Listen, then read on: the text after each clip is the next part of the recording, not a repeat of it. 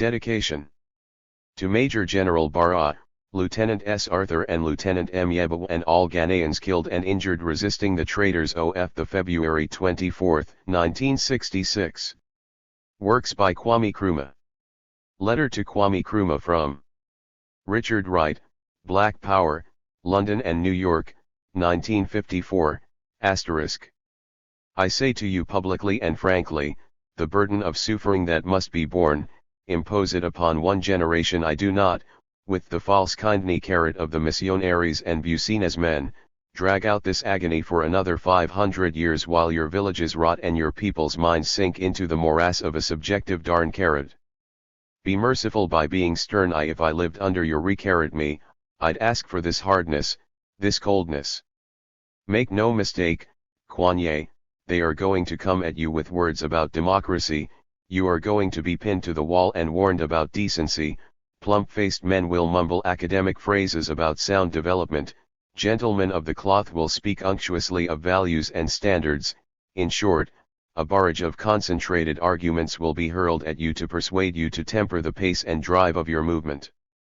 But you know as well as I do that the logic of your actions is being determined by the conditions of the lives of your people. There will be no way to avoid a degree of suffering, of trial, of tribulation. Suffering comes to all people, but you have within your power the means to make the suffering of your people meaningful, to redeem whatever strecarrot and strains may come. None but Africans can perform this for Africa. And, as you launch your bold progrcarrot as you call on your people for sacrifices, you can be confident that there are free men beyond the continent of Africa who see deeply enough into life to know and understand what you must do, what you must impose. The word coup should not be used to describe what took place in Ghana on February 24, 1966. On that day, Ghana was captured by traitors among the army and police who were inspired and helped by neocolonialists and certain recessionary elements among our own population. It was an act of aggression, an invasion, planned to take place in my absence and to be maintained by force. Seldom in history has a more cowardly and criminally stupid attempt been made to destroy the independence of a nation. When the action took place, I was on my way to Hanoi, at the invitation of President Ho Chi Minh, with proposals for ending the war in Vietnam. I had almost reached Peking, the furthest point in my journey. The cowards who seized power by force of arms behind my back, knew they did not have the support of the people of Ghana, and therefore thought it safer to wait until I was not only out of the country, but well beyond the range of a quick return. The news was broadcast to me by the Chinese ambassador in Accra who had gone on ahead to Peking to meet me, and to be with me during my visit to China. He had just accompanied Prime Minister Zhou Niai, Liu Shaoqi and other officials when they welcomed us at the airport, and he had come straight on out to the government house where I was staying. Remember his exact words. Mr. President, I have bad news. There has been a coup d'état in Ghana. I was taking a brief rest after the long flight from Rangoon, and wondered if I had heard him correctly. What did you say? A coup d'état in Ghana? Impossible, I said. But yes, it is possible. These things do happen. They are in the nature of the revolutionary struggle. I learned later that the Chinese welcoming party had known about events in Ghana when I stepped from the aircraft at Peking, but with characteristic courtesy had waited to break the news to me privately. My first reaction was to return immediately to Accra. If the VCLO of Ghana Airways in which we had traveled most of the way had been at Peking, I would have embarked at once. But we had left it behind in Rangoon and had continued to Peking in an aircraft sent by the Chinese government. I knew that to avoid unnecessary bloodshed I would have to be back in Ghana within 24 hours, and this was clearly impossible. I decided, therefore, to make an immediate statement to the Ghanaian people, and to fight back on African soil just as soon as my hosts could make the necessary travel arrangements.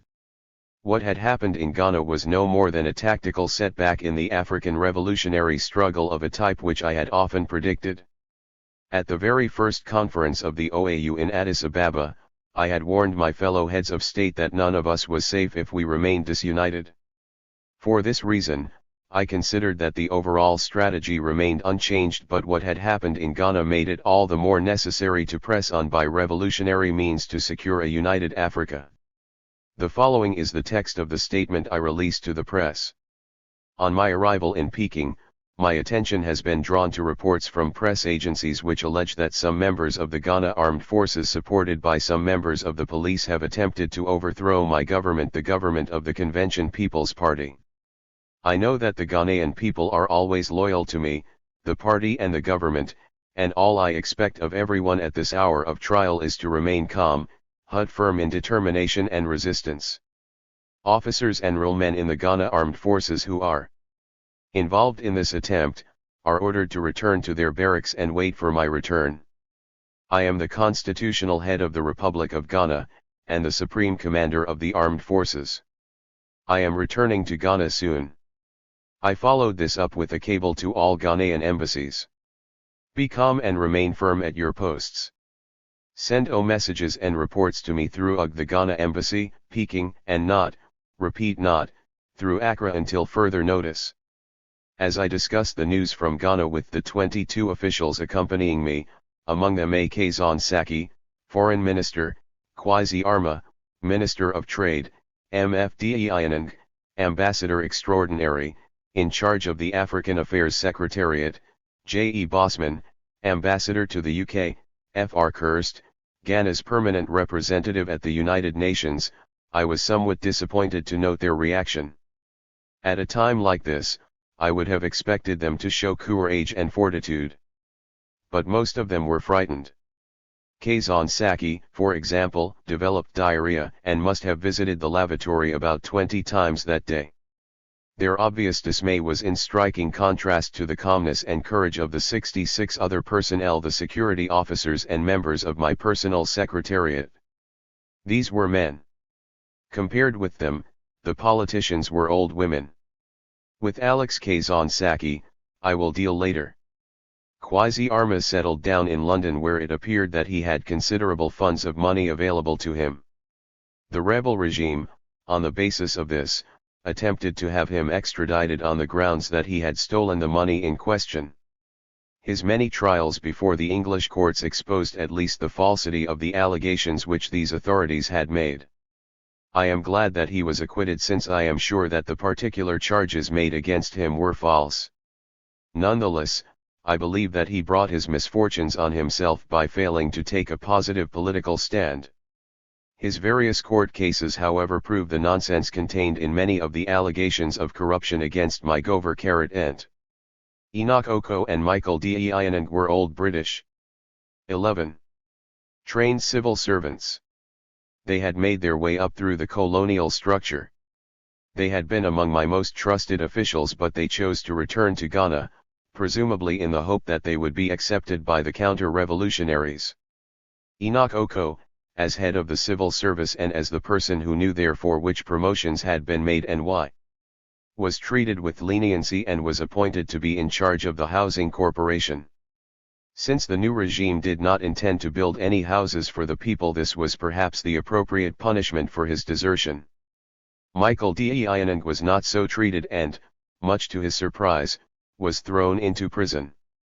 Fred R. Kirst, after his treachery, returned to his former position at the United Nations, but was eventually removed by the AN.L.C, who could not trust someone who had, at least, ability. Naturally, we were all of us anxious about the safety of our families in Ghana. But I suppose the official members of the party were also thinking about their bank accounts and their property. It is said that a man's heart lies where his treasure is.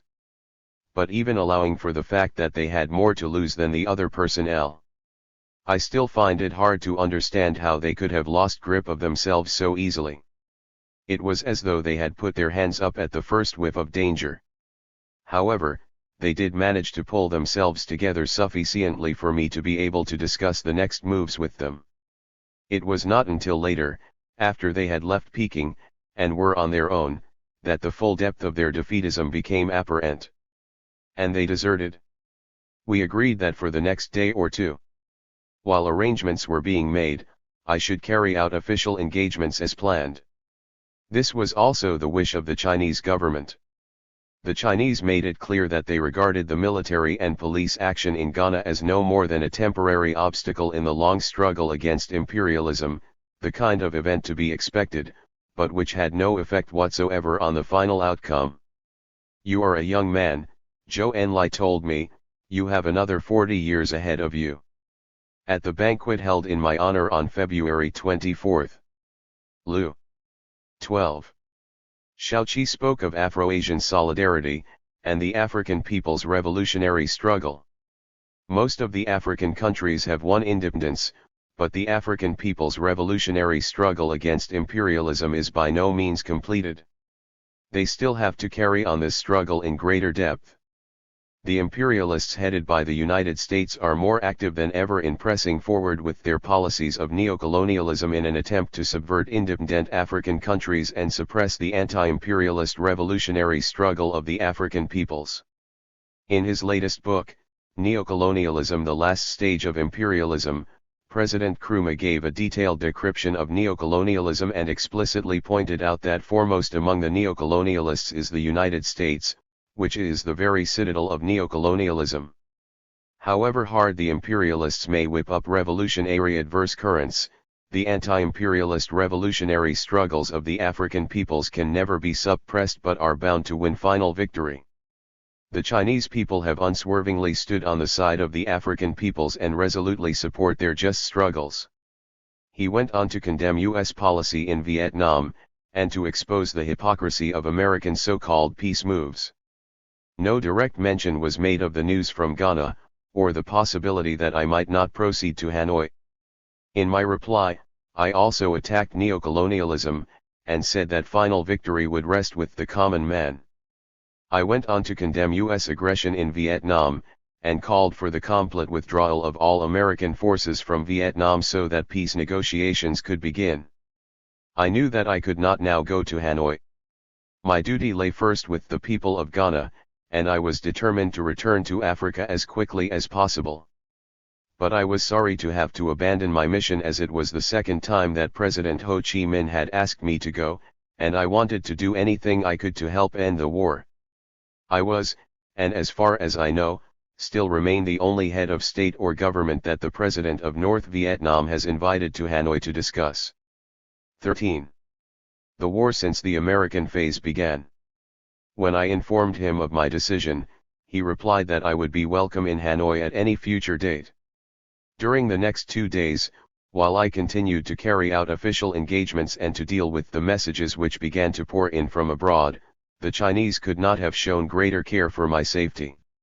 If anyone near to me so much as put his hand in his pocket, he was instantly pounced upon by security officers. They trusted no one, not even the Ghanaians who were with me. Messages of encouragement and support continued to arrive from heads of state and governments all over the world. Many African leaders offered me immediate hospitality. Among them were President Kauture of Guinea, President Nasser of Egypt, President Nyerere of Tanzania and President Modibo Keita of Mali. I was very touched that they should declare their solidarity so quickly and with such generosity, and it was only after deep thought that I decided to accept the invitation of President Kauture VI and the Political Bureau of the Guinean Democratic Party. I sent the following note to President Kauture, Peking. February 25, 1966. My dear brother and President, I have been deeply touched by your message of solidarity and support I have received today. It is true, as you say, that this incident in Ghana is a plot by the imperialists, neocolonialists, and their agents in Africa. As these imperialist forces grow more militant and insidious, using traitors to the African cause against the freedom and independence of our people, we must strengthen our resolution and fight for the dignity of our people to the last man, and for the unity of Africa. It is heartening to know that in this struggle we can count on the support and understanding of Africa's well-tried leaders like yourself. I know that our cause will triumph and that we can look forward to the day when Africa shall be really united and free from foreign interference and the intrigues of saboteurs and puppets. I am safe and well here in Peking, and I have sent my 14 Special emissary who will deliver this message to you to let you know the plans I am making for my early return to Africa. I trust that you will give him every possible assistance for the fulfillment of his mission. I shall visit you in Guinea soon. With sincere and brotherly affection, shortly afterwards. I received a further message from President S6 Couture 6, the political bureau and the government after a thorough analysis of the African situation following the seizure of power by the instruments of imperialism have decided, 1. To organize a national day of solidarity with the Ghanaian people next Sunday. Throughout the length and breadth of the country there will take place popular demonstrations on the theme of anti-imperialism. 2. To call on all progressive African countries to hold a special conference and take all adequate measures. We think that the time factor is vital here, since it is important to make a riposte without further delay, by every means. Your immediate presence would be very opportune, it seems to us, and we are therefore impatiently waiting for you. Yours very fraternally, Ahmed C. Kauturi. I do not propose to publish in full all the messages I received from heads of state and governments. But I would like to quote from the messages of two other African leaders. First, the note from President Modibo Keïta of Mali, I am happy to hear that you are with you. Please thank our comrades of the People's Republic of China for this important contribution to Africa's struggle for liberty and progress. Yesterday, the 24th of February, we learned of the serious events which took place in Ghana and which do no credit to those who have provoked them. For us, the authors of the coup d'état have committed an act of high treason. This is one phase of the unremitting struggle waged by neocolonialists and 15. Imperialists against Africa which wishes to live in freedom and dignity and in friendship with all peoples who are peace-loving and who wish to build a just society. All Africans, conscious of the grave dangers posed to our peoples and our continent, should mobilize themselves to bar the way to neocolonialism and imperialism. The Malian people consider themselves engaged in this struggle. Secondly, I quote from the message from Albert Margai, then Prime Minister of Sierra Leone, whilst we are conscious of the many and diverse forces working in Africa which daily and constantly strive to foil our struggle for the final emancipation of those still subject to colonial rule and our ultimate claims to unity, I have nevertheless formed great hope and fortitude in the courage of your convictions and determined efforts to defy all odds in refusing to accept the results of the recent revolt as a fait accompli. Please accept, my dear brother, the assurance of my highest consideration, esteem, and prayers for your personal well-being and safety. Apart from the fact that Guinea and Ghana formed a union in 1961, and a strong bond of friendship exists between President Espound Couture, the political bureau of the Guinea Democratic Party, the people of Guinea and myself, I wanted to go to a country as near to Ghana as possible. This would leave no one in any doubt about my intention to take up the neocolonialist challenge and to restore legal government in Ghana. Guinea is only some 300 miles from Ghana. Jet flying time between the two countries is a mere 30 to 40 minutes. From Guinea I knew I would be in a good position to carry on the African revolutionary struggle. I decided that we should all, with the exception of Kazan Saki and Bosman, go to Guinea via Moscow. Kazan Saki as foreign minister was entrusted with a very important mission. He was to go to Addis Ababa to represent the legal government of Ghana at the OAU Conference of Foreign Ministers due to open there within a few days. Instead of rising to the occasion, and accepting this great challenge. 16. Length and responsibility, he went to Accra and offered his services to the NCO colonialist puppets, the so-called National Liberation Council. The latter, it seems, made little use of. Traitors have no friends. I heard of his betrayal when I arrived in Moscow on the 1st of March, and it was there that I was also told of Bosman's defection. By then, Kwame Arma and other officials had left Moscow to deal, as they said, with urgent private matters. They were to return to Moscow, and we were all to travel together to Conakry. Instead, they defected. I then decided to proceed at once to Guinea with my personal entourage and members of my guard department. I wanted no one with me who was faint-hearted or two-faced.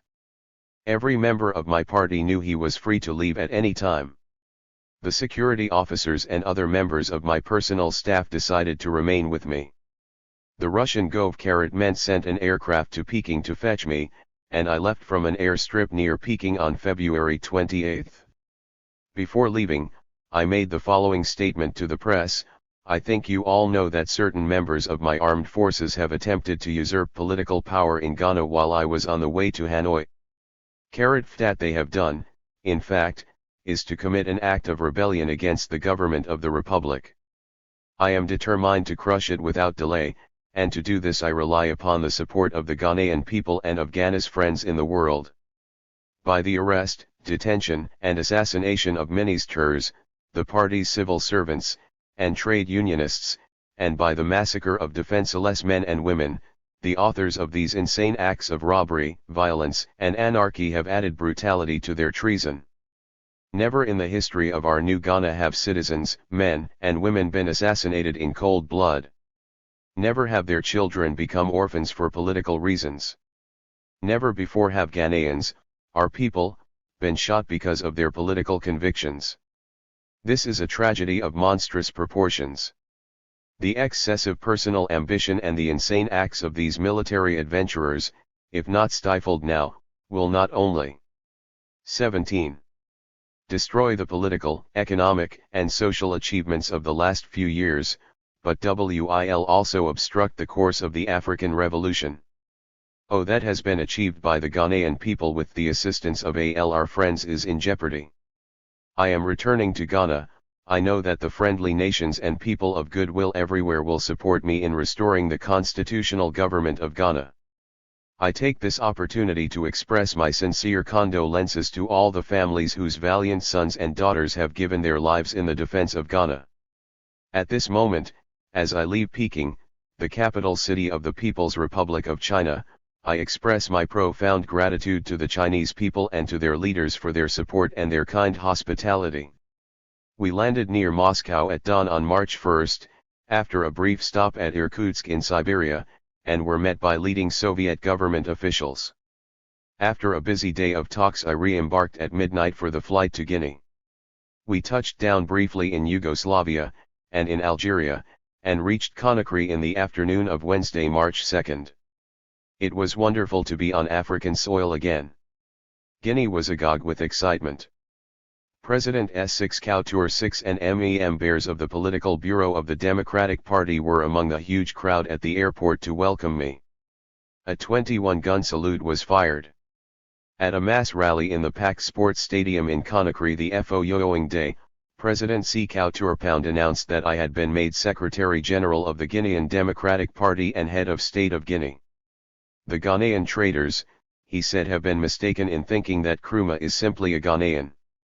He is a universal man. It looked as though the entire population of Conakry was in the stadium that afternoon, and I shall never forget the reception they gave to Sékou Touré and myself as we were driven round the arena in an open car.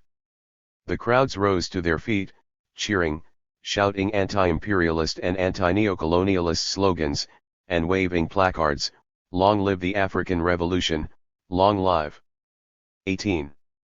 Kwame Nkrumah, long live Sékou Touré, down with neocolonialists, etc." It was a deeply moving experience, and I found my thoughts turning to similar mass rallies held in the Polo Ground, Accra. The people of Ghana were now being made to suffer for something which was not of their own making. They had been overcome by powerful external forces, and by the plotting and deception of a few selfish and ambitious reactionaries. President S6 Couture 6 made a long speech. I did not know at the time exactly what he said. He spoke in French, and my knowledge of that language was then sketchy. I understood that I had been presented to the people of Guinea, but had no idea that I had been made president. It was not until after the ceremony, when I heard the press reports, that the full realization of my new appointment became clear to me. Such a gesture of political solidarity must surely be without historical precedent. When our historians come to record the events of 1966, they will doubtless consider the action of the Guinean government as a great landmark in the practical expression of Pan-Africanism. In this way began one of the most fruitful and happiest periods of my life, the time I spent in Conakry, about which I shall write later in this book. 19. 2. February 24, 1966. One of the first things I did after my arrival in Guinea was to establish an efficient communication system so that I could be kept fully informed of what was happening inside Ghana. Almost at once I began to receive detailed eyewitness accounts of what actually took place on February 24 and in the dark days which followed THIRD and police usurpation of power. At the same time there began a steady flow of Ghanaians to visit me in Conakry, to tell me about what had happened in Ghana and to express their loyalty. Some of them had walked all the way, others had found quicker means of travel. But all came at great personal risk to themselves and their families. Letters also began to pour in, and gradually the full, terrible story of violence and bloodshed took shape, and has since been confirmed to me over and over again by innumerable people who were there at the time of the military and police action and saw what took place. Several of the eyewitnesses who came to me still bore the marks of the brutal attacks made on them. The true account of the seizure of power in Ghana by traitors and neocolonialists does not make pleasant reading. But the facts must be faced and put on record so that the enormity of the crime committed against the people of Ghana can be accurately assessed. I left Accra on February 21, 1966. I was seen off at the airport by most of the leading government and party officials, and by service chiefs. J recall the handshakes and the expressions of G-carroted wishes from Harui, Deku, Yakubu, and others. These men, smiling and ingratiating, had all the time treason and treachery in their minds. They had even planned my assassination on that day, though they later abandoned the idea. I remember shaking hands with Major General Berwatubi. 20. Murdered in cold blood 3 days later when he refused to surrender to the rebel army soldiers. I little thought then that I would never see again, or that Zanarago, commander of the Presidential Guard Regiment, Kojo Batsio, Kofi Bako and other ministers who were there at the airport, would be shortly seized by renegade soldiers and policemen and thrown into prison. After a week of so-called maneuvers, the operation began early in the morning of Wednesday, February 23, 1966, when the garrison at Kumasi, numbering 600 men, was ordered to move southwards to Accra. On the way, the convoy of some 35 vehicles was met and halted by the two arch-traitors Colonel Emmanuel Kwasi Kodoka, commander of the 2nd Infantry Brigade Group, and Major Akwasi Amankwe Afrifa of the 2nd Brigade. Kodoka had only recently been put in charge of the Kumasi garrison, and I had not yet confirmed his appointment. Afrifa was left in command while Kodoka went to Accra to report progress to Commissioner of Police, John Willie Kofi Harley, and to find some soldier better known than Carrot myself to be the nominal head of the revolt. The man chosen was Major General Ankara, even though the conspirators had thought so little of his abilities then they had not previously troubled to consult him. He was, however, one of the few officers who had held even the rank of major in colonial days and had SEN service in the World War, if only as a quartermaster. In the Congo he had shown some bravery and, at least, routine ability, and I had decorated him for his services, but essentially he was of mediocre caliber. He held the post of second in command in the armed forces after independence through seniority, not ability.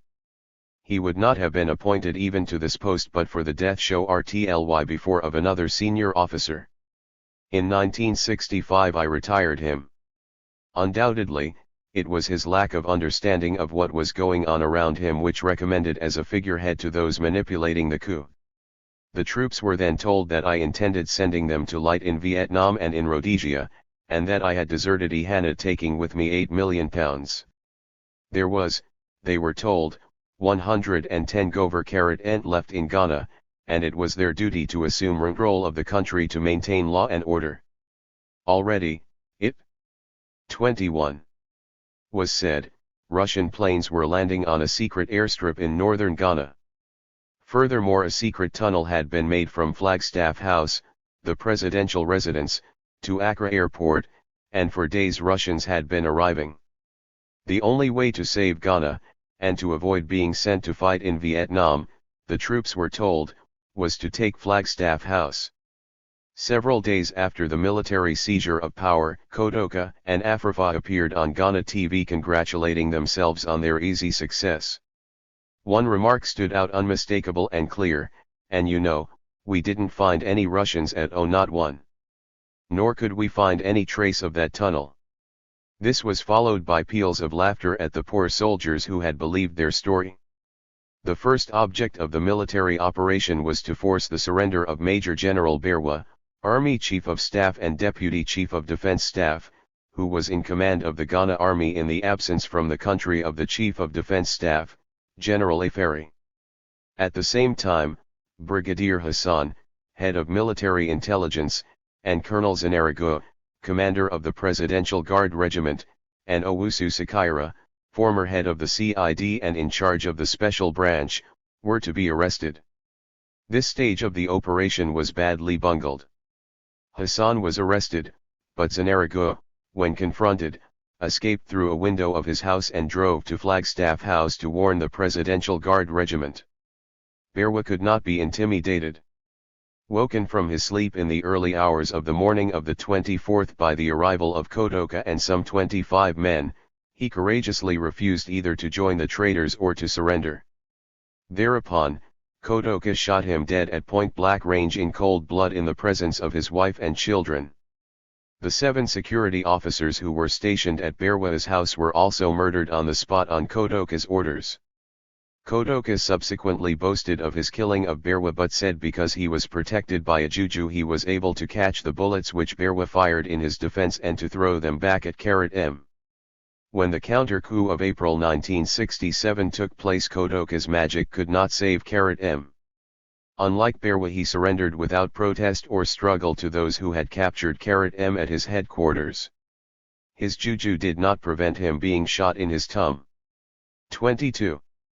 Berwa's murder was one of the most disgraceful and ghastly crimes ever committed in Ghana's history. In an attempt to wipe the blood from their hands, the so-called N.L.C. gave Berwa and the security officers a military burial a few days later. What a mockery, and what hypocrisy! Yet these terrible, cold-blooded murders were only the first of many which occurred on February 24 and during subsequent days. They set the tone, as it were, of the whole operation, which was characterized throughout by cowardice, bloodshed and criminal stupidity. By 6 a.m. on the 24th, the Accra police, acting on Harley's orders, had rounded up most of the ministers and other key political figures, and fighting had broken out at Flagstaff House between members of the Presidential Guard Regiment and rebel army units. There were about 30 members of the Guard Regiment at Flagstaff House when the alarm was raised. These were soon joined by others who managed to slip in by a back entrance to reinforce their comrades. Although heavily outnumbered, they successfully held up the rebel detachment sent to seize the Ghana radio station a short distance from Flagstaff House. Only 8 of the 124 detailed for this operation managed to get through. These captured the radio station, apparently without incident, and at 6 a.m. Kotoka arrived to broadcast that the army and police had taken over the government of Ghana. The announcement was premature. At 7 a.m. resistance was actually increasing at Flagstaff House, as the defenders, less than 100 of them, fought fiercely back against some 600 rebel troops. By this time a battalion in Accra under Akran had joined them, not knowing what the fighting was all about. Thus the rebels were able to gain control of the airport, cable office, radio station, and all the approach roads to Accra. Kotoka had established a combined HQ with the police at police headquarters, and from there the order was given for the 2nd Battalion to go into action at Flagstaff House. The Guard Regiment fought on, though their position was now hopeless. The outside walls of Flagstaff House had been blasted open, and the defenders had retreated behind the second gate. Still they refused to surrender. It was only after the rebels threatened to blow up the family residence at Flagstaff House in which my wife and 3 young children were 23. Sheltering that they finally gave in. The fierce fighting at Flagstaff House at this time was in contrast to the failure at the time of the April 1967 counter-coup of Kotoka's bodyguard to defend his headquarters. He had made Flagstaff House into a strong point from which he commanded the ANI. Yet when it was attacked by a small detachment of some 25 men, the garrison immediately surrendered, as did that of the broadcasting station, which was also only attacked by a force of similar size. Again, a small group of soldiers, not more than 50 in all, were sufficient to capture the castle at Osu, from which the AN.L.C conducted their government. Ankrumah, the chairman of the AN.L.C, was the first of its defenders to run away, jumping over the castle wall, plunging into the sea and wading down the shore. What followed the fall of Flagstaff House on February 24, 1966, has been concealed from the world. But the people of Ghana know, and will never forget. It may be explained in part by the fact that the soldiers who had carried out the coup were frightened men. They had been told that there was a great store of arms beneath Flagstaff House and a hidden Russian army was concealed there which would suddenly emerge to attack them. They were jittery and fired on anyone on the slightest suspicion. They so frightened officials of the Japanese embassy that they put placards on all their cars saying, "We are not Chinese." There was also potential indiscipline. Despite the fact that Ghanaian and forces in the Congo were regarded as the best of the African troops stationed there, the habit of drug-taking and excessive drinking which some of the soldiers had acquired there led to a mutiny in one battalion, in which the commanding officer was so badly injured that he was left for dead, and in which the mutinous soldiers took over for 2 or 3 days complete control of the camp. In order to restore discipline, it had been necessary to disband this battalion. The officers who organized the coup, having deceived their men, were now in no position to discipline them. Rebel troops, many of them almost mad from the effects of Indian hemp which had been issued to them, others intoxicated with alcohol, looted from ransacked houses and trigger-happy. 24. Carried out the most cruel and senseless attacks on innocent men, women, and children. Thousands of pounds worth of damage was done to government property, and valuable historical documents and records were destroyed. At Flagstaff House itself, troops dashed from one room to another, smashing windows and furniture, tearing up papers, ripping telephones from desks, and destroying anything they could lay their hands on. My own office was singled out for special treatment. The full extent of the loss of books and manuscripts I shall discover on my return. I am hoping that by some miracle the precious notes I was compiling for a history of Africa may have been spared. If not, years of work will have been wasted, and the labor of collecting and sorting material and writing it up will have to begin again from scratch. The stupidity of this needless destruction of government property, and the failure of the rebel officers to exercise any control over their men, demonstrates the quality of their leadership. In the 6-room 2-story house where I lived with my family, troops were ayoed to run riot, seizing clothes and other intimate personal possessions including rare old books and manuscripts. My wife and children, although not physically harmed, were not permitted to take a single thing with them when they were turned out of the house and forced to take refuge in the Egyptian embassy. My mother, 80 years old and almost blind, who was staying at Flagstaff House, was forcibly ejected and told to go where you belong. I understand some friends took her to Nkrumah where I was born. Later, the actual house in which I was born was burnt down on N.L.C orders. My mother was forced to appear before a commission of inquiry with the idea of making her admit that I was not her son and indeed was not a Ghanaian at all. I am proud to know that she resolutely refused to say anything of the sort and conducted herself with the utmost dignity. From Flagstaff House, the troops went to Kanda Estate where many security officers have their quarters. There they hurled grenades into the compound, broke into houses and flats, tossed furniture out of the windows, and carried off radios, refrigerators, and other property.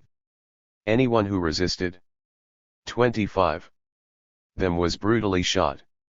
women, children, and old people were driven out into the streets. Many of the women were raped. Even young children were hit with rifle butts. A woman with a child on her back was shot, and both mother and child were thrown to the ground from a 3-story window. The rank-and-file police who had taken no part in the coup were horrified at what was taking place and did their best to restrain the soldiers, and this led in some cases to actual fighting between the two forces. Meanwhile, the soldiers had been reinforced by a new element. It was part of the propaganda against Ghana abroad and internally that my government had detained thousands of individuals. There were, of course, political detainees, but their number, for state security, was fortunately small. Most of these detainees under the Preventive Detention Act were the so-called criminal detainees. As industrialization developed in Ghana, so, as in all countries, organized crime increased, and at one stage in the immediate post-independence period we were faced with a situation which, if we had not dealt with it, would have resulted in the country being terrorized by organized criminal gangs. The view of the police was that it was not possible in many cases, any more than it was in the United States at some periods of its history, to secure convictions in courts of the gang leaders or of their supporters. The Preventive Detention Act was therefore extended to cover habitual criminals suspected of gangsterism. If the rebels had only released the genuine political detainees, the total would have been so small as to discredit them, and in any case they required the prison accommodation occupied by the criminal detainees in order to lock up anyone suspected of being a CPP member or supporter. In the days following the coup, the criminal detainees were not only released but were able to represent themselves as the heroes of the counter-revolution. By day they joined, naturally, in the demonstrations against my government, and at night returned to their old activities to such an extent that even the strictly controlled N.L.C press demanded that they should be returned to prison. Accra was handed over to lawless elements which the rank-and-file police had no means of controlling. Bar owners were forced at gunpoint to sell free beer to soldiers and to the heroes of the counter-revolution, the criminal detainees. These people assaulted women, thieved, and looted. It will be only after the return to legal government in Ghana that it will be possible to assess exactly the number of those who died in fighting against the rebel soldiers or were subsequently killed in the looting and robbery which followed. The casualties in the fighting were certainly heavy. The number of civilians killed, it is more difficult to estimate. 2 members of parliament certainly lost their lives, and a number of people in no way connected with politics died. Among those shot dead near Flagstaff House was an air hostess on her way to the airport. In O, the total was probably around 1,600 dead and many more injured. So much for the bloodless coup. One thing is clear. Never before in the cherished history of our new Ghana had citizens, defenseless men and women, been assassinated in cold blood by their own soldiers. Not a single Ghanaian life was taken during the whole 15 years of my administration. There are few, if any, governments in the world which can say as much. Yet here was this handful of traitors at one blow spoiling our proud record, and dragging Ghana's name through the mud. In the days which followed the insurrection, hundreds of patriotic Ghanaians were thrown into prison. All ministers, M.P.S., officials of the party and of all its subsidiary and associate organizations including the trade unions were arrested and detained. The same applied to branch officers throughout the country. In fact, the entire leadership, except for the few who managed to escape or go into hiding, was at one swoop rounded up and thrown into prison. The prison authorities, with some exceptions, continued to act in the humane and considerate way which we had insisted upon in the prison service, since the establishment of independence. The director of prisons, in particular, saw to it that no one, insofar as he could prevent it, once inside the prison, was ill-treated. It is significant that subsequently he was pronounced by the N.L.C to have become insane and taken to a lunatic asylum where he died. Mysteriously electrocuted. Professor Kojo Abraham, Fellow of M. Souls, Oxford, and a former governor of the School of Oriental and African Studies in London, was mercilessly beaten when soldiers 27 arrived to arrest M. He was flung unconscious into the police van. Abraham, at the time of his arrest, was an MP and acting vice-chancellor of the University of Ghana. His only crime was that he was a leading member of the party. The manuscript of a new book he was writing was among the first of a pile of papers and books publicly burnt, Nazi-style, by the mutinous soldiers who arrested M. Geoffrey Being, QC, a distinguished British lawyer, and one of my legal advisors, who had come to Ghana at government invitation to help in our legal and constitutional work, had his clothes and shoes torn off him and was made to walk up and down barefoot and to stand up and sit down in repeated succession without being able to use his hands. Bayonets were stuck into his back, and it was not until a commander of the Ghana Navy arrived on the scene that they stopped torturing him. Typical of the sort of thing which happened was the wounding of the deputy manager of one of the hotels in Accra. He was being driven by his driver on hotel business but suddenly was shot by a soldier. The explanation subsequently given was that as he was sitting at the back of the car the soldier thought he must have been a minister in my government. These are only a few examples of the countless acts of brutality carried out within the first week or so, by the traitorous renegades and cowards who seized power in Ghana on February 24, 1966. The people of Ghana were stunned. Nobody outside Accra knew what had happened, or was happening. In some cases, particularly in the remoter districts, it was days before they realized what had taken place. Even then, the full implications of the army and police action dawned only slowly as they began gradually to see through the lies poured out over the radio and in the press, and saw with their own eyes the way in which the independence and progress of their beloved country was being destroyed, and its assets sold to foreign interests. In Accra, military police and soldiers in full battle dress and armed with submachine guns patrolled the streets. In such circumstances, and with all the party leadership arrested, it was not surprising that there was no immediate and open resistance. But secret, underground resistance began at once. 28. It grew by leaps and bounds. While a number of the ministers hastened to ingratiate themselves with the rebels, others remained firm. Nothing, for example, has been heard of N.A. Welbeck, Minister of Information and Party Propaganda, who resolutely refused to make any cringing retraction of his past political activities. And the same is true of other ministers such as Ike Chinboa, Minister of Education and former headmaster of Achimota School. The most heartening demonstration, however, came from the resolute attitude adopted by many of those in the intermediate and lower ranks of the party. The journalists, regional commissioners, district commissioners and party secretaries were imprisoned in the central block of Hereford prison. Almost from the first day of their imprisonment onward they were singing in chorus party songs so loudly that they could be heard well outside the prison, and this despite the fact that their block was patrolled by armed soldiers. Ghanaians are not a timid people as has been suggested in the foreign press. Far from it. They may be slow to anger, and may take time to organize and act. But once they are ready they strike, and strike hard. It pays no one to tamper with Ghanaian freedom and dignity. Ghana is out of the gambling house of colonialism, and will never return to it. The American, British and European press has made much of the demonstrations which occurred in Accra in celebration of the coup.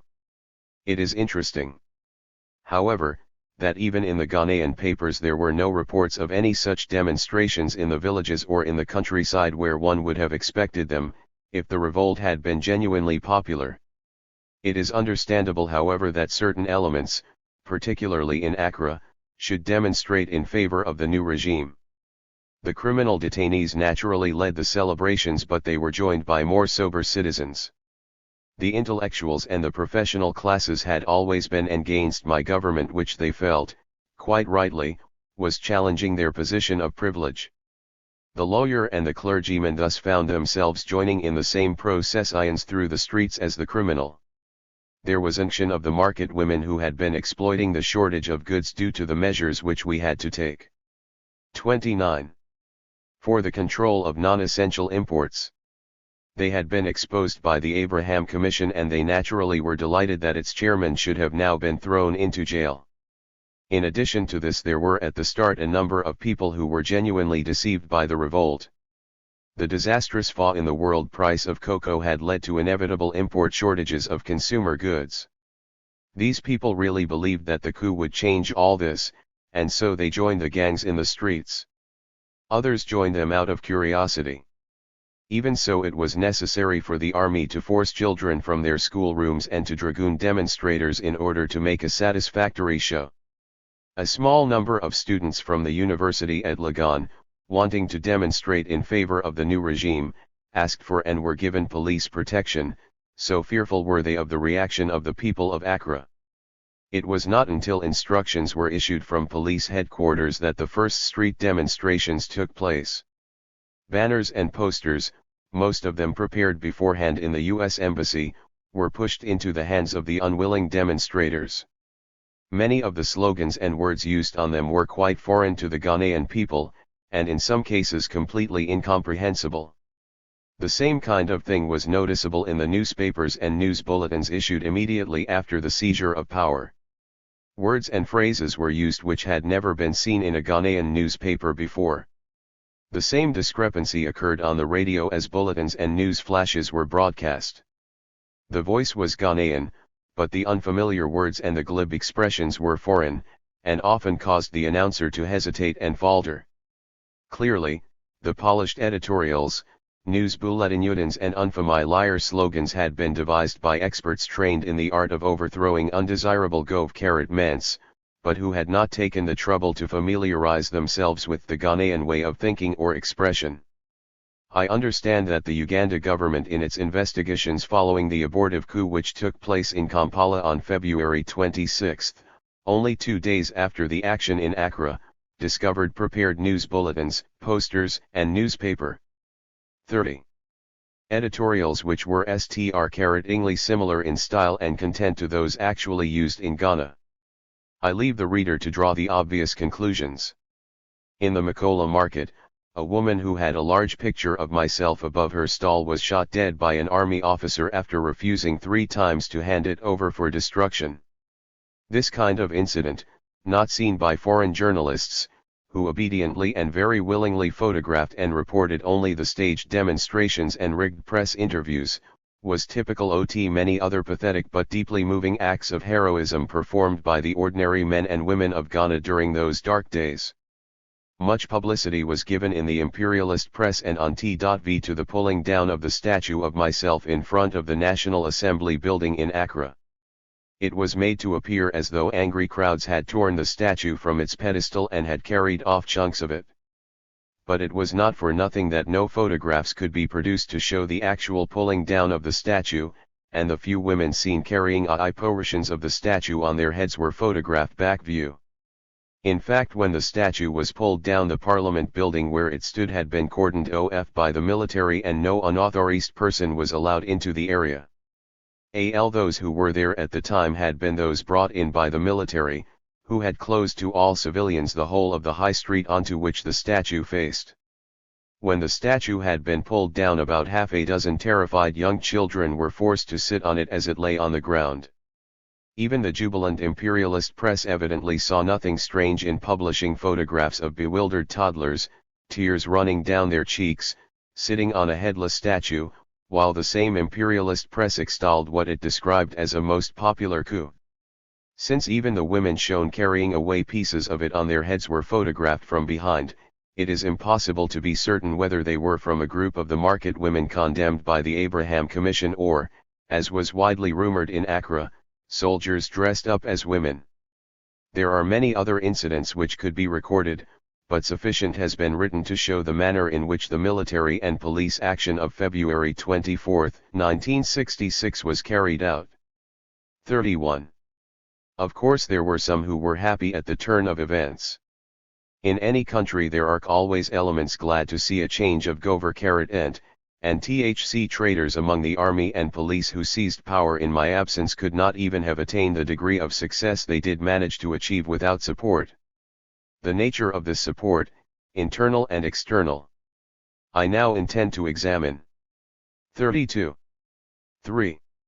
The National Liberation Council. In a proclamation published on February 26, 1966, the people of Ghana were told that the constitution had been suspended and that a National Liberation Council had been established which constituted the new government of Ghana. According to this proclamation, I and all my ministers were dismissed from office, the National Assembly was dissolved, and the Convention People's Party disbanded. Further, the AN.L.C assumed full powers to make and issue decrees which shall have the force of law in Ghana and to appoint committees to administer their affairs of state. The proclamation ended, as it had begun, with the names of the 8 traitors who formed the AN.L.C, J. A. Nkrumah, Chairman, Army, J. W. K. Harue, Deputy Chairman, Police, E. K. Kodoka, Member, Army, B. A. Yakubu, Member, Police, A.K. Akran, Member, Army, J.E. Nanu, Member, Police, A.A. Afrifa, Member, Army, A.K. Deku, Member, Police.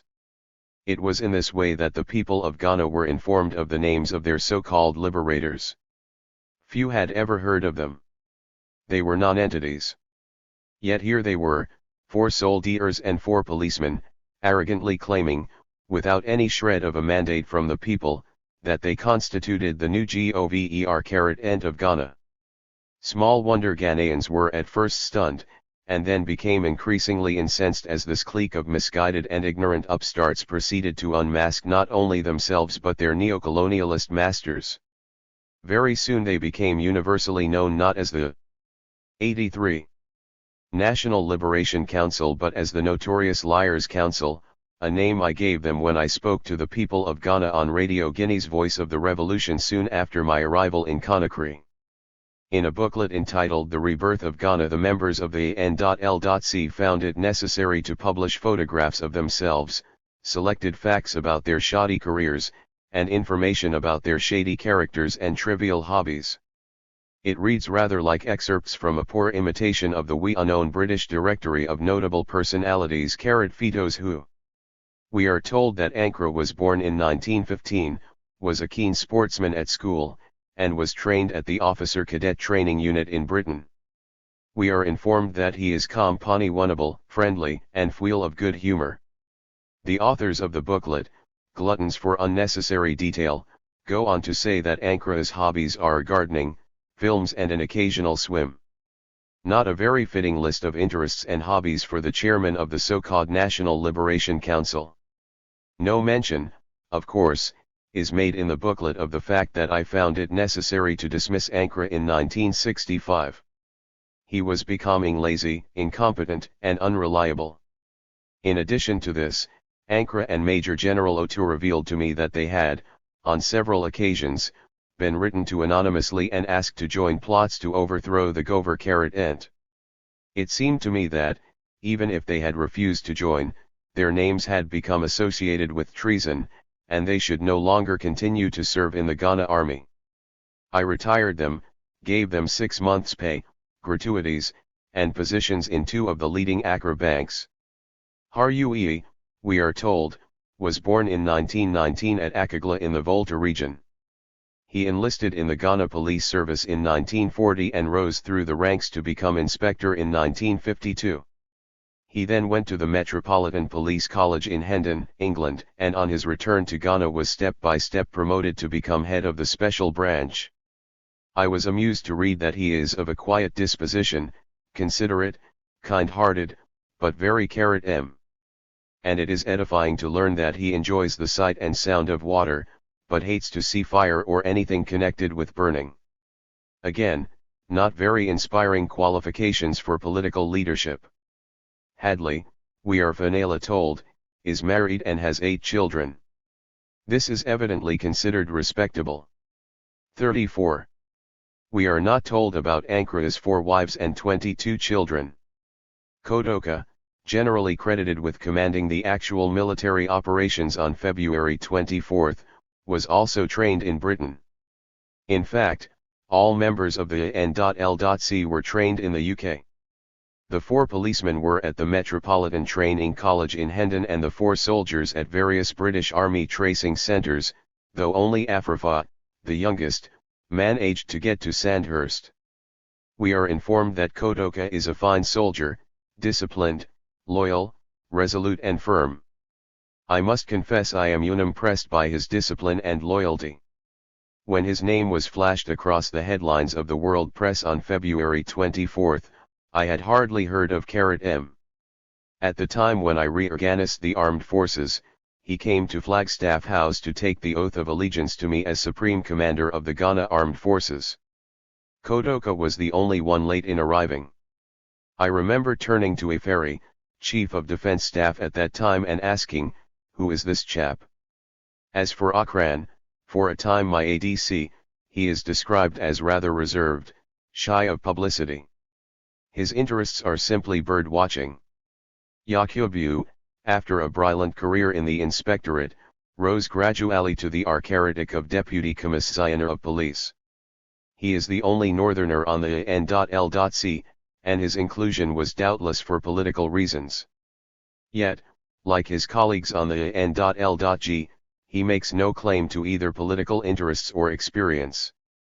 He is quiet and always smiling and likes to do farm work in his spare time. Little space is given to Nanu. After a brief sketch of his police career we are informed that he has a pleasant baritone voice, and has sung in choirs and choral societies for over 15 years. He might have been more suitably employed, one would Inc., on Ghana radio or television. The last 2 members of the N.L.C to be written about, Afrifa and Deku, leave the reader finally in no doubt about the quality of Ghana's so-called New Government. Afrifa, born in 1936, was one of those typical misfits which are produced in any developing society. As a schoolboy he had been expelled from Addis Adel School and therefore could not obtain the university education for which he was hoping. Instead he joined the army and exploited his school certificate edu. 85. Cation so as to be sent to Sandhurst. Indeed he was the only one among the mutinous officers who had had the conventional British Army training. As he himself confesses, even when he was a senior cadet at Sandhurst he was always doing punishment drills for insubordination. It was only because we were desperately short of officers to serve in the Congo that he was commissioned at all. The fact that he had served there led to his securing rapid promotion, and at the time of the coup he was a major. Anthony Deku was a typical colonial policeman. In colonial days Michael Collins, the English Commissioner of Police, in the days before my arrest and imprisonment sued me for libel as publisher of the Evening News for what I had written about the conduct of the colonial police. He persuaded Deku to be his co-plaintiff so as to make his action appear not to be exclusively European versus African. It was part of what I think now may have been a mistaken policy of letting bygones be bygones that I never allowed this fact to prejudice his subsequent promotion in the police service. If it were not for the great harm these traitors have done to our beloved Ghana, we could laugh at them. They appear so ridiculous. None of them makes any claim to an interest in politics, and not one of them has any political experience. How could men such as these imagine for one moment that they had any hope of successfully administering the country? Their stupidity can only be matched by their conceit. But we cannot wonder when we see what suffering and destruction they have caused in their attempt to sabotage our great struggle for economic independence, and our efforts in the African Revolution to achieve the total liberation of the continent and a union government of Africa. Were it not for the support of a small reactionary element inside Ghana, and the help of neo-colonialists, they could not have organized and carried out the action of February 24, 966, much less have maintained themselves in power for even a few months. It is necessary to look more closely at the leadership of the army, police, and civil service in order to understand how it became possible for these reactionary, counter-revolutionary forces, internal and external, to make use of them. It has been said, particularly by well-wishers from outside Ghana, that if I knew of the potential disloyalty in the army, why did I not deal with it? The very posing of this question discloses the fundamental misunderstanding about the Ghanaian position as it existed before the coup in many friendly circles abroad. As I then saw it, my task was twofold. On the one hand, I had to secure a firm basis in Ghana, and on the other, conduct an external policy which would lead to the liberation and unity of the whole African continent, and to the economic cooperation which was essential if any territory in Africa was to escape from neocolonialism. In the military sense, these two aims were contradictory. I could, for example, have avoided any risk of a military revolt by maintaining the system which the British government assumed would be maintained after independence, by which Britain would continue to supply for 10 to 15 years our key military personnel. The individual loyalties of such officers and their training, combined with the political complications for Britain which would have resulted in their joining in a revolt, would have made it unlikely that a military takeover could take place. On the other hand, if I maintained a non-African officered army, Ghana could not play a significant military part in the affairs of the continent. Yet the tragedy of the Congo made one thing absolutely clear, that even small African forces on the spot at the right time could control the situation and prevent a neocolonialist takeover. I therefore was not in a position to abolish the Ghanaian army, though this would have been an ideal course. It was a heavy charge on our limited resources for industrial development. On the other hand, looking at the problem from a continental point of view, if Ghana had no armed forces at all, it must lose much of its influence with other African states. I have always said that for me the issue of African unity came before any other consideration. It was for this reason that I was prepared to run the risk of maintaining for the time being a traditional British-type army. A Ghanaian army with British officers could have no influence in Africa. In the first place, while British officers were prepared to be loyal to the regime they were serving, they were not prepared, as General Alexander, the last British commander of the Ghanaian army, says very amply in his 37 Memoirs, to FOYO a military policy abroad which was contrary to what they conceived to be Britain's interests. Secondly, even if the British officers had been pure mercenaries, with no allegiance other than to their paymasters, they would still have been rightly distrusted by other African states. Once therefore the Congo crisis arose, irrespective of any question of internal security, it became necessary to dispense with the British officers.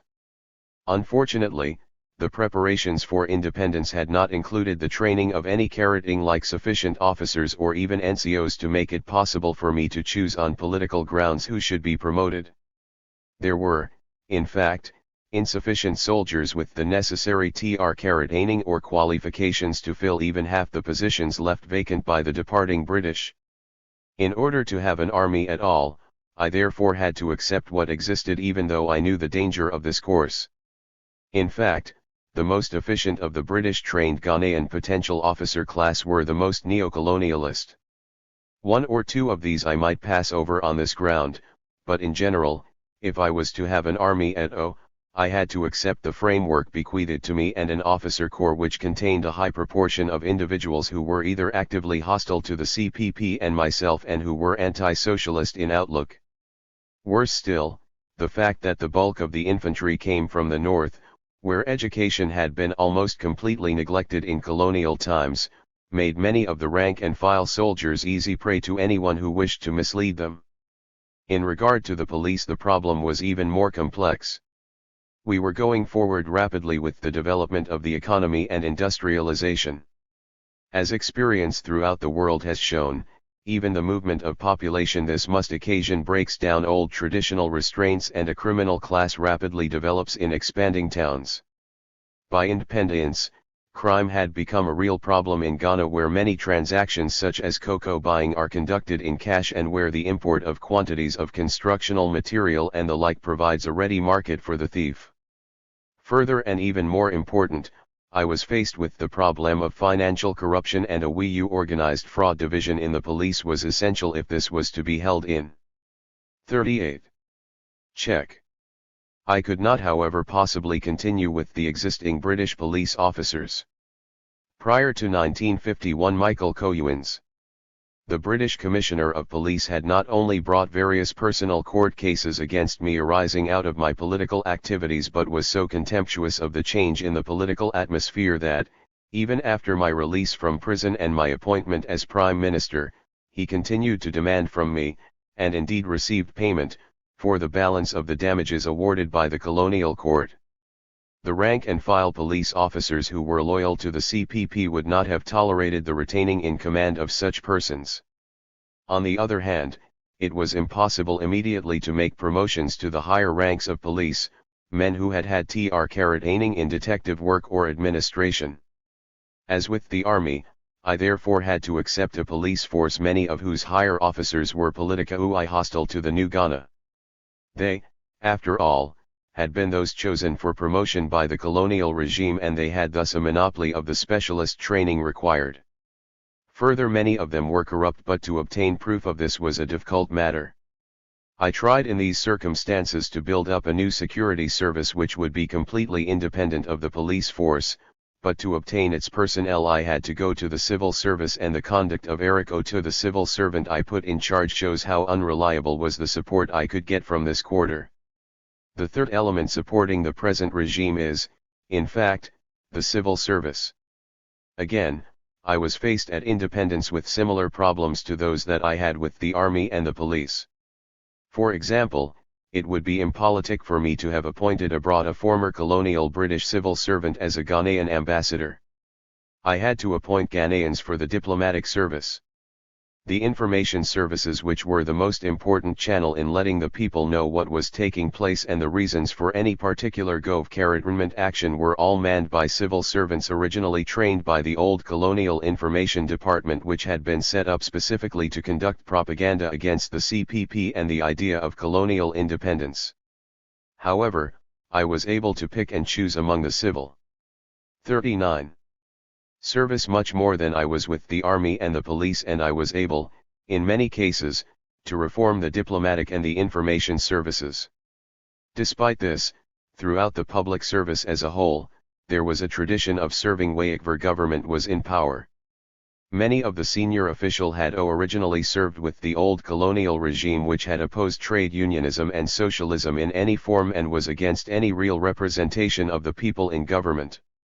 After the C.C.P.'s victory in 1951, they changed over to administer the new ideas, becoming supporters of enlightened colonialism. When colonialism gave way to independence, these same men gave support to the new order of things.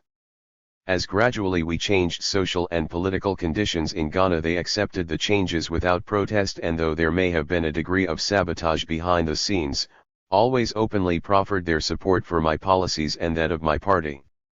In such circumstances, it is only natural that they should have in the first place uncritically accepted the rebel government. Indeed, behind the scenes the civil servants always looked back to the colonial times, when their senior members were described as political officers and they in practice ran the country. They welcomed the military revolt because they believed that behind the facade of military power they would be the real rulers. It is only now that they are becoming disillusioned and are discovering that however incompetent in administration and politics senior military and police officers are, those who have seized power are determined to use their authority to maintain their own personal interests. There is quite a record of police hostility towards me personally and towards my government. It dates back to pre-independence days when I was campaigning for freedom from colonial rule, and the British government founded the special branch in Ghana to keep an eye on me. For years, members of the special branch were trained to regard me as a dangerous man whose political views and activities threatened all that was stable and respectable in British eyes.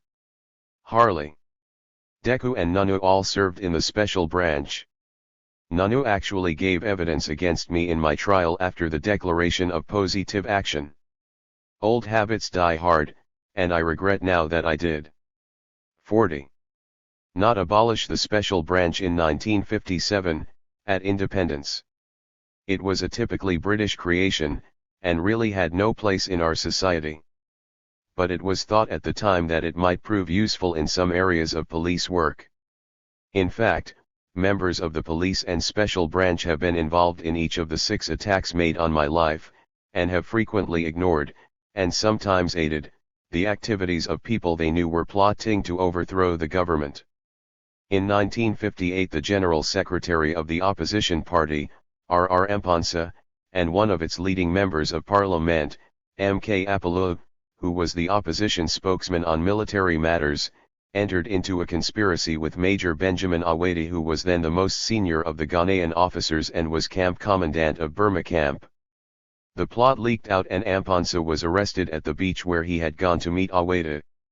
A very full inquiry was held in public, but undoubtedly the full facts and the extent to which the opposition as a whole was involved did not come out.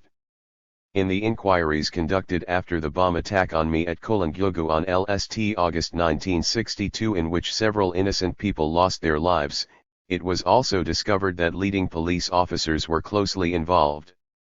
Before Obetsby Lamptey, one of the ringleaders in the plot to kill me, was caught, Special Branch knew that he was going around dressed as a Muslim, and had even entered the Parliament building in Accra, yet they did not arrest him. On a later occasion, on January 1, 1964, another attempt was made on my life. On this occasion it was a policeman who actually made the attempt. It was at 8 p.m. in the garden of Flagstaff House. I was leaving the office to go for lunch when 4 shots were fired at me by one of the policemen on guard duty. He was no marksman, though his 5th shot succeeded in killing Salafuddin Gardi, a loyal security officer who had run towards the would-be assassin as soon as he spotted among the trees. The policeman then rushed at me, trying to hit me with his rifle, but I wrestled with him and managed to throw him to the ground and to hold him there on his back until help came, but not before he had bitten me on the cheek. Investigation showed that the policeman who had made the attempt on my life did not happen to be in Flagstaff. 41. House by accident. He had been picked by senior police officers, one of whom had repeatedly invited to his home. At around the same time came the revelation of another unsuccessful plot within the police. The officer in charge of the police band which used to play at official functions approached 2 friends of his among the bandsmen and suggested to them that they should shoot me with revolvers which he would provide when I came over, as I always did, to congratulate them on their performance. Fortunately the 2 men not only would have nothing to do with the plot but reported it, as did independently the policeman who had been approached to smuggle into Flagstaff House the weapons required. In such circumstances I considered it best to make a clean sweep of the top command in the police, and Majidi, the Commissioner of Police, and his deputy, Amaning, were arrested together with the bandmaster. In view of the events of February 1966, it was a great pity that there was not a complete reorganization of the police service from top to bottom. However, at the time it appeared not really practical to change the whole structure of the force without evidence that the next most senior officers had not been in any way involved in this or other conspiracies. Thus it was that Hadley and Deku, who had both served in the special branch, came to be appointed Commissioner of Police and head of the Criminal Investigation Department respectively. What I did not know then was that although they had exposed to me various criminal and corrupt acts of their colleagues, they themselves were involved in dubious dealings. I had asked Jeffrey Byng, who had been the Attorney General, to investigate racketeering in diamonds. It appeared that there was growing smuggling of Ghana diamonds and other malpractices in regard to their sale. After making inquiries, Byng came to suspect a European diamond dealer who had been made a prohibited immigrant in colonial times. This man had managed to return to Ghana but had been again deported. When Byng saw the special branch records, he discovered that Hadley, using my name without my authority, had revoked the deportation order. I gave orders that the man should be arrested and deported again forthwith. When his private notebook was examined by the security 42 services, it was found to contain the private home and office telephone numbers of Har Ue and records of a conversation which he had had with Deku. Byng made a full report on this whole matter to Eric Otu, who however never forwarded it to me. I believe that one of the motives of Har Ue and Deku in promoting the coup was that they feared exposure in this matter. Certainly the AN.L.C made the greatest efforts to secure Byng's arrest, demanding him from the Australian High Commission where he had taken refuge. When he was in their custody he was continually interrogated as to what he knew about the diamond matter and was kept in prison for a month. His secretary, an English lady who had served continuously in Ghana from colonial days, was placed under house arrest and not allowed to leave until she had found and handed over personally to Deku all the papers in Bing's wrecked office which dealt with diamond smuggling. Bing's subsequent deportation was not an act of grace by the regime but an attempt to hush up the reason for his arrest. It was Harui and his close associates who subverted the army and persuaded certain officers to carry out the military side of the operation. Afrifa, in the apologia which appeared in his name in November 1966, boasts that he thought of a military coup as far back in 1961. Incidentally, I was amused to see that he used the final sentences from my autobiography as the opening to the postscript of Hi's book. Though he makes no acknowledgement, and the passage appears without quotation marks. Kodoka has also claimed credit for the coup. In fact, immediately after the N.L.C. was proclaimed there was a positive rush to claim entire credit for the betrayal of Ghana. In London, Daniel Amia, calling himself the leader of the African Democratic Party, whatever that may be, appeared on b.c/t.v,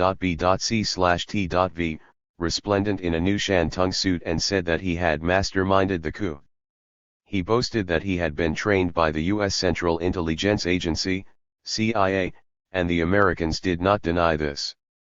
Amia was lured back to Accra, publicly exposed as a fraud by the jealous N.L.C., and promptly thrown into prison, and no one seems to know what has become of him. Kofi Bizia, former opposition leader, was also interviewed by the BBC in London. He was too much of a politician to say 43. Openly that he had plotted the overthrow of the constitutional government of Ghana, but obviously tried to give the impression that he had played an important part in planning the military and police action. Doubtless, there were traitorous and disloyal thoughts in the minds of all those who carried out and supported the action of February 24, 1966. But I am convinced that it was Harley and his close associates, inspired and aided by disgruntled former opposition party members and neocolonialists, who were the real initiators. They alone possessed the necessary vital information needed for its success. Much of this information they obtained from Eric Otu, a civil servant whom I appointed chief executive officer in charge of security, and whom I left behind in Ghana in a position of great responsibility and trust when I departed for Hanoi. Otu betrayed the trust put in him and revealed everything to the traitors. Without his cooperation they might not have succeeded. The moral wickedness of it astounds me. How a man trusted with such responsibility could assist a clique of traitors defies understanding. For years traitors among the old colonial police had plotted the overthrow of my government. Their original idea was to kill. But having failed in several assassination attempts, and no doubt inspired by neocolonialist-aided military coups in other parts of Africa, they then decided to look for support in the army. Police subversion of certain army officers was not difficult. Harley knew and trusted Kodoka. They belonged to the same tribe, both were born in the Volta region, and even attended the same school. They met on many occasions in Kumasi and elsewhere and plotted. Kodoka then began to approach other officers, notably Afrifa, and Ashanti. There has always been a close link between the Yus and Ashanti reactionary elements, and Kodoka judged rightly that Afrifa would be likely to respond favorably. So it went on, until a sufficient number of officers had been roped in. Here I must make the point that only a relatively small number of officers were actually subverted. Once the rebellion had begun, others offered no open resistance, for the majority were taken completely by surprise and were faced with a fait accompli. 44. The fact that Harley and others found it fairly easy to get support in the army may also be explained by what has been called the Sandhurst mentality of certain officers. These men trained in various English military establishments prided themselves on being more English than Ghanaian, and tended to frown on everything in our Ghanaian way of life which did not conform with English customs and traditions. They gradually became more British than the British as they slavishly tried to imitate the traditional English army officer. Nkrumah is a typical example with his enthusiasm for the turf club, his love of ceremonial, and his sense of caste. Afrifa has called Sandhurst one of the greatest institutions in the world. He looks with nostalgia on the days he spent there. Through its doors have passed famous generals, kings, and rulers. LT is an institution that teaches that all men are equal, that the profession of men-at-arms is essential and a peaceful one. The confusion in his mind is obvious. Like many other army officers in the developing countries who have received part of their training in imperialist establishments, he had been brainwashed into showing more devotion to his counterparts in imperialist countries than to his own countrymen. He considered himself a gentleman, far superior to the peasants and workers of his own country.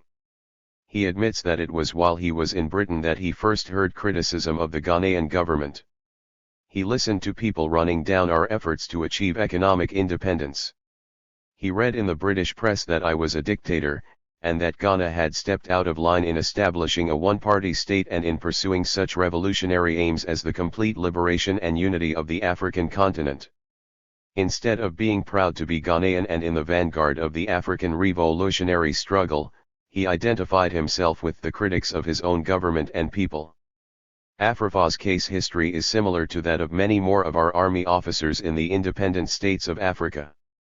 While training in imperialist countries, they became imbued with ideas and traditions which made them easy game for those plotting the overthrow of progressive governments. I sometimes wonder what the imperialists teach in their military training centers in the way of loyalty, surely one of the basic qualities of a good soldier. The record of treason. 45.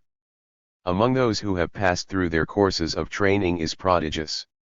Afrifa is a fair example. Approximately 1/6 of Ghana's officer corps were trained at Sandhurst, though for some years we had been sending an increasing number to train in the Soviet Union and in other socialist countries. It is significant that not one of the officers trained in the Soviet Union took part in the February Rising. Throughout the independent states of Africa there are foreign military missions and training schemes which involve the indoctrination of our young armies with imperialist ideas and traditions. It is estimated that in 1964 nearly 3,000 French officers and men were seconded or contracted to the armed forces of the independent African states, while 1,500 Africans were training in France. Recently the United States has greatly increased its military expenditure and activity in Africa. In 1964-65 US aid to the Congo, Kinshasa, quadrupled that of Belgium. Liberia and Ethiopia are also receiving large-scale American military aid. Growing numbers of African officers are being sent for training in the USA and West Germany. Over the years, have been forged between army officers of different African states who have received training in the same or similar overseas military establishments. These links have been strengthened by organizations such as the Defense Commission of the Organization of African Unity, OAU, the Equatorial Defense Council and the Afro-Malagasy Defense Organization. One coup could therefore tend to spark off another. The arrogant, ambitious elite of imperialist-trained officers among our professional armies have already caused much suffering and confusion in Africa. They have been the W-carroting tools of neocolonialists and of reactionary, counter-revolutionary forces within their own countries. In a rash of army mutinies and coups between the end of 1962 and March 1967, 15 African heads of state have been removed and the positions of others seriously endangered. The only way to ensure against the possibility of internal subversion carried out by the army and inspired and aided by outside forces is eventually, when an Ali-African Union government has been established, to abolish professional armies altogether and to build instead a people's militia, by arming. 46. The peasants and urban workers, as in China and Cuba. Such an armed force cannot be subverted and is the best guardian of the people's interests and welfare. We were moving towards the establishment of a people's militia in Ghana, and this is one of the reasons why there was support among certain army officers for a seizure of power. They feared competition from the militia and the Presidential Guard Regiment, Hinking I was building up a private army. Kotoka admitted this when he visited New York to consult his masters some months after the setting up of the N.L.C. Nkrumah, he said, was building a militia. Who can tolerate that? Record of military action in Africa. December 1962 March 1967 December 17, 1962. January 13, 1963 12th to 15th August. 1963. 19th to 28th October. 1963. December 3rd. 1963. 20th, 23rd, January 24th 1% for February 18th. 1964. June 18th 1% 5 November 25th. 1965. December 22nd. 1965. January 1st 1% 5 January 4th 1% 5 January 15th 1966. February 24th 1% 6. Senegal, Togo, Brazzaville, Dahomey, Niamey, Tanzania 1. Uganda, Kenya, Gabon, Algeria, Congo, Leo, Dahomey, Central African Republic, Upper Volta, Nigeria, Ghana. Attempt to overthrow President Senghor. Failed. Assassination of President Olympia. Forced resignation of President Yalu. President Hubert Mega deposed. Military mutiny. Suppressed by President Hamani Diary. Military mutinies. Suppressed with aid of British troops. President Leon Mha deposed. President Ben Bella overthrown. Presidential powers assumed by General Mobutu. Assumption of power by General Soglo. Forced resignation of President David Dacko. President Yamiago deposed. Federal Prime Minister Balewa and 2 regional premiers killed, General Ironsi in power. Seizure of power by neo-colonialist-inspired army and police officers. 47. July 29, 1966 Nigeria General Ironsi killed. General Gowon in power. King Antervi deposed. November 29 Burundi. 1966. January 13, 1967 Togo forced resignation of March 24, 1967 Sierra Leone President Grunitzky. Army seizure of power. Nearly all these military interventions were counter-revolutionary in character and have set the clock back in the states in which they occurred. It seemed for a time as though Africa might be going the same way as Latin America. Obviously the precise course of the military action in each territory differed, but most of them had certain factors in common which give the clue to their true nature and origin. In each case where there has been counter-revolutionary armed action there has been a link-up between foreign-trained army officers, local reactionary opposition elements and imperialists and neo-colonialists. 10 of the 38 independent states of Africa now have military regimes established as a result of coups. These military so-called governments administer some 99 million people. The neo-colonialists smile, the peoples of Africa suffer. But the African Revolution triumphs. As I said in my sessional address to the National Assembly in Accra on February 1, 1966, it is not the duty of the army to rule or govern, because it has no political mandate and its duty is not to seek a political mandate. The army only operates under the mandate of the civil government. If the national interest compels the armed forces to intervene, then immediately after the intervention the army must hand over to a new civil government elected by the people and enjoying the people's mandate under a constitution accepted by them. If the army does not do this then the position of the army becomes dubious and anomalous, and involves a betrayal of the people and the national interest. For some years, imperialism has had its back to the volley in Africa.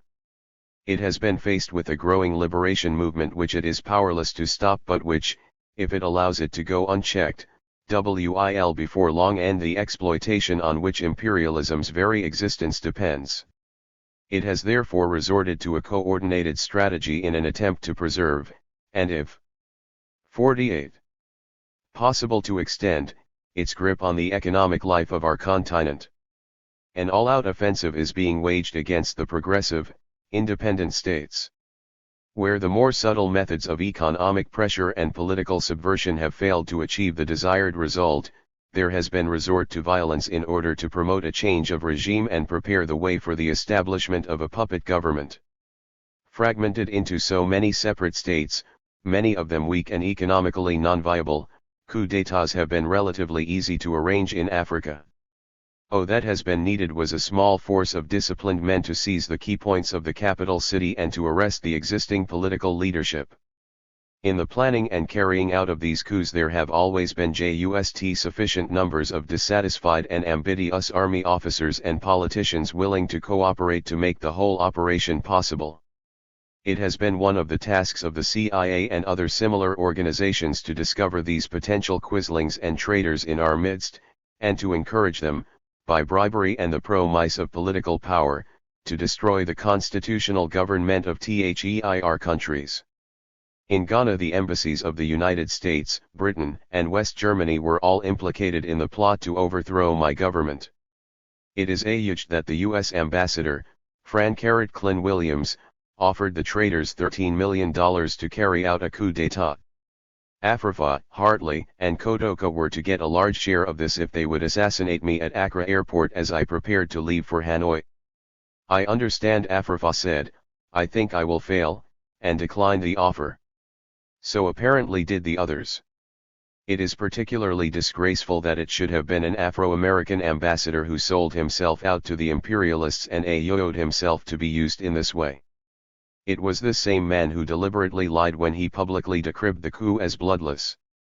However, his treachery provides a sharp reminder of the insidious ways in which the enemies of Africa can operate. In the USA the Uncle Tom figure is well known. We have mercifully seen less of him in Africa. The activities of the CJ.A. no longer surprise us. We have experienced many examples of the work of this organization. 49. In recent years. Last May, 1966, the subversive activities of the U.S. Embassy military attaché in Somalia, Colonel Rosmer, were exposed. He had been making approaches to Somali army officers and had organized the illegal importation of arms into the country with the object of carrying out a coup d'état. In July 1965 Taylor Odu, an attaché of the U.S. Embassy, was expelled from Egypt after being caught red-handed receiving confidential documents from Mustafa Min, an Egyptian CIA agent. In South Sudan, the so-called Azana Liberation Front was founded with CIA support and funds. Its purpose was to detach South Sudan from the rest of the country and to proclaim an independent state of Azana. In the Congo, Brazzaville, the CIA has been involved in various attempts to sabotage the progressive government of President Massemba Debut. The record of CIA activity in the Congo, Kinshasa, is equally disturbing and continuing. Between 1961 and 1964, CIA agents murdered a number of politicians and important public men in Burundi, the last being the Prime Minister of that country, Pierre Ngendangimwe, whose assassin, CIA agent Gonzalve Mwenze, worked as an accountant in the U.S. Embassy. When his fiat was searched, 3,000 carat francs were discovered which Mwenze had received from the CIA. Having disposed of Ngendangimwe, pressure from the U.S. compelled the new Burundi government to refuse help to the Congolese nationalists whose victory the CIA believed would obstruct U.S. activities in the Congo. The CIA was deeply implicated in the attempted coup in Tanzania in 1964. It paid lavishly for the services of a number of Tanzanian politicians.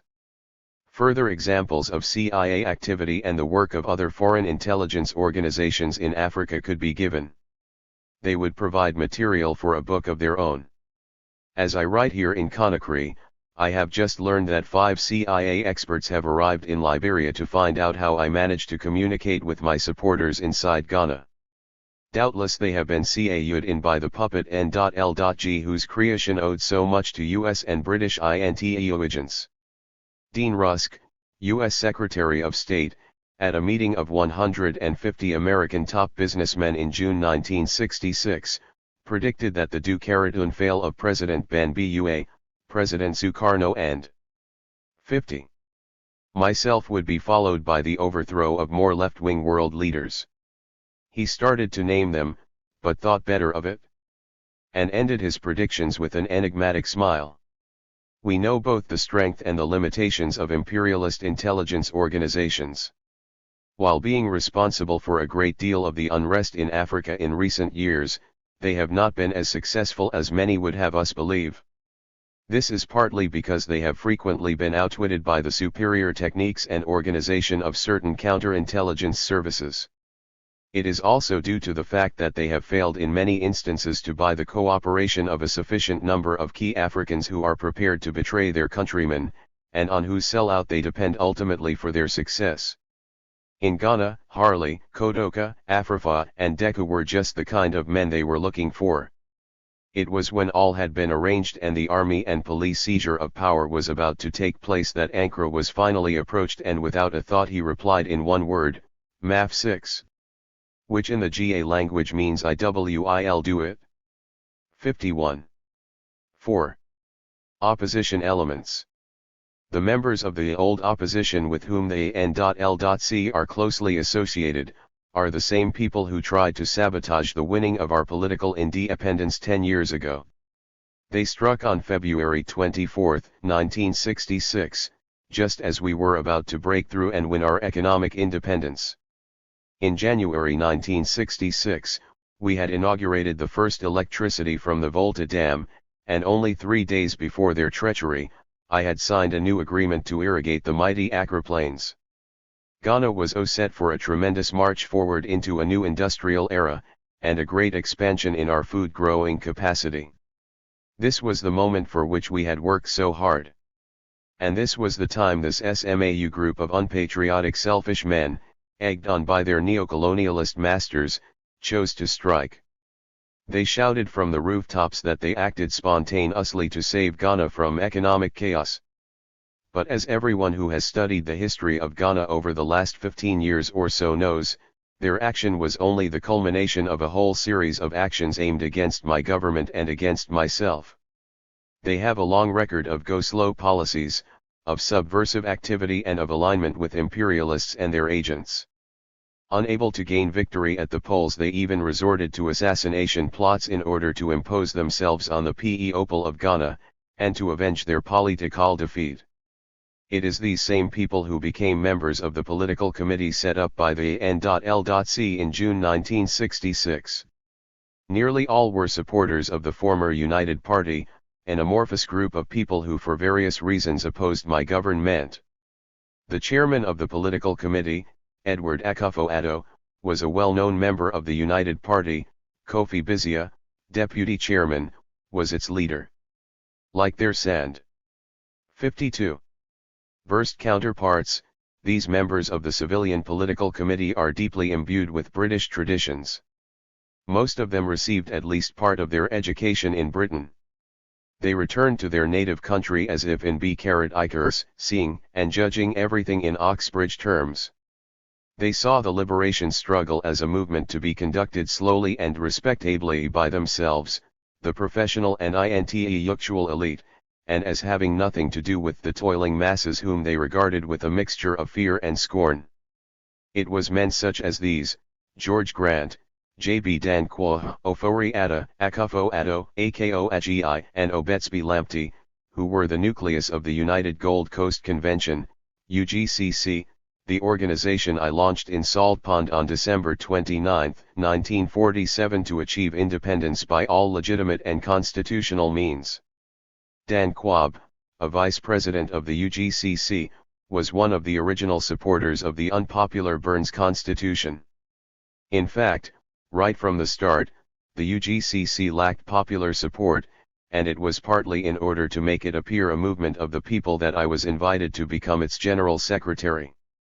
I had then spent 10 years studying in the USA, and was in England taking up further studies at the London School of Economics, and at University College, but spending a large part of my time at the West African National Secretariat and the West African Students' Union, WASU, organizations dedicated to the achievement of West African unity and the liquidation of colonialism.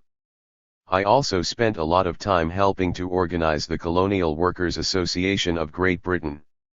Danquah wrote personally to me urging me to accept the appointment. I was at first reluctant, having heard that the promoters of the UGCC were out of touch with the people, and were mainly middle-class reactionary lawyers and budding capitalists with whom, with my revolutionary background, I would be out of sympathy.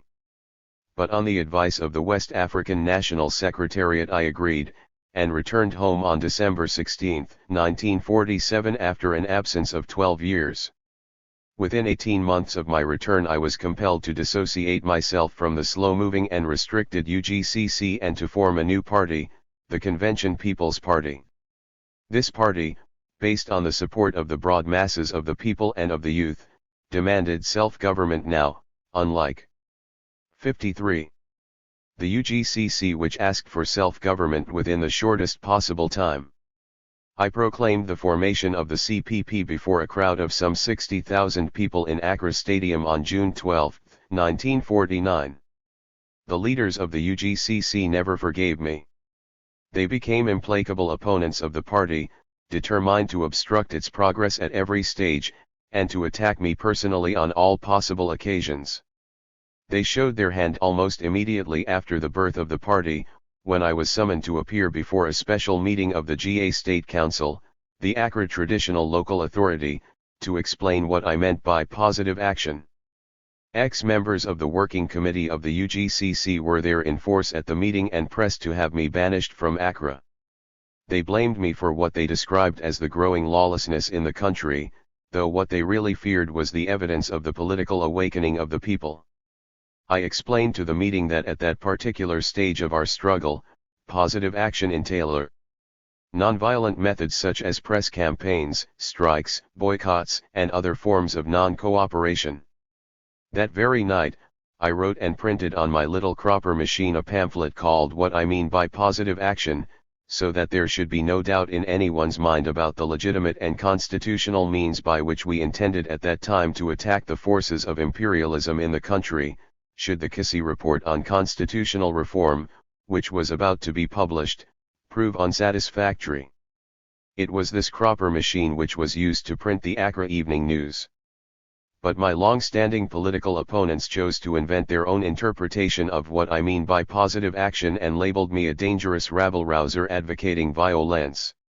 As expected, the Kissy Report published at the end of October 1949 was completely unsatisfactory. I therefore called together the representatives of over 50 national organizations to meet in the Ghana People's Representative Assembly on November 20, to oppose the report and to decide on effective action. The Assembly resolved that the Kissy Report and His Majesty's government's statement thereto are unacceptable to the country as a whole and declared that the 54 people of the Gold Coast be granted immediate self-government. With typical lack of concern for the country's progress, the Executive Committee of the UGCC did not attend the Assembly, and afterward the chiefs at Dodawa, led by Nana Ofori Adatu, stated that they did not accept the views of the Assembly. Later, when I had launched the campaign for positive action, and it was really beginning to take effect, the Joint Provincial Council of Chiefs joined with the colonial government in attempting to suppress the campaign. At a meeting of the Joint Provincial Council of Chiefs I explained the need to continue positive action until the rank and file of the people were permitted, through the election of a constituent assembly, to express their views on constitutional reform. It was like speaking to a brick wall. Danquah's declaration, that those who go against constitutional authority must expect to pay for it with their neck, sums up the defeatist attitude of these people, and explains how they never managed to lead a genuine and popular liberation movement. Instead of supporting the efforts of the man in the street to express himself and to bring pressure to bear on the imperialists, These political opponents of the party ranged themselves on the side of the British colonial government in trying to suppress the great upsurge of nationalism. They condonated and even assisted in a wave of arrests of key supporters of the party and leaders in the campaign of positive action. Kaje Obatsio, General Secretary of the party, was arrested on 17 January 1950. My own arrest followed shortly afterwards. I was sentenced to a total of 3 years imprisonment, 2 years for attempting to coerce the government of the Gold Coast by launching the campaign of positive action, and the 3rd year for sedition as publisher of the Daily Mail in which a seditious article had appeared. In fact, I only served 14 months. In the general election of February 8, 1951, the party won a sweeping victory and I was elected as member of the Legislative Assembly for Accra Central. The colonial government had no choice but to release me. I left prison on February 12, and on the request of the governor of the Gold Coast, Sir Charles Arden Clarke, formed a government and became leader of government business. At once I, 55, proclaimed that our great task was to press ahead with the struggle for self-government now. And once again, members of the opposition went into action to try to wreck the independence movement. Disgruntled at the success of the party in the general election, and disappointed at not receiving positions in the new government, they proceeded to try to cause confusion and discontent among the people by announcing that now we had landed ourselves good jobs, we had forsaken the policy of self-government now. I challenged our political opponents to join us in a campaign of positive action in order to achieve self-government now. I invited Dan Kwame Lamptey and the executive of the UGCC, Alanu Bosman, and the executive of the National Democratic Party, the chiefs of the Ashanti-Man Council, Nana Off, R.I. Adai, president of the Joint Provincial Council and chiefs of that council, Kobinasi Kai, and the executive of the Aborigines Rights Protection Society, all our critics, to notify the General Secretary of the party in conference to plan a nationwide campaign of positive action if the British government rejected a motion for self-government now. The sincerity of our political opponents and their connivance with the colonial government may be judged by the fact that not one of them answered the challenge. A few years later, after the 1954 general election, when the party won 72 out of the 104 seats in the Legislative Assembly, the largest anti-government party was the Northern People's Party, which had 12 seats. The remaining 20 opposition members were mostly independents, several of whom later attached themselves to one party or another. The anti-government members of the Assembly did not then constitute an opposition in the accepted sense of the term, since there was no group among them capable of forming an alternative government. They were therefore recognized simply as a body of critics of my government and unofficial opposition. Before long, however, the members of the unofficial opposition decided to amalgamate and to form a single party, the National Liberation Movement, NLM. The reader will note the close analogy in the name of the NLM and the AN.L.C, both of which had about as little to do with liberation as it is possible to imagine. 56. The circumstances which led to the formation of the NLM illustrate its reactionary nature and its negative policies. It was formed shortly after the introduction of the Cocoa Dud and Development Funds Amendment Bill into the Assembly in August 1954. The purpose of the bill was to fix the price paid to cocoa farmers at 72 shillings a load, £62, for 4 years, the duration of that assembly. This measure was needed to avoid inflation. Demand for cocoa in the world market had far exceeded the supply, and the price had risen to a record height. If the price paid locally to the farmers was increased proportionately, our development plan would be jeopardized by the inevitable rise in prices of consumer goods, which would be followed by a demand for wage and salary increases. My government, therefore, under the terms of the proposed bill, guaranteed to pay the cocoa farmers 72 shillings a load irrespective of how low the world price of cocoa might fall during the ensuing 4 years, and to use any funds that accrued to expand the economy of the country as a whole. The cocoa farmers in general reacted favorably to the bill, but our political opponents seized the opportunity of fanning tribal and regional friction in order to attack us. All the remnants of various parties which had been formed at one time or another in opposition to my government joined together in the Council for Higher Cocoa Prices. This organization, however, did not last long, and it was succeeded by the National Liberation Movement, which adopted as its raison d'etre the demand for a federal form of government. By linking the cocoa question with the idea of federation, members of the NLM tried to spread discontent throughout Ashanti. They alleged that the cocoa bill was unjust to the cocoa farmers, and that Ashanti would be better off managing its own affairs and spending all the income from cocoa within Ashanti instead of contributing to the general development of the country. In this campaign to spread discontent and disunity, the NLM were assisted by the Ashanti-Man Council, headed by the Asantehene. For a time there was much violence in Ashanti, and hundreds of Ashanti Party members were forced to take refuge in Accra and other parts of the country.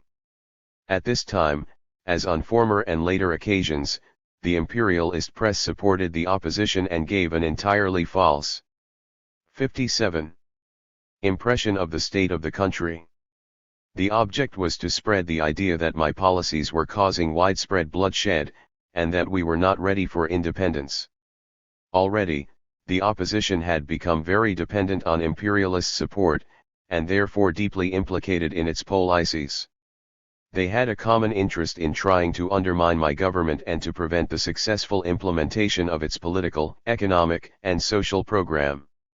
It was no mere coincidence that the first attempt to be made on my life occurred while the trouble in Ashanti, stirred up by the opposition, was at its height.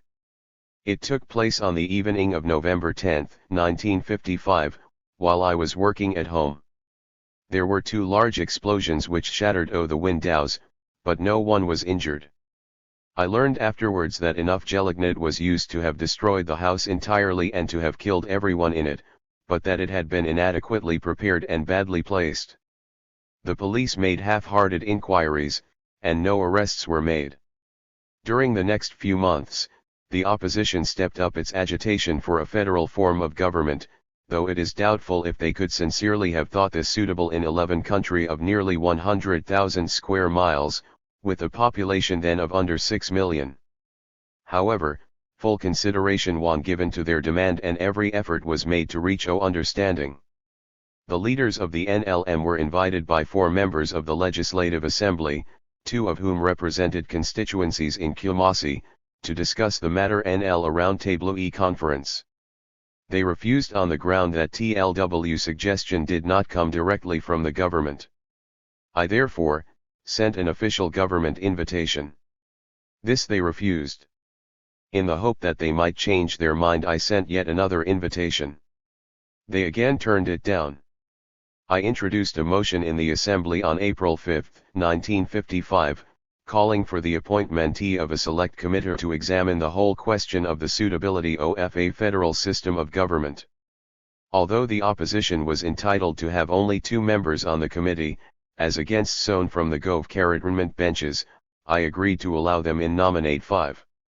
In spite of this concession, the leader of Ilai opposition declared that they would not cooperate, and his 20 supporters walked out of the assembly justifying 58.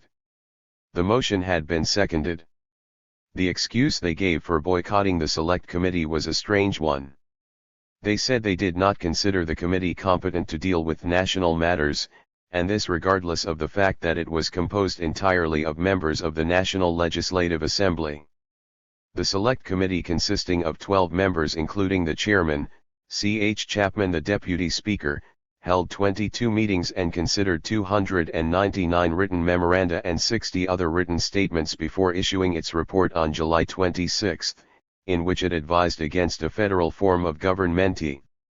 It recommended that regional councils should be set up to which certain powers and functions of the central government should be delegated. The opposition, still dissatisfied, determined to try to delay the independence issue indefinitely by continuing to oppose everything the government proposed. Whenever the question of the Constitution was raised in the Assembly, they walked out. Undoubtedly, They gained much encouragement to persist in their obstructionist attitude by the support they obtained from the British government and press, which, although paying lip service to democracy, has always in Africa where it suited their interests shown far more concern for minority rights than for the rights of the majority. Much publicity was won to the unrest in Ashanti and to opposition views, the objects being discussed at length in both Houses of Parliament. But practically no publicity or sympathy was shown for LHC wishes of the overwhelming majority of the people of the Lold Coast, who had demonstrated quite clearly that they supported the party and a unitary form of government. In a further effort to resolve the constitutional issue, I asked for and received a mandate from the Legislative Assembly to invite the British government to send a constitutional advisor ID help formulate a suitable constitution and to advise on the devolution of certain powers to the regions. Sir Frederick Luern was sent. For nearly 3 months he travelled in every part of the country and discussed constitutional problems with every organisation and individual who wished to see him. But HCN he visited Kumasi to meet the leaders of the NLM and THIRD supporters. He found that they did not wish to see him. Or excuse for their unwillingness to take part in any discuss. 59. Zion's on the Constitution was that the government had, in November 1955, passed the State Council's, Ashanti, Amendment Bill. This bill permitted those chiefs who had been distilled by the Ashanti Council the right to appeal to the governor. Several chiefs had been distilled in Ashanti by the Ashanti Council for no other reason than that they were supporters of the government and against the federalist idea. Under the then existing laws they had no right of appeal. Clearly this was a matter which needed attention, and the State Council's bill was designed to put an end to this victimization. Sir Frederick Bourne, in his report, recommended the devolution of certain powers and functions to the regional assemblies, but that all legislation should be enacted by the central authority. I thereupon convened a conference of all the principal representative bodies and organizations in the country to meet at Achimota on February 16, 1956, to discuss Bourne's report and other matters affecting the form of the Constitution. Once again, the NLM and its allies refused to participate. The conference was adjourned for a week to enable delegates from the Joint Provincial Council of Chiefs to persuade them to attend. But their mission failed. The delegates tried again later, but were still unsuccessful in getting the opposition elements to participate. The result was, that although the conference agreed almost all the recommendations of Sir Frederick Bourne, its findings were not acceptable to the British Secretary of State as providing the necessary conditions for the granting of a firm date for independence, since the NLM had not taken part in the discussions. Once more, the old alliance of the opposition and the imperialists had demonstrated their common interest in trying to delay independence. I therefore drew up my own constitutional proposals for the sovereign and independent state of Ghana, and put them before the Assembly on May 15, 1956. The motion was debated and passed on June 5, after which the Assembly was dissolved and a general election declared, to take place in July. The British Secretary of State gave the pledge. If a general election is held, Her Majesty's government will be ready to accept a motion calling for 60. Independence within the Commonwealth passed by a reasonable majority in a newly elected legislature, and then to declare a firm date for attainment of their purpose. The election was to be the final test of opinion for or against a federation. The outcome would show just how much or how little support the political opponents of the party really had in the country. The result was decisive. The party won 71 seats, increased later by the support of one of the independents, which gave a majority of 40 in the Legislative Assembly. Unlike the NLM, the party won seats throughout the country as a whole, and was the only party which could claim to speak in a national sense. Even in Ashanti, then the stronghold of the NLM, the party won 8 out of the 21 seats and received 43% of the votes cast, an increase on the previous election. The reaction of Bizia to the decisive election result was to call a press conference in Kumasi and to declare that the election had established the opposition case for a federation, since the party had not won overall majorities in Ashanti and the Northern Territories. His action staggered even some of his closest colleagues. Everyone knew that the election had been fought on the federation issue and that the party had won more than a reasonable majority. Furthermore, during the course of the election campaign, Vizia himself had declared that he would be prepared to form a government if the NLM secured anything over 52 members. That is, he had accepted the fact that a single overall majority, even of one seat, constitute the democratic verdict. When the new assembly was formally opened, the opposition benches were empty except for 2 members who turned up from Togoland.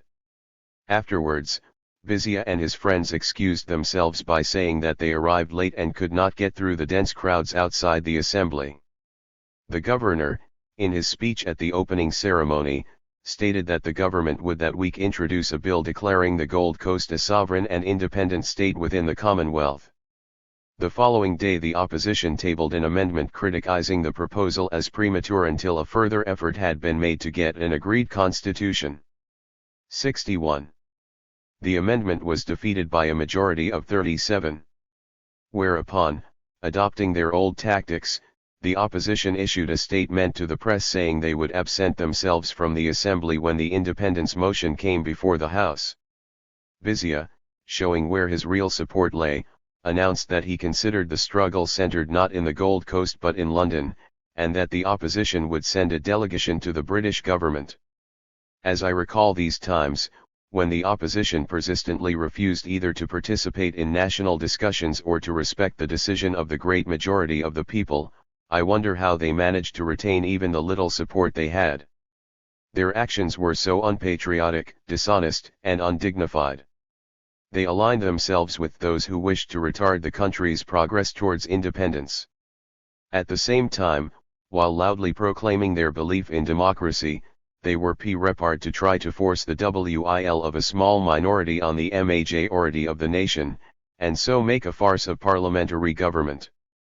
Vizia, who led the opposition delegation to London, actually appealed to the British government not to grant independence. He said the country was not ready for it. We still need you, the British, in the Gold Coast. I imagine he would say today that the Americans were needed. He found some support among sections of the British press, but there could be no denying that the conditions laid down by the Secretary of State, that my motion for independence should be passed by a reasonable majority in the newly elected legislature, had been satisfied, and at long last a date for independence was fixed the 6th of March 1957. The long struggle to achieve our political freedom was over. But in a sense our task of building a really independent Ghana was only just beginning. Political independence was incomplete without economic independence, and as I said in the midnight pronouncement of independence in Accra on March 6, 1957, the independence of Ghana is meaningless unless it is linked up with the total liberation of the African continent. My government, therefore, was pledged to the twin task of achieving economic independence for Ghana, and of participating in the wider African Revolution. The former implied 62.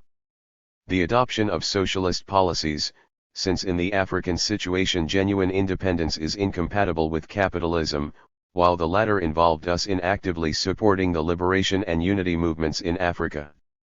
In both these tasks, my government immediately came up against opposition from the same quarters as before, that is, from reactionary bourgeois elements inside Ghana, and from imperialist and neocolonialist interests outside.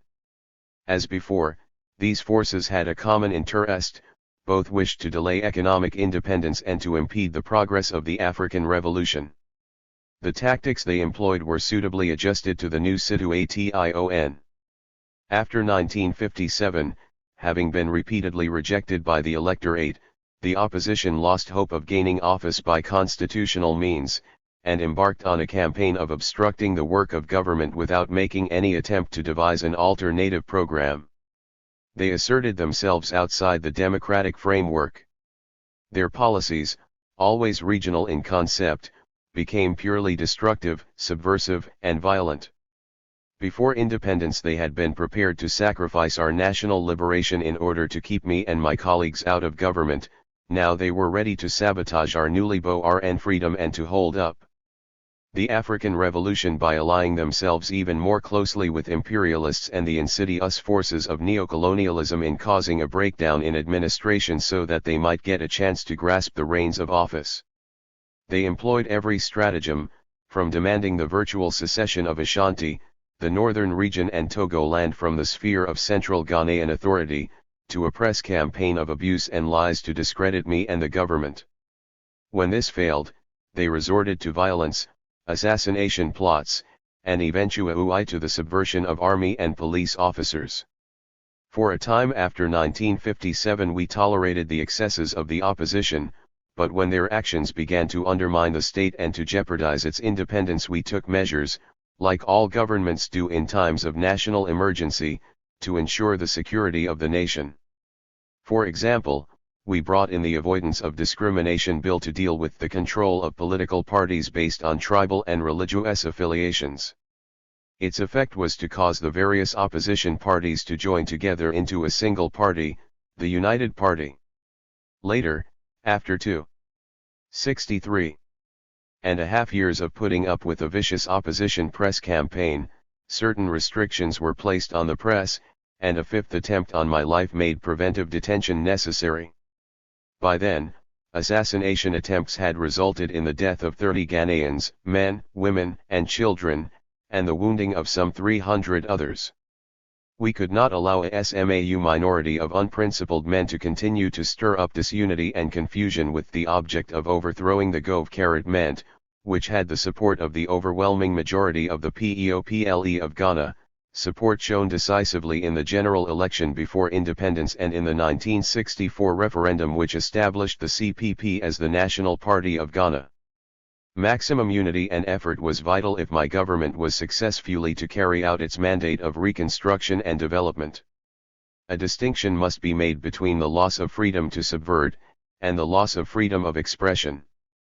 At no time has my government denied the right of Ghanaians to hold political meetings and to discuss the country's affairs with complete frankness. In the National Assembly, as the official reports show, debates were vigorous and unrestricted. Members did not hesitate to criticize and expose social wrongs and injustices. Visitors to Ghana from non-socialist countries often spoke to me of their surprise at hearing politics discussed freely and openly throughout the country, when they had been led to believe that the one-party system stifled political differences and made any kind of criticism impossible. There were wide differences of opinion within the party, and members were always encouraged to say what they thought on all aspects of the government's policy. It has been said by a Western observer that within the CPP there were as wide political differences and antagonisms as those existing in Britain. The point I wish to make is that under our system of democratic centralism, criticism comes from within and is constructive. The people of Ghana, when they established a one-party state in the 1964 constitutional referendum, were merely giving de jure recognition to an established fact. The two-party system has shown itself to be unsuitable in any African state. It has grown up in Britain to serve specific class interests. It was perhaps our fault that we did not realize this sooner and attempt earlier to build the type of 1.64-party state most suited to our needs. The Sierra Leonean army had exactly the same social background and British training as that of Ghana and yet carried out its coup d'état to suppress the two-party system. Indeed, the excuse offered by the Sierra Leonean rebels was that their action was forced on them by the failure of the two-party system.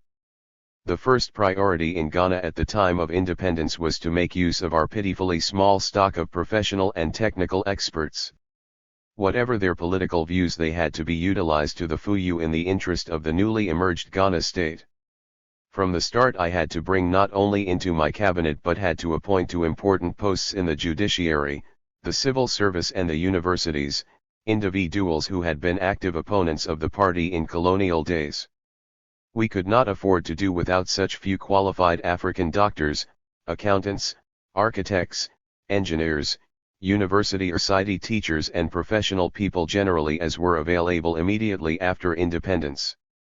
A formula had to be found by which they could not only be employed in state service and in development generally but brought within the party. This in its term meant that the party itself could not in these conditions restrict itself to those who understood and had practiced a socialist ideology. The calculated risk of admitting these persons to our organization was one we had to take. Nevertheless, these colonial-trained professional classes, with certain notable exceptions, looked on independence as a strictly national concern. In many cases, all they were concerned with was taking the places of the former colonial occupiers of their jobs and making the same money as these did in the same social and economic pattern. Insofar as they were within the party, they were a source of weakness because they sabotaged attempts to prevent corruption and, in a number of cases, actually joined in it themselves. Yet if they had been excluded from the party, they would have joined the so-called opposition, which had become, almost from the moment of independence, a purely conspiratorial organization. In the same way, I had to try to accommodate within the party the leaders of traditional society, the chiefs.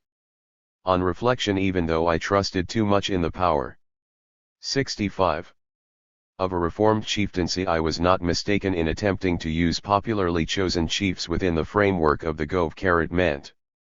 It was then essential to have the broadest possible grouping of interests at home if we were to be sufficiently united to deal with the external issue, namely, the political unification of the African continent. I could have dismissed many of the higher police officers about whose loyalty I had doubts. But whom could I have put in their place? So little education was done in colonial times that actual illiteracy was a major problem in the army and police. Were it not for the continued criminal conspiracy by the opposition, then I might have taken the risk of abolishing the special branch at an earlier stage. After all, it was not even a part of the old colonial setup and had only been instituted to deal with me and the CPP in 1949. If I had done so, however, security would have had to be entrusted to the party, and while I did use it as a major source of information as to what was taking place in the country, once again it would have been equally dangerous to have relied exclusively on it. I had to combat not only tribalism but the African tradition that a man's first duty was to his family group, and that therefore nepotism was the highest of all virtues. While I believe we had largely emanated tribalism as an active force, its byproducts and those of the family system were still with us. I could not have chosen my government without some regard to tribal origins, and even, within the party itself, there was at times a tendency to condemn or recommend some individual on the basis of his tribal or family origin. Dangerous and defective as the police investigation system was, it did at least provide me with a second opinion from individuals trained, at any rate in theory, to give objective judgments. Further, the necessarily broad nature of the party made some of its wealthier members quite willing to use its machinery for private ends and to discredit police officers or civil servants who were looking too closely into their affairs. Of tribal and family groups, there were even those within it who might be prepared to recommend for detention individuals who took the opposite side to themselves in the election of a chief or in the rusting of traditional affairs. 66.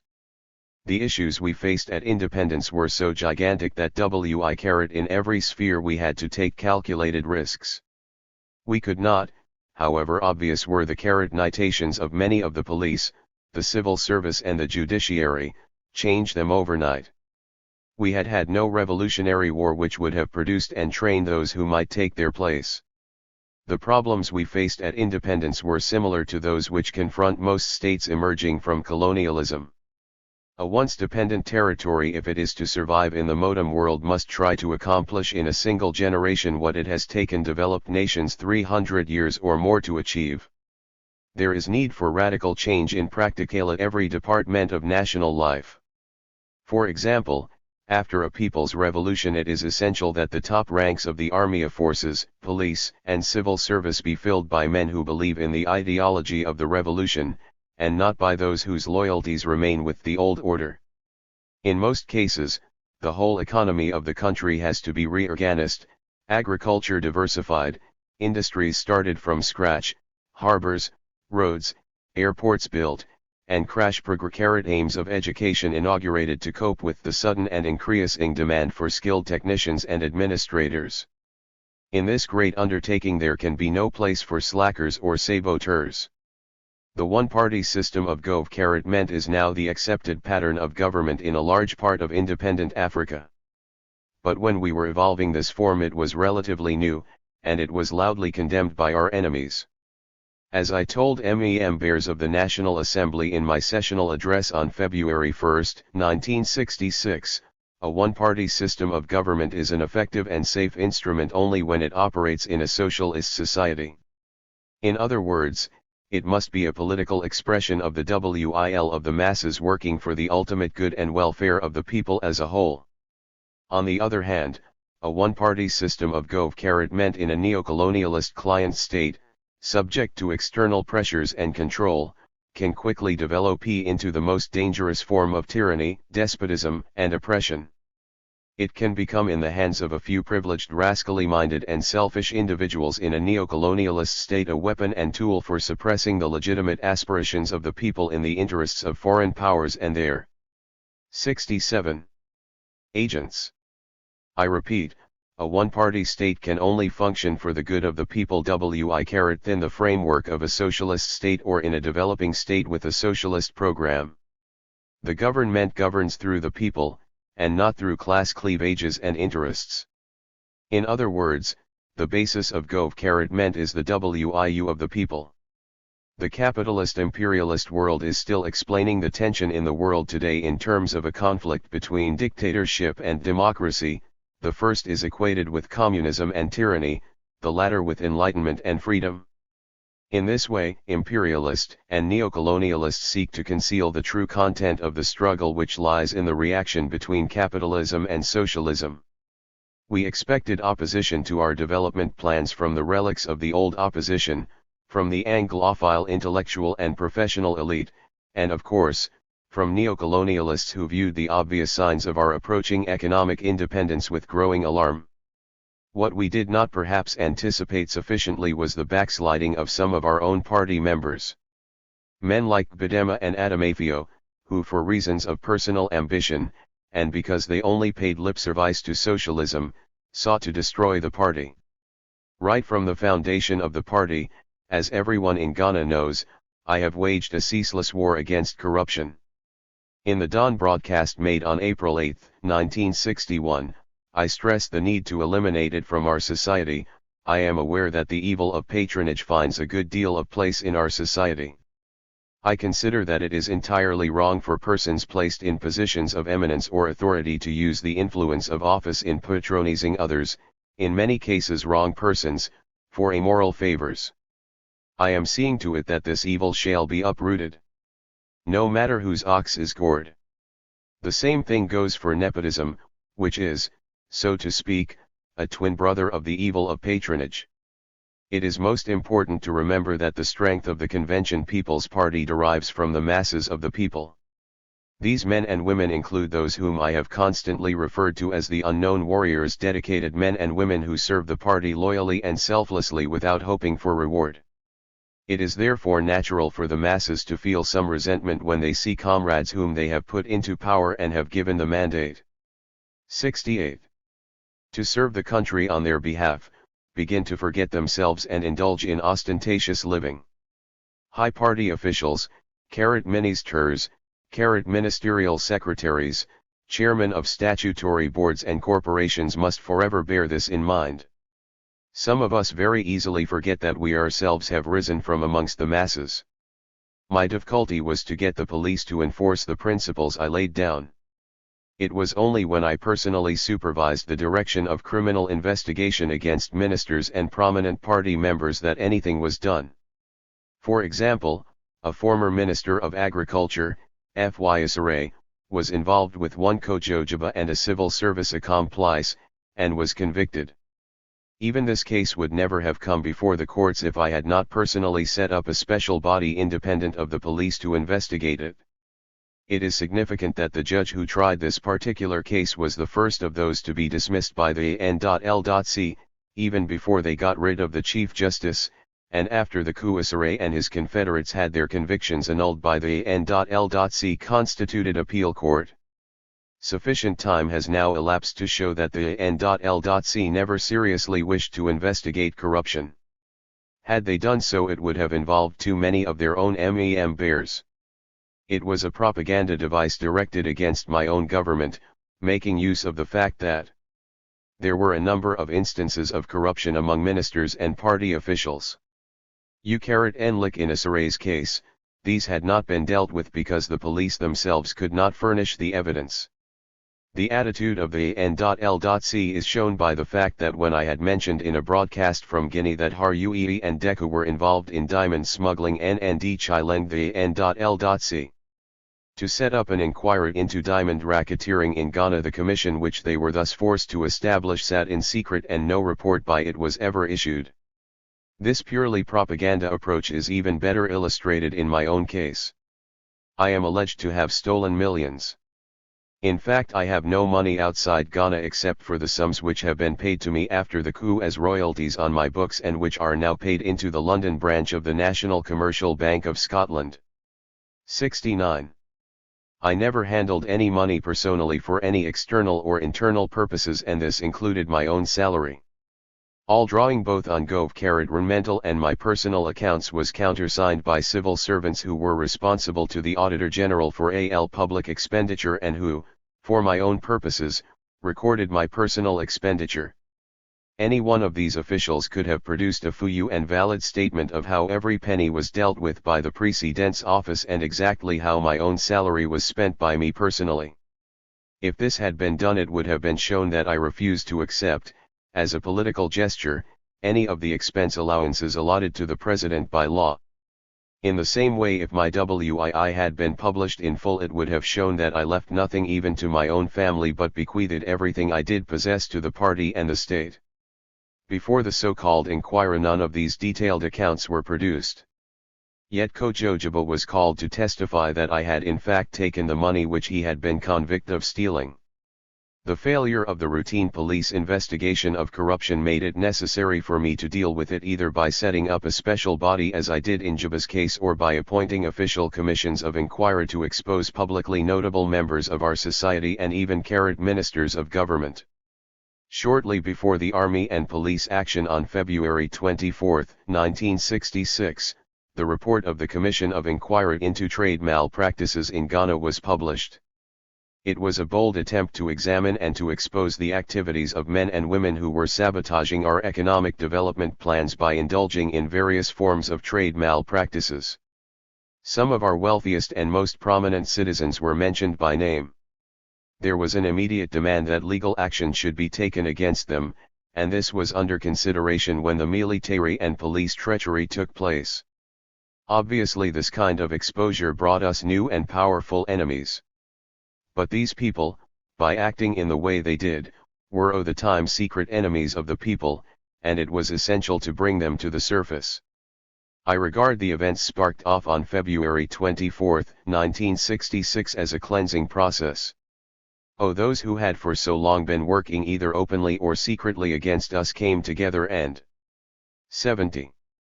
Exposed themselves in their true colors for O2SE.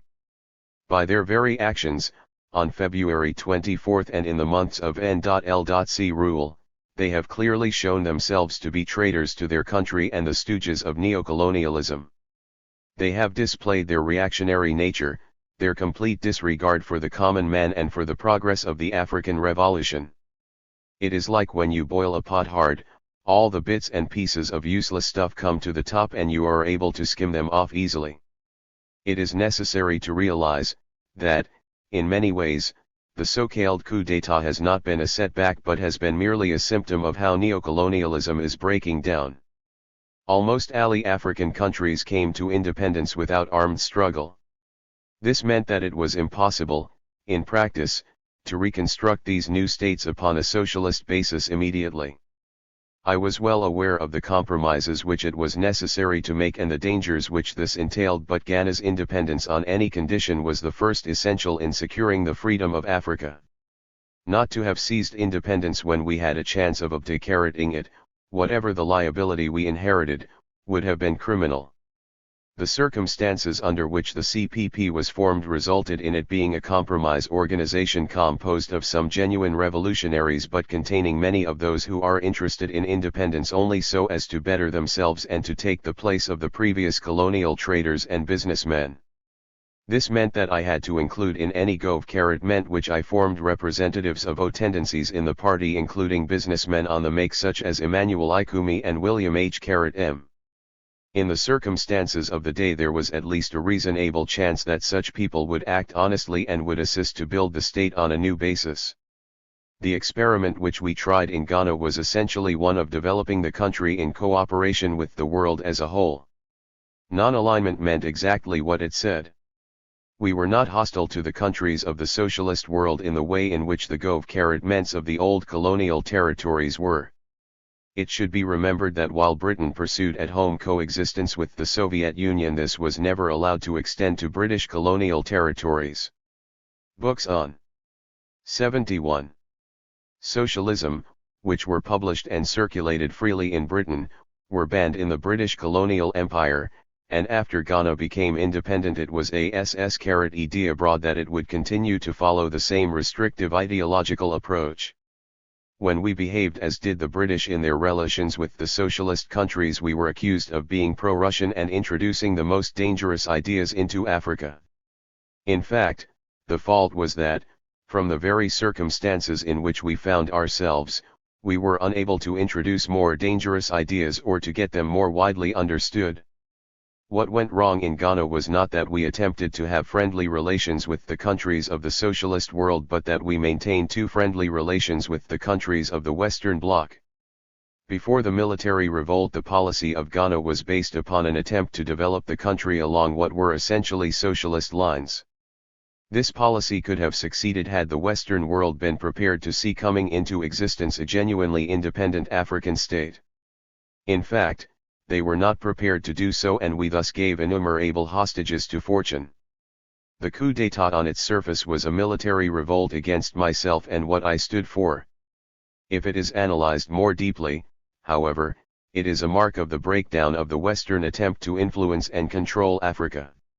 The Western countries, having failed to control democratically supported African governments, were forced into the final extremity of substituting regimes which depended upon no other mandate than the weapons which they held in their hands. Such puppet governments cannot survive for long either in Ghana or elsewhere in Africa. They are, in the first place, based on internal contradictions. Why they are tolerated is that their initial popularity is due to a sort of sympathetic magic. The prosperity of the Western world at the moment depends upon exploiting less developed countries. Each year the Western world pays less for its imports and each year charges more for its exports. Those who make our coups believe, however, or at least pretend to believe, that if they copy, or claim to copy, the outward image of the Western world, then in some miraculous way they will secure the advantages which the 72. Western world enjoys. The contrary is the case. The individuals who have made the counter-revolution from Saigon to Sierra Leone are dependent for their political existence upon Western support. The countries over which they temporarily obtained control are therefore exploited all the more viciously. By supporting the reactionary rebellions in Africa, the Western countries have dug graves for imperialism and neocolonialism and have put before the African people the clear choice which was unclear before, either to go forward with a thorough revolution or else to continue in a situation which, year by year, impoverishes and humiliates them further. Events in Ghana since the military rebellion illustrate this admirably. Those who seized power they came forward to save the economy, restore prosperity, democracy, freedom of the press and the like. Instead, in order to maintain themselves in office at all, they have had to impose harsher taxation, sell out state enterprises to foreign interests, murder democracy, curb the press and forcibly to suppress any type of consultation with the people. Instead, therefore, of proving that capitalism and the Western way of life are the best, they demonstrate that it only brings increasing misery to all those who attempt to reproduce it in Africa. They thus, by their example, produce a genuinely revolutionary situation which did not previously exist and which was, through its absence, one of the main reasons for African disunity and for the poverty of the continent. I had for long the gravest doubts about many of those in leading positions in my party. Despite the establishment of the Ideological Institute at WINBA, which I hoped might be used to teach some general understanding of what we were attempting, it was clear to me that many in high positions still failed to understand the political and social purposes of the state.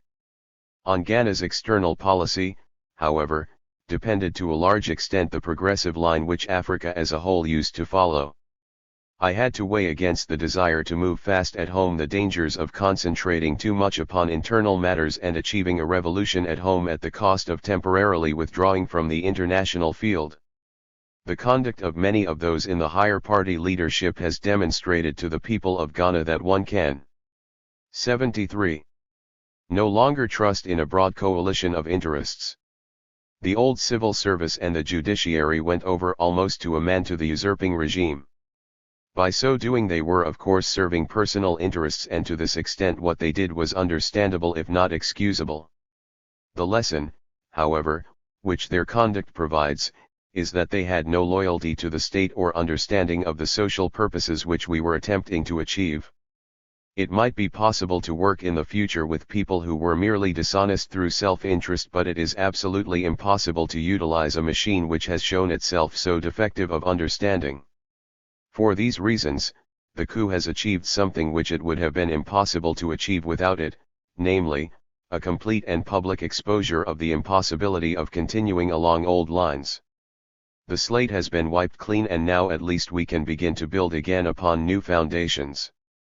For the people of Ghana, life under the AN.L.C is a form of political education which they could never otherwise have had. For the CPP it is an even more important lesson in that it shows that the old organization was defective and that the old leadership in many cases which was inherited from the struggle against British imperialism was inadequate for its task, and when put to the test of crisis failed. In the old days popular opinion forced me to maintain in positions of authority individuals who were well known in their localities through their local families and tribal influences. In the past many such people rendered important services to the party. Now, however, a new testing time has arisen, and these people, when weighed against events, have had all the defects of their characters exposed for the whole world to see. In a larger sense, the coup d'état has made it plain that the CPP can no longer follow the path of the old line. It must develop a new and reformed revolutionary leadership which must come from the broad mass of the party. There is now a genuinely revolutionary situation in Ghana. For this reason, while the present is dark, the future is bright. And indeed the misfortunes of Ghana in its darkest days are a necessary lesson for all African revolutionaries. 74. 5. The Big Lie. It has been said that the fabrication of the big lie is essential in the planning of any usurpation of political power. In the case of Ghana, the big lie told to the world was that Ghana needed to be rescued from economic chaos. Various other lies were hinged to this central lie.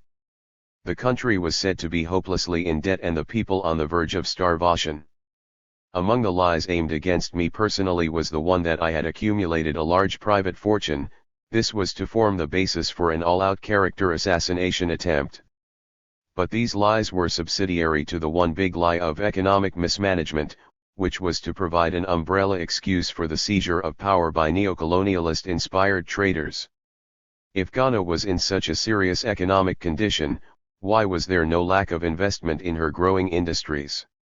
Investors do not put their money into mismanaged enterprises and unstable economies. Why did the imperialist powers try to exert an economic squeeze on Ghana? No one in his right mind bothers to attack an already dying concern. Who made up the figures of Ghana's supposed debt? Why was only one side of the ledger shown? Why no mention of assets? How can the obvious evidence of the modernization and industrialization of Ghana, such as the new roads, factories, schools, and hospitals, the harbor and town of Turna, the Volta and Tefi bridges and the Volta Dam, be reconciled with the charge of wasted expenditure? If the Ghanaian people were starving, why no evidence of this, and why no popular participation in the coup? How was it that Ghana had the highest living standard in Africa per capita, the highest literacy rate, and was the nearest to achieving genuine economic independence? All these questions, and many related to them, are now being asked. An examination. 75. Of our development plans and of their implementation reveals the truth that it was their success and not their failure which spurred our enemies into action. Ghana, on the threshold of economic independence, and in the vanguard of the African revolutionary struggle to achieve continental liberation and unity, was too dangerous an example to the rest of Africa to be allowed to continue under a socialist-directed government. In the first 10 years of its administration, the Ghana government drew up the first and second 5-year development plans, 1951 to 1956 and 1959 to 1964, and the Consolidation Plan, which covered the 2-year gap between these plans, 1957-1959. Under these plans the foundations were to be laid for the modernization and industrialization of Ghana. A skilled labor force was to be trained and an adequate complement of public services built up such as transport, electricity, water, and telecommunications. We had to work fast. Under colonial rule, foreign monopoly interests had tied up our whole economy to suit themselves. We had not a single industry. Our economy was dependent on one cash crop, cocoa. Although our output of cocoa is the largest in the world, there was not a single cocoa processing factory. Before we took office in 1951 there was no direct railway between Accra and Takoradi, in those days our main port. Passengers and freight had to travel by way of Kumasi. This was because Kumasi was the center of the timber and mining industries, both of which served foreign interests and were therefore well supplied with the necessary communications. There were few roads, and only a very rudimentary public transport system. For the most part, people walked from place to place. There were very few hospitals, schools, or clinics. Most of our villages lacked a piped water supply. In fact, the nakedness of the land when my GOVER-ENT began in 1951 has to have been experienced to be believed. Failure to promote the interests of our people was due to the insatiable demands of colonial exploitation. It was not until we had grasped political power that we were in a position to challenge this, and to develop our resources for the benefit of the Ghanaian people. Those who would judge us merely by the heights we have achieved would do well to remember the depths from which we started. 76. The condition of Ghana in 1964 showed that our first 2 development plans had been carried out with a high degree of success. We had one of the most modern network of roads in Africa. Takoradi Harbor had been extended, and the great artificial harbor at Turna, the largest in Africa, built from scratch. Large extensions to the supply of water and to the telecommunication network had been constructed, and further extensions were under construction. Our agriculture was being diversified and mechanized. Above all, the Volta River project, which was designed to provide the electrical power for our great social, agricultural and industrialization program, was almost complete. In education, progress was equally impressive. In 10 years we had achieved more than in the whole period of colonial rule. The figures below show the great increase in the numbers of children in primary and middle schools, and of students in secondary and technical schools and in colleges of higher education. The building of schools and colleges was given top priority in our development plans. We took the unprecedented step in Africa of making all education free, from primary to university level. In addition, textbooks were supplied free to all pupils in primary, middle, and secondary schools. In the 1964-65 school year there were 9,988 primary and middle schools with an enrollment of 1,286,486. There were 89 secondary schools with 32,971 pupils, 47 teacher training colleges with an enrollment of 168, 11 Tech NICAL schools and percent 1951-1961 increase. Primary schools. Middle schools. Secondary and technical schools. Teacher training colleges. University students. 154,360 481,500 211.9 66,175 160, 00 141.7 3,559 19,143 437.8 1,916 4,552 137.5 208 1,204 478.8. 77. 3 universities. This, in a population of 7,500,00, put Ghana in the lead among independent African states. At the same time, a mass literacy campaign has made Ghana the most leader-8 country in the whole of Africa. A look at some of the other social achievements during the party's first 10 years of office reveals a similar rate of progress. Basic services percent 1951-1961 increase. 2,368 6,155 159.9 130 156 500 220.5. 1,398 2,050 46.7. 2,093 3,346 59.8. 444 779 75.4 7,383 25,488 245.2. 84,708 120,860 42.7 281,983 390,174 38.4. Health. Number of hospital beds. Rural and urban clinics. Doctors and dentists. Transport and communications. Roads, in miles. Class I, bitumen. Class II, gravel. Since 196L, the mileage of motor roads has risen to 19,236. Feeder roads connect most villages to the trunk road network. Post offices. Telephones. Electricity. Installed electrical capacity, kW. Electrical power generated, kW. In 1962 the government adopted what was known as the party's program of work and happiness. It proclaimed our fundamental objective as the building of a socialist state devoted to the welfare of the masses. The concrete aim of action for this was worked out in the 7-year development plan launched on March 11, 1964.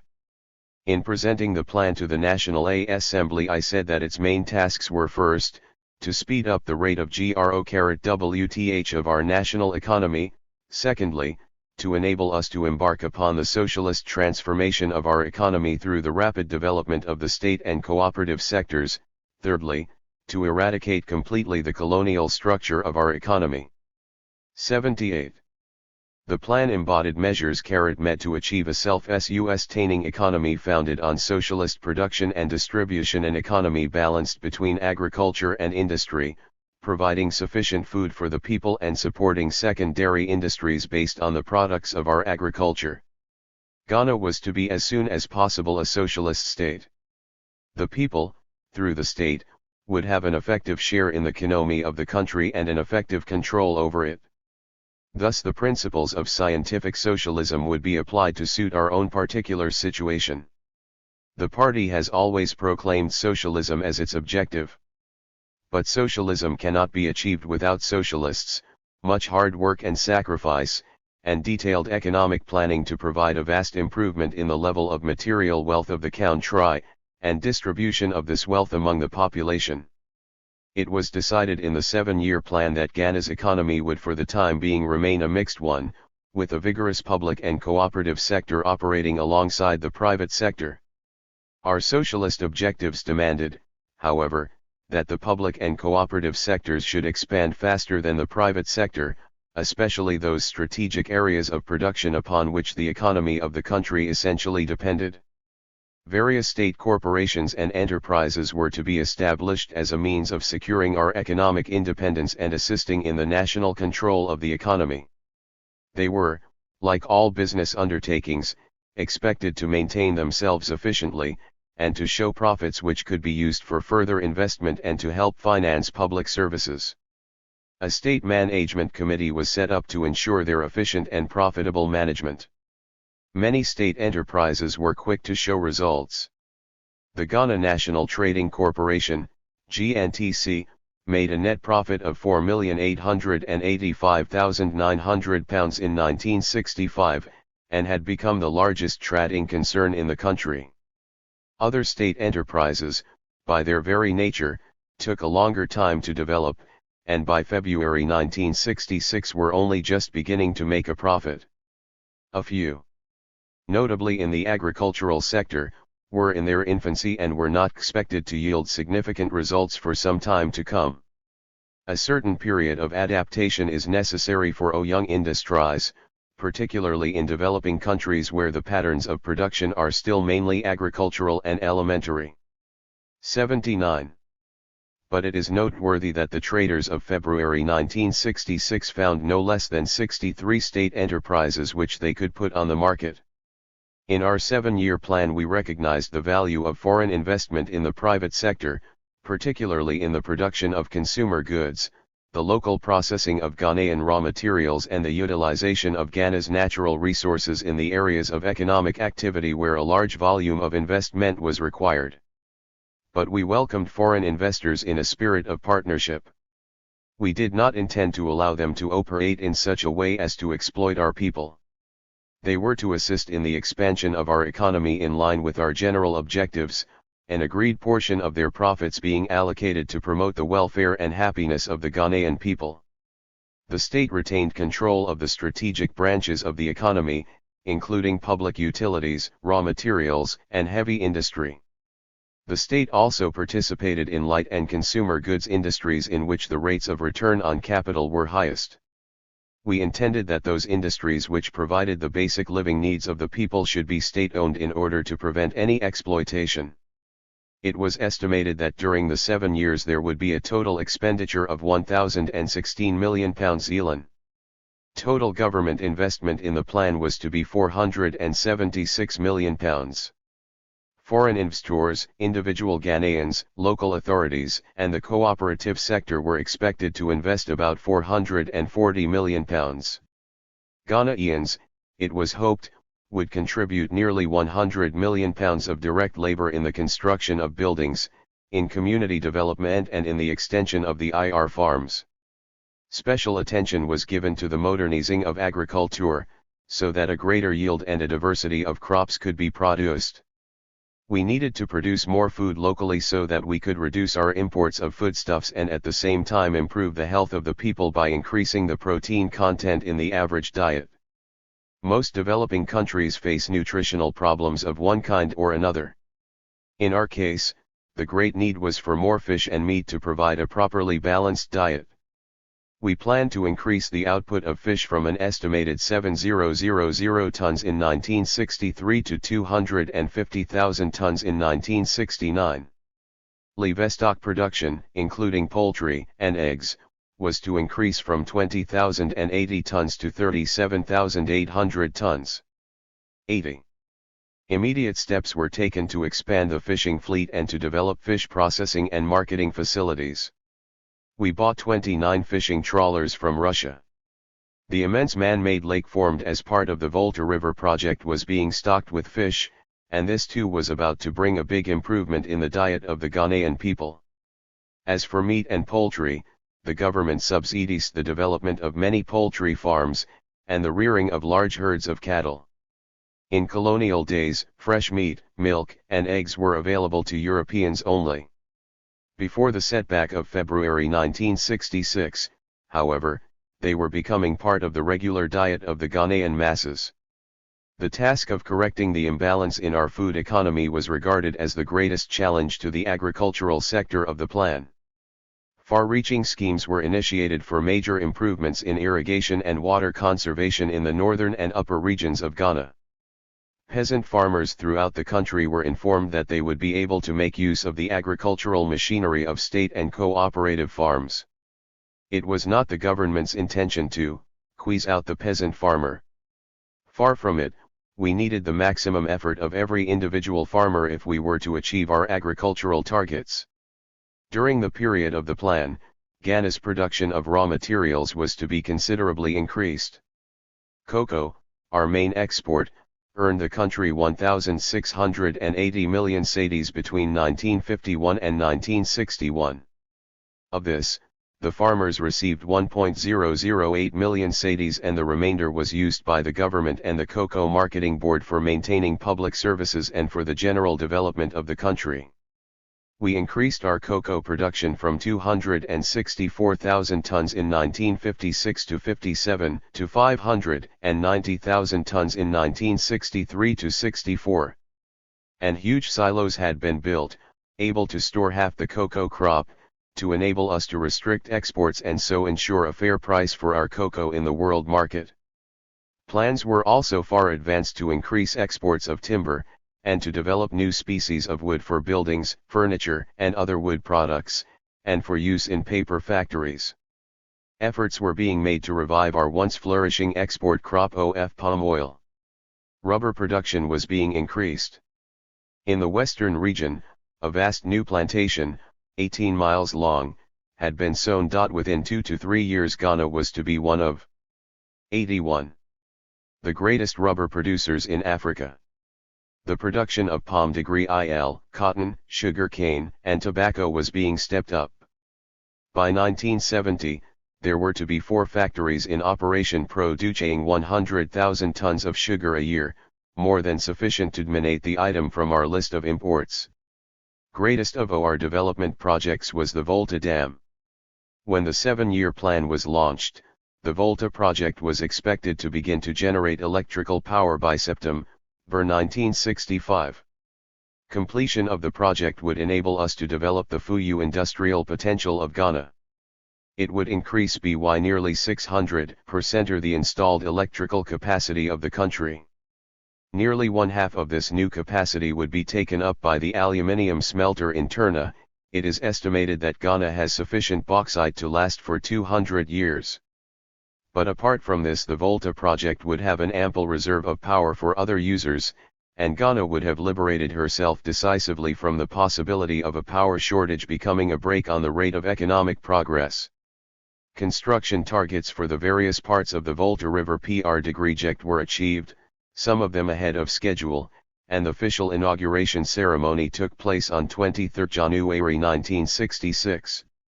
At that time, building was about to start on a large subs 1D1 Ari dam at Bui. Plans were also well advanced for the construction of an alumina plant which would have given Ghanaians control of the whole process of aluminium production. As it was, we were exporting bauxite to the United Kingdom for processing while we were importing alumina manufactured in the United States from bauxite mined in Jamaica for our aluminium smelter. In keeping with my government's policy of linking Ghana's progress with Africa's total development, provision was made in the plan for economic cooperation with other African states. As I said in my address to the National Assembly on March 1964, while we wait for the setting up of a union government for Africa, we must begin immediately to harmonize our plans for Africa's total development. For example, I see no reason why the independent African states should not, with advantage to each other, join together in an economic union and draw up together a 82 joint development plan which will give us greater scope and flexibility to our mutual advantage. By the same token, I see no reason why the independent African states should not have common shipping and airlines in the interests of improved services and economy. With such rationalization of our economic policies, we could have common objectives and thus eliminate unnecessary competition and frontier barriers and disputes.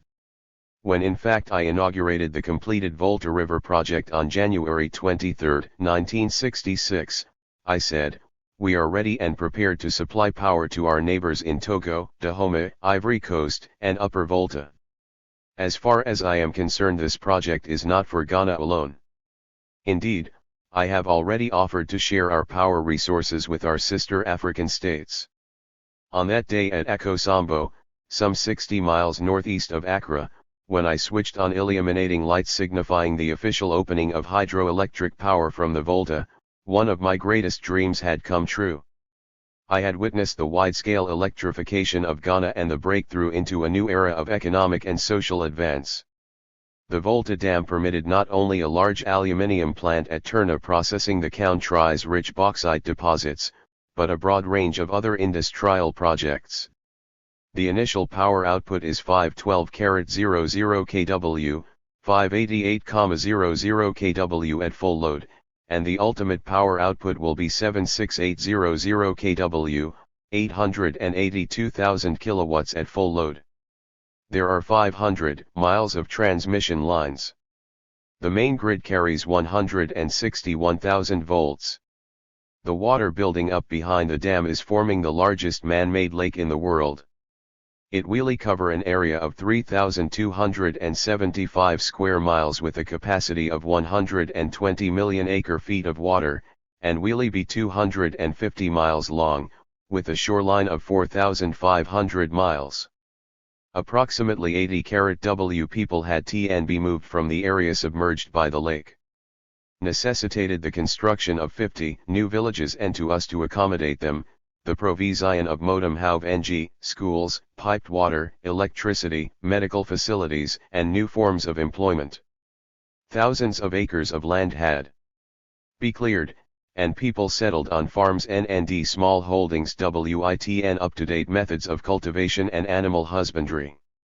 This was achieved. The creation of the Volta Lake has already provided facilities for an important freshwater fishing industry. The Volta 83 river contained numerous excellent indigenous fish, and research has shown which fish to breed to increase the supply, and how to control weed growth. A number of ports and fishing villages being formed round the lakeside provide bases for a cheap means of transport from the north to the south of Ghana. Furthermore, the lake forms a vast reservoir, making possible the improvement of water supplies to towns and villages and the irrigation of land for agriculture. The natural seasonal fluctuation in the level of the lake will immediately affect 650 square miles of land permitting the cultivation of rice and other crops. Lake Volta was also to be developed as a holiday and tourist attraction. Ghanaians are justifiably proud that their own government provided £35,00 that is half of the cost of the Volta River project as well as meeting the cost of the new port and township of Turna, which was an essential part of the scheme. The balance of the £70,00,000 required was to be raised by international loans as follows: International Bank for Reconstruction and Development, £16,790,000 Agency for International Development of the United States Government, $9,640 Export-Import Bank of the United Kingdom Government, £3,570,000 United Kingdom Board of Trade acting for the Export Credits Guarantee Department. £5 million incidentally, at a time when our detractors talk much of bribery and corruption in the developing countries, it is noteworthy that not a single penny went astray or was misappropriated in the entire Volta undertaking, which involved countless contracts over many years. Apart from completing the Volta River project, the 7-year development plan provided for certain further improvements in the physical services. These were mostly intended to improve upon the existing system of transport, communications, water supply, and electricity services in order to make them fully capable of supporting the proposed level of industrial and agricultural development. A considerable proportion of the increase in material wealth, 84, that was expected to accrue to the country during the 7 years of the plan's operation was to be used to promote public welfare services. Education, the health services and housing were all to benefit. As far as health services were concerned, the plan proposed to change the main orientation which had hitherto been more curative than preventative. Rural health services were developed in such a way that the rate of infant mortality was lowered, and maternity and postnatal care improved. The main cause of poor health in Ghana is the prevalence of endemic diseases such as malaria. The plan put emphasis on the fight against these endemic diseases. New regional hospitals, equipped with AL specialist facilities, were under construction in Tamale, Koforidua, Ho, and Sunyani, and existing hospitals were being improved. Arrangements had been made to build 6 new district hospitals and 4 more urban polyclinics to assist in the decentralization of outpatient work. In addition, 5 new mental hospitals with accommodation for 1,200 patients were designed to be ready by 1970. They were to be backed up by psychiatric units providing treatment for as many mental patients as possible. The urgent need for more doctors was being met by sending Ghanaian medical students to study abroad, and by the setting up of our own medical school. In 1962, 51 pre-medical students were enrolled at the University of Ghana. When our own medical school is functioning fully, it will be empowered to provide a screening system for all doctors trained abroad who wish to practice in Ghana. The medical program under the 7-year development plan was intended to achieve the following ratios: 1 doctor to I0,000 people, I nurse to 5,000 patients, including patients in public health centers, 1 technician, laboratory, X-ray, etc., to 5,000 patty ents, 1 health inspector to 15,000 people, 1 health auxiliary, vaccinators, dressing room attendants, etc., to 1,000 people. A large network of health centers was being built all over Ghana to serve the rural population, and regional health officers were being provided with training and facilities to enable them to carry out their important work. 85. The only nursing school which existed in 1945 produced only 8 nurses a year by 1950.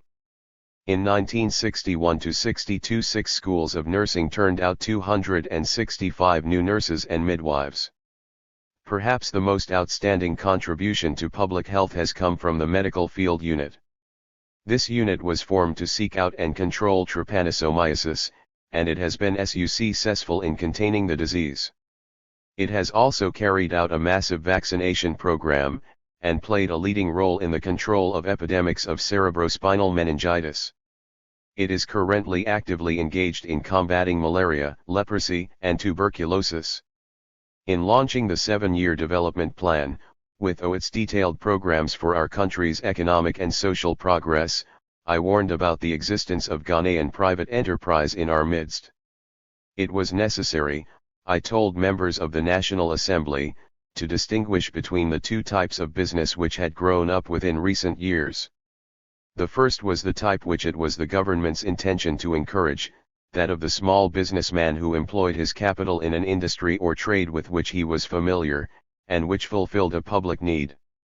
The second consisted of that class of Ghanaian businesses, which were modeled on the old colonial pattern of exploitation. In this category were those who used their capital, not in productive endeavor, but to purchase and resell, at high prices, commodities such as salt, fish, and other items of food and consumer goods which were in demand by the people. This type of business served no social purpose, and steps would be taken to see that the nation's banking resources were not used to provide credit for them. Even more harmful to the economy was another type of enterprise in which some Ghanaians had been participating. This was the setting up of bogus agencies for foreign companies, which were in fact nothing more than organizations for distributing bribes and for exerting improper pressures on behalf of foreign companies. The government intended to carry out a thorough investigation into the activities of these agencies and to suppress them. The initiative of Ghanaian businessmen would not be cramped, but we intended to take steps to see that it was channeled towards desirable social ends and was not expended in 86. The exploitation of the community. We would discourage anything which threatened our socialist objectives. For this reason, no Ghanaian would be allowed to take up shares in any enterprise under foreign investment. Instead, our people would be encouraged to save by investing in the state sector and in cooperative undertakings. This, in essence, was our 7-year development plan, a plan scientifically worked out with the participation of some of the world's leading experts on economic and social planning. It was to integrate educational, industrial, and agricultural programs to bring full employment and to make possible the achievement of economic independence and a big rise in our living standards. And this was the plan the rebel military Recaritme scrapped as soon as it usurped power. No possible justification can be given for its abandonment and the sellout of Ghana's increasing assets. The first phase of the plan was going well, and according to schedule. During the first year, £48,900,000 was spent on development projects, and of this amount, £16 million went into the key sectors, agriculture and industry. In agriculture, the emphasis was on diversification. State farms cultivated 24,00 acres of rubber, oil palm, banana, urina, lobata, coconut, and citrus. Together with the agricultural wing of the Workers' Brigade, which alone had 12,500 acres, the two institutions cultivated large areas for cereals and vegetables. During this period also, improvements were made in the modernization and productivity of private and cooperative farms. In the industrial sphere, during this period, nearly all the initiative was in the public sector. The construction of many new industrial plants were undertaken. These included a steel works, 30,000 tons, 2 cocoa processing plants, one at Takoradi, 28,00 tons, and the other at Turna, 68,600 tons, 2 sugar refineries, a textile printing plant, a glass factory, a chocolate factory, a meat processing plant, a radio assembly plant and a large printing works at Turna. All these factories were brought into production during the first phase of the plan. In addition, work was well advanced on a textile mill and a complex of food industries at Turna, a gold refinery at Tarkwa, and asbestos, cement, shoe, and rubber tire factories. 87. At Kumasi. The buildings for an atomic reactor at Kwame were almost finished.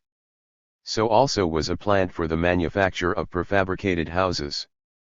In fact, the basic policy underlying the 7-year development plan, to change the structure of our mainly agricultural economy into a balanced modern economy, was going ahead with great speed and efficiency.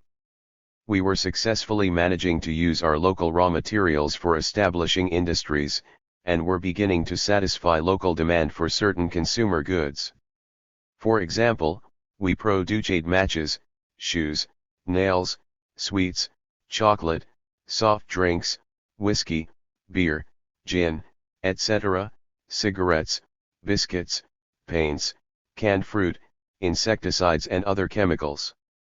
An indication of the build-up of our industrial strength may be seen in the fact that at the beginning of January 1966 imports of raw materials amounted to about 9% of Ghana's total imports. Before the February action, the government was investing £25 million annually in manufacturing projects, and the country's main exports, cocoa, 680 milo and Sadies annually timber, 31.2. Carat ferrules, 48. Were providing a sound basis for profitable industrial enterprise. On an average, Ghana annually imports about 264 million Sadies of semi-finished and finished products consisting mainly of food and drinks, textiles and clothing, construction materials and capital equipment. Annual exports average some 254.4 million Sadies of primary produce, carat annually cocoa, timber, gold, diamonds, and manganese. Our growing industries were to make possible a cut in imports, particularly of consumer goods, and an increase in our exports, not only of primary produce but of our own locally manufactured products. A look at the orientation of Ghana's investment policy during recent years throws further light on the direction in which Ghana was moving. In 1951 to 1959 90%, i.e. £127.8 million, of Gov. meant expenditure was allocated to provide social services and to create the infrastructure of economic growth, while 10%, £13.4 million, went to the productive sector. During the 1951 to 1962 period, an average 88 Amount of £15.5 million was allocated yearly to the public sector during the first development plan, and during the consolidated plan an average of £21.4 million yearly. Under the second development plan an average amount of £50 million yearly went to the public sector. Under the 7-year development plan an average of £68 million was going to the public sector yearly, representing a total investment of £442 million for development projects belonging to the public sector. To the above-mentioned £68 million elan, £34 million were added for the Volta complex, in all £476 million for the public sector. Investments during the 7-year development plan period, 1964 to 1970, were therefore distributed between social services and infrastructure, 62%, and the directly productive sector, 38%. This represented for Ghanaians an investment of £10 per head, per year, to be compared with the maximum investment of 8 shillings per head, per year, in countries associated with the common market during the 1958 to 1962 period. It may also be noted that Ghana has a 240 cedis per capita income, that is to say, practically the highest in independent Africa and in real terms, the highest in Africa, since it cannot be considered that the distribution of gross national product is equitable in countries like South Africa, Rhodesia, and most of the neocolonialist states. The qualitative aspect of Ghana's imports reveals that while consumer goods dropped from 1/2 of total imports in 1961 to 2/5 in 1963, industrial equipment and goods increased from 50.6% of total imports in 1961 to 60.6% in 1963. On the question of ownership, it is worth noting that in 1965 the state controlled between 60% and 65% of the national production. This percentage was to rise in 1970, and that since 1963, the total gold and foreign exchange assets of Ghana, and total capital exports, were likewise under state financial control. Apart from a 41% control over consumer goods imports, the state was controlling in 1965 over 60% of the exports in the most important sectors such as gold, diamonds, cocoa. In the case of timber, the Timber Marketing Board had increased its foreign exchange earnings from £5.7 million in 1962 to £8 million in 1964, and was able during the 89 same period, to grant revolving loans of £2 million to Ghanaian producers organized into cooperatives. When the party came to power in 1951, AL imported goods were in the hands of a few big foreign firms, especially the monopolist United Africa Company, part of the Unilever complex. Foreign firms dominated Ghana's trade and virtually controlled the economy. By 1965, however, the grip was being broken. The nationalist Ghana National Trading Corporation was distributing 32% of AL imports. My government was also breaking through the stranglehold of the big international banking houses.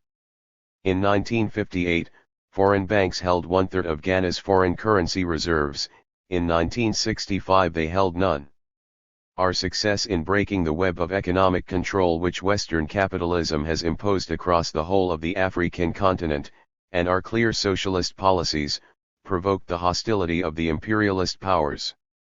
They knew that as long as I was alive and at the head of the party in Ghana the process could not be halted and neocolonialist exploitation could not be reimposed.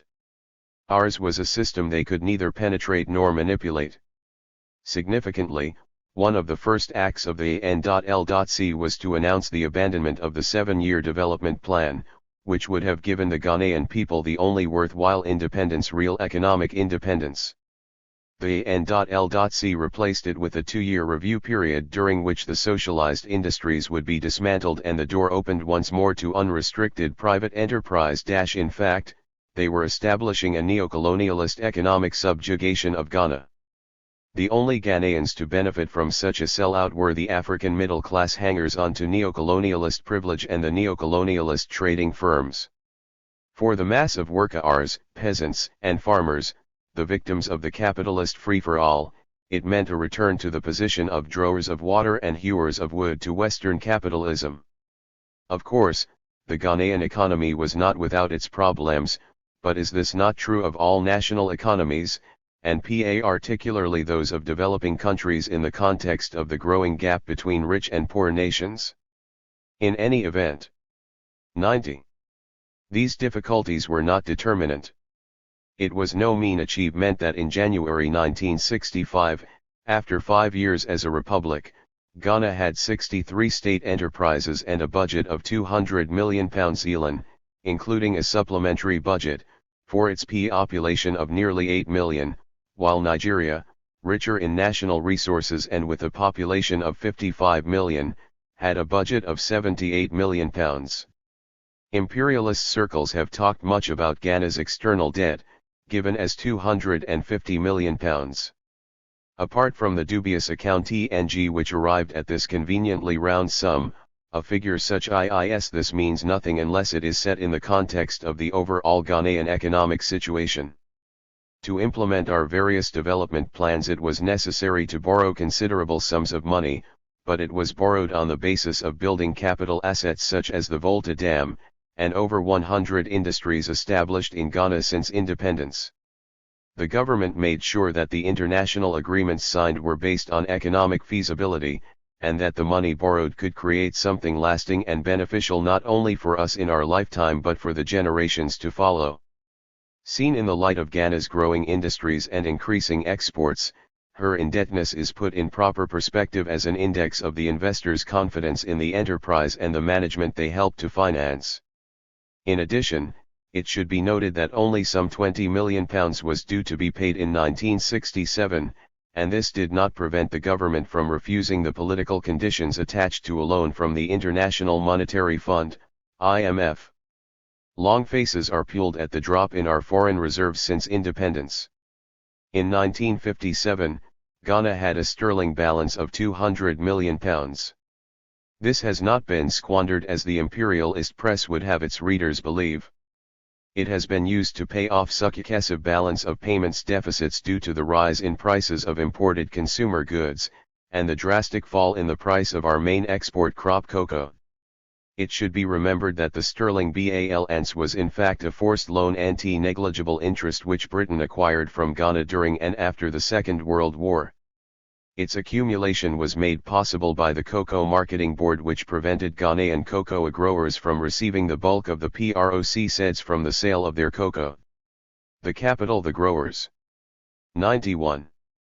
Might have amassed from cocoa profits and later might have invested in industry was locked up in London to maintain the confidence of the foreign investor. Our imperialist critics would be better employed examining the economic situation in their own countries, many of which are in grave financial difficulties. In Britain, for example, the £1 is devalued, there is a continuous balance of payments crisis and unemployment is a serious problem. In Ghana, before February 24, 1966, unemployment was virtually unknown. Salaries were regularly paid and new jobs were constantly being created as the 7-year development plan was being implemented. It was estimated that more than 1 million new workers would be needed to fill the new jobs which would be created, and also to replace those who left the labor force during the plan period. More than 500,000 of them would be employed in industry and agriculture, and another 400,000 would be needed in government services, commerce, and construction. The remainder were to be employed in transport, mining, and the public utility services. In fact, plans were being made to import labor. When neocolonialist-inspired traders seized power in February 1966, we were expanding our educational system to provide the necessary numbers of qualified people to meet these new demands. Changes were made to shorten and to improve educational courses. For example, there was a reduction made in the number of school years so that university graduates would be ready for employment at the age of 21 or 22 instead of 24 or 25 as used to be the case. Under the new plan, the time spent in middle school was reduced by 2 years and the secondary school period by 1 year. Primary education took 6 years and was followed by 2 years of vocational-oriented training for those who did not intend to proceed to secondary schools. The reduction by 2 years of the 10-year middle school program was designed to pen at 300,000 additional young PLE to join the labor force during the 7-year period, and to equip them with basic training in technical and agricultural skills. The figures below illustrate the planned growth in school enrollment 1963 to 1970. 92. Total enrollment 1963-1970. UE_UAIY. Teacher training technical schools clerical training universities. Primary and middle. SECONDA RE.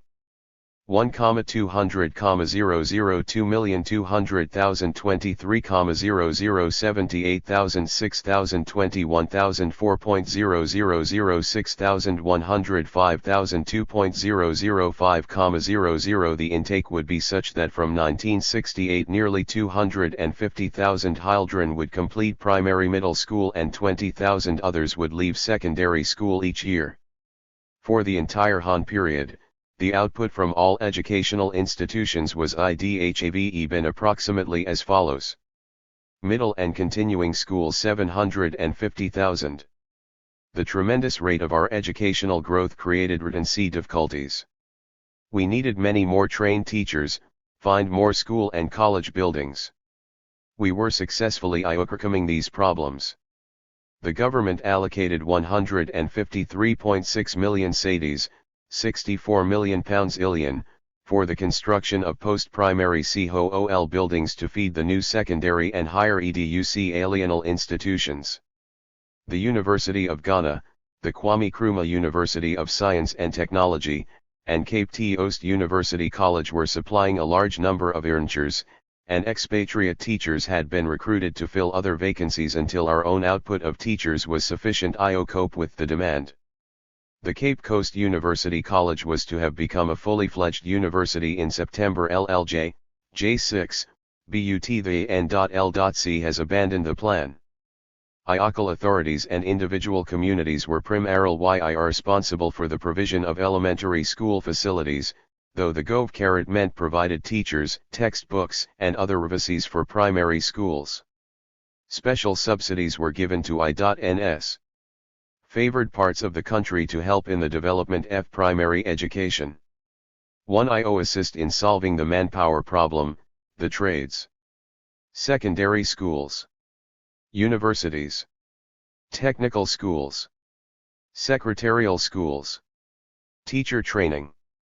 46,009,00 14.00 11.00 31,00. 93.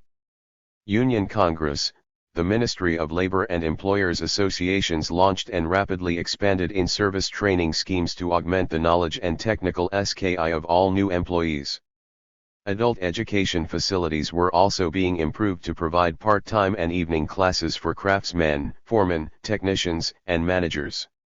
The Institute of Public Education, the Workers' College, the universities, and other specialized institutions were redoubling their efforts to make this type of education available throughout the country.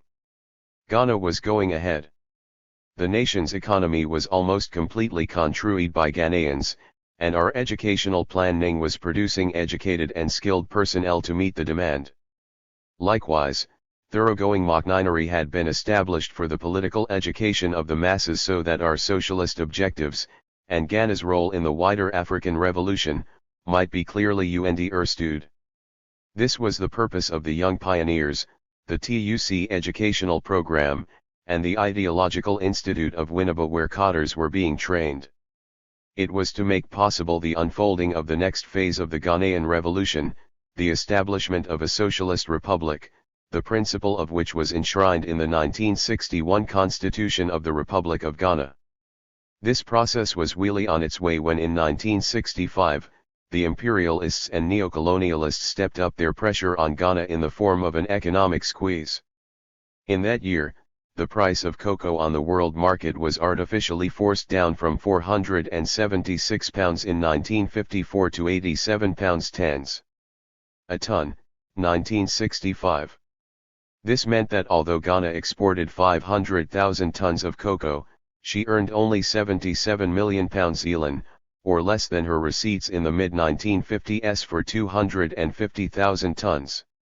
When the 7-year development plan was drawn up, it was assumed that the price of cocoa on the world market would be at least £200 a ton. This was not an unreasonable assumption. Between 1953 and 1963, prices fell only once below £190 a ton. In 1954 the price was £476, and in 1957-58 it was £352. But the very year the 7-year development plan was launched, cocoa prices began to fall steeply. At the same time, the prices of capital and manufactured goods needed for industrial and agricultural projects under the plan were rapidly rising. Between 1950 and 1961 they had risen by over 25%. Or 94. In 1964, the imperialist powers, the principal consumers of cocoa, promised at the Geneva meeting of the United Nations Conference on Trade and Development, U.NC.T.A.D, that they would lift barriers in the form of tariffs and duties on primary products, either raw, processed or semi-processed. This would have meant that cocoa grindings, cocoa butter and chocolate products whose price was firm, could have been sold in the metropolitan markets to cushion the effects of the low cocoa prices. But Britain and the USA did not keep their promise to lower trade barriers against processed and semi-processed primary products. Ghana, regarded by them as a pace-setter in Africa, could not be allowed to succeed in building socialism. When I spoke to the Ghana cocoa farmers on 22 September 1965, I drew attention to the breach of faith of the cocoa consumers and said that if tariff woes prevented us from issuing our chocolate abroad we could still sell it in Ghana and in other African countries at a price well within the means of all. I announced that cocoa powder was being distributed to school children, and that the production of cocoa butter, in demand for the manufacture of cosmetics and pharmaceuticals, was being expanded. We constructed silos which, when completed, would enable us to withhold more than half of our cocoa crop from the world market. This amount would be more than the combined world cocoa surplus of production over consumption. We were, in fact, breaking through the cocoa price squeeze. The USA, however, was stockpiling a record quantity of cocoa to be used to keep prices down. In its 1966 Commodity Review, the United Nations Food and Agricultural Organization, FAO, reported that the total stocks of cocoa beans in consuming countries at the end of 1964 amounted to 500,000 tons, and that by December 1965 this total was further increased. The USA and Britain could, if they had wanted, have fixed a reasonable price for cocoa and so have eased the economic situation in Ghana. They had no wish to do so. On the contrary, the forcing down of the price of cocoa was part of their policy of preparing the economic ground for political action in the form of a coup and a change of government. Throughout 1965, and before then, the U.S. government exerted various other forms of economic pressure on Ghana. 95. It withheld investment and credit guarantees from potential investors, put pressure on existing providers of credit to the Ghanaian economy, and negated applications for loans made by Ghana to American-dominated financial institutions such as the IMF. This pressure ended smartly after 24 February 1966 when the U.S. State Department's political objective had been achieved. The price of cocoa suddenly rose on the world market, and the IMF rushed to the aid of the AN.L.C. If further proof were needed of America's political motives, it may be seen in the U.S. government's hysterical reaction to the publication of my book, Neocolonialism: The Last Stage of Imperialism, in October 1965. In this book I exposed the economic stranglehold exercised by foreign monopolistic complexes such as the Anglo-American Corporation, and illustrated the ways in which this financial grip perpetuated the paradox of Africa, poverty in the midst of plenty. The American government sent me a note of protest, and promptly refused Ghana $35 million of aid.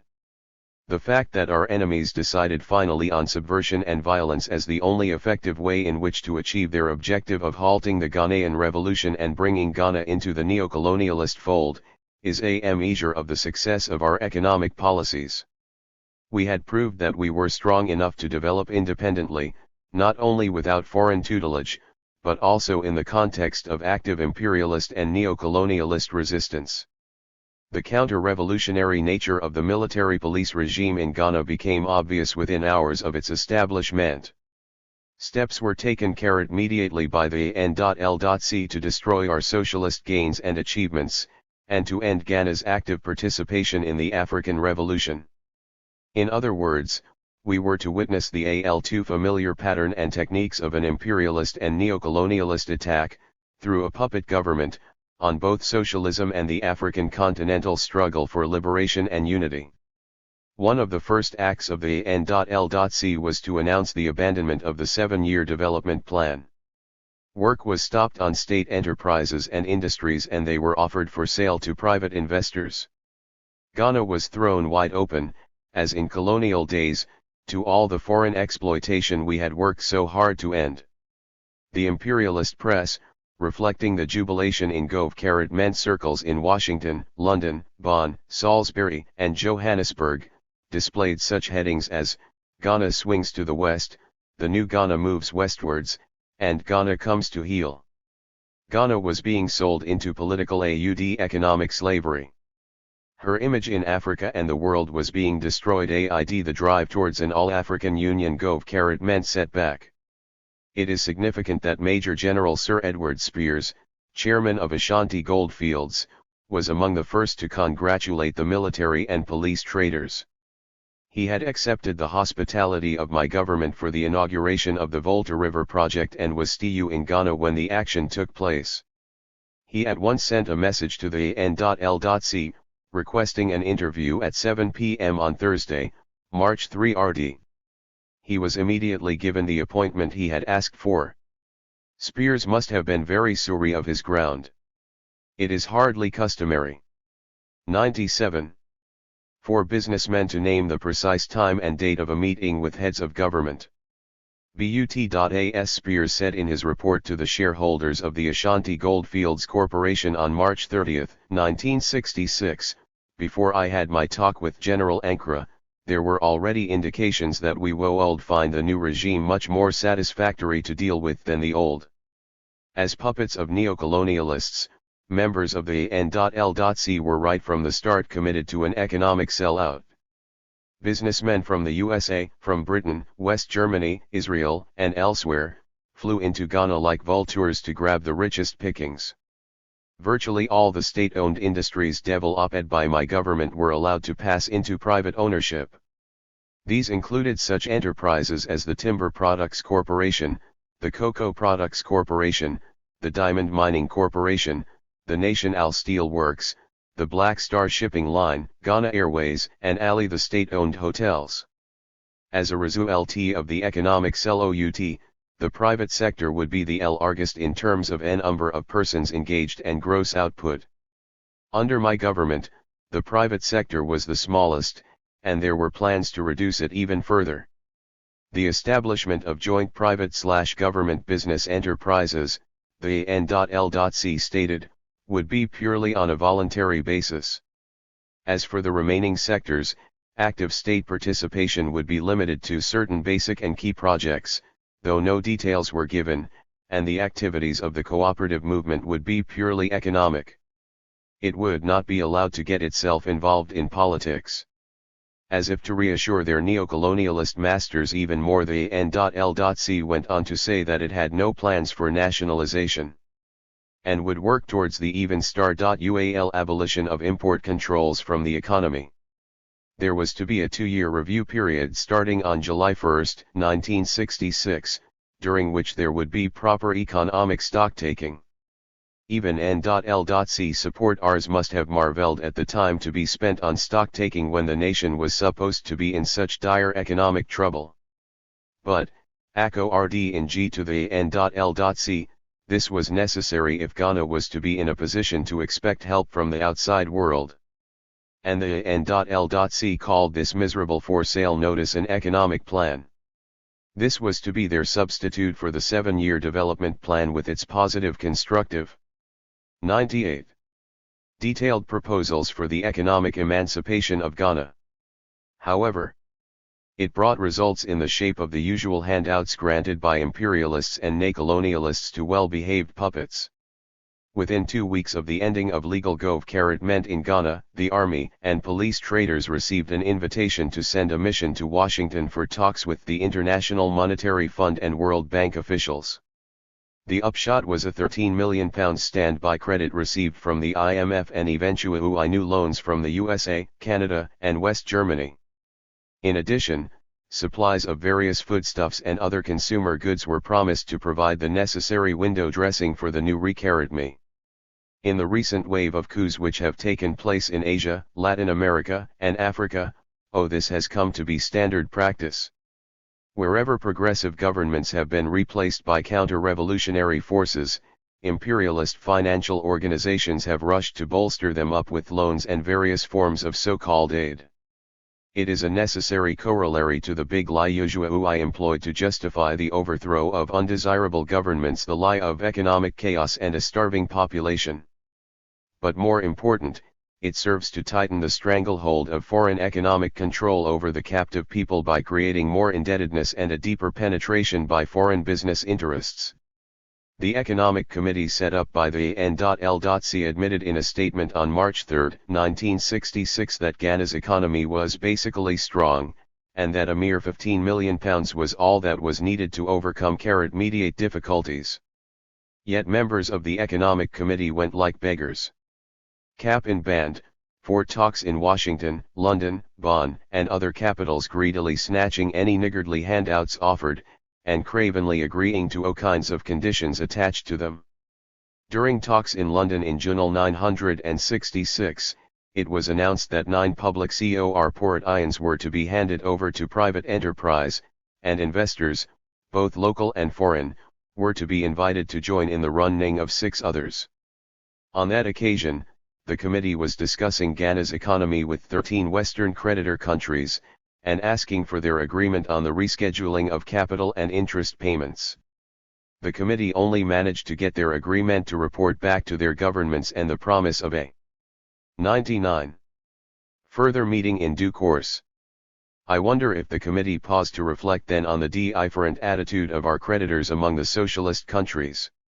These had granted Ghana an unconditional moratorium on capital and interest payments, knowing that the slump in the price of cocoa had been the main cause of our borrowing, and that our difficulties were only temporary.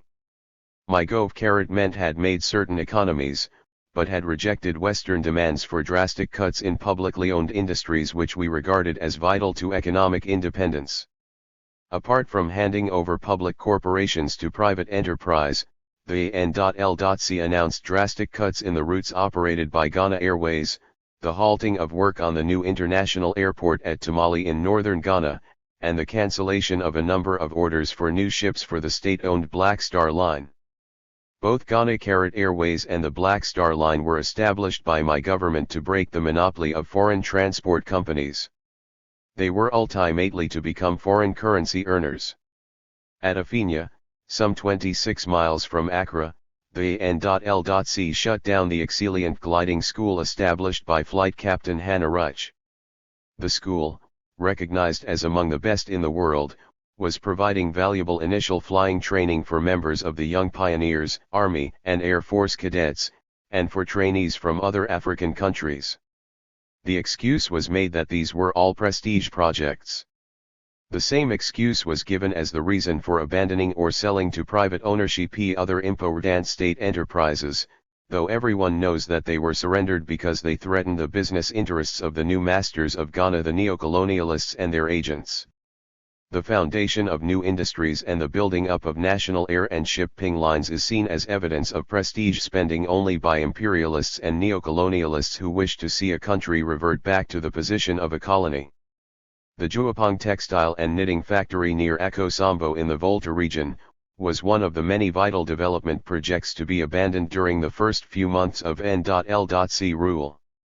This factory, half completed when the army and police traders seized power, was to offer employment to over 800 people, and to make use of 400,000 tons of loka-ui. 100. Produced cotton from the Abusia, Chindari, and Zongo-Mancheri state farms. The factory, when completed, was expected to produce over 80,000 tons of textiles of various kinds annually, and about 3 tons of knitwear. It was the only industry cited by the government in the Volta region, and suspension of work on it therefore caused bitter disappointment locally, and resulted in a great waste of time, energy, and money.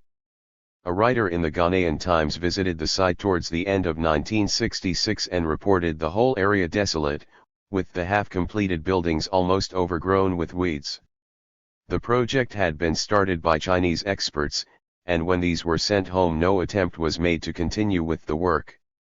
Another example of the stupid ity of sending away much-needed specialists from socialist countries may be seen in the AN.L.C's decision to return the 29 Russian-built fishing trawlers which had been lying idle since the departure of the Soviet technicians. And this when the people of Ghana badly need an increase in the protein content of their diet.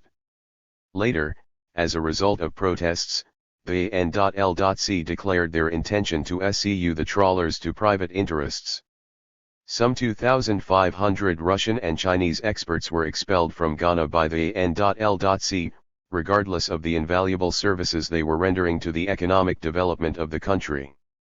The AN.L.C had stated that it was non-aligned, yet it callously sacrificed the interests of the people by abandoning precious economic projects simply for political reasons. Even the imperialist press was moved to remark, "The new regime is pledged to pursue a policy of non-alignment while being friendly with all." But there is no mistaking the fair breeze blowing towards the Western camp at the moment. Daily Telegraph, March 10, 1966.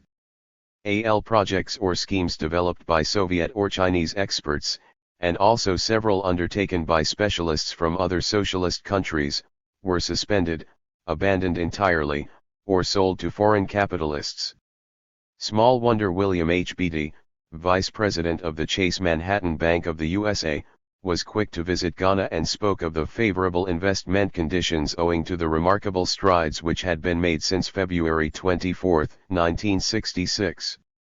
Like his counterparts in other capitalist countries, he doubtless regarded Ghana under the AN.L.C as just another client state set up to sustain. 101. Imperialism, neocolonialism and the capitalist economies of the West. Traders among our own people are helping in the SCU out. Seeing the opportunity to make quick money, some of them have become market analysts for prospective investors.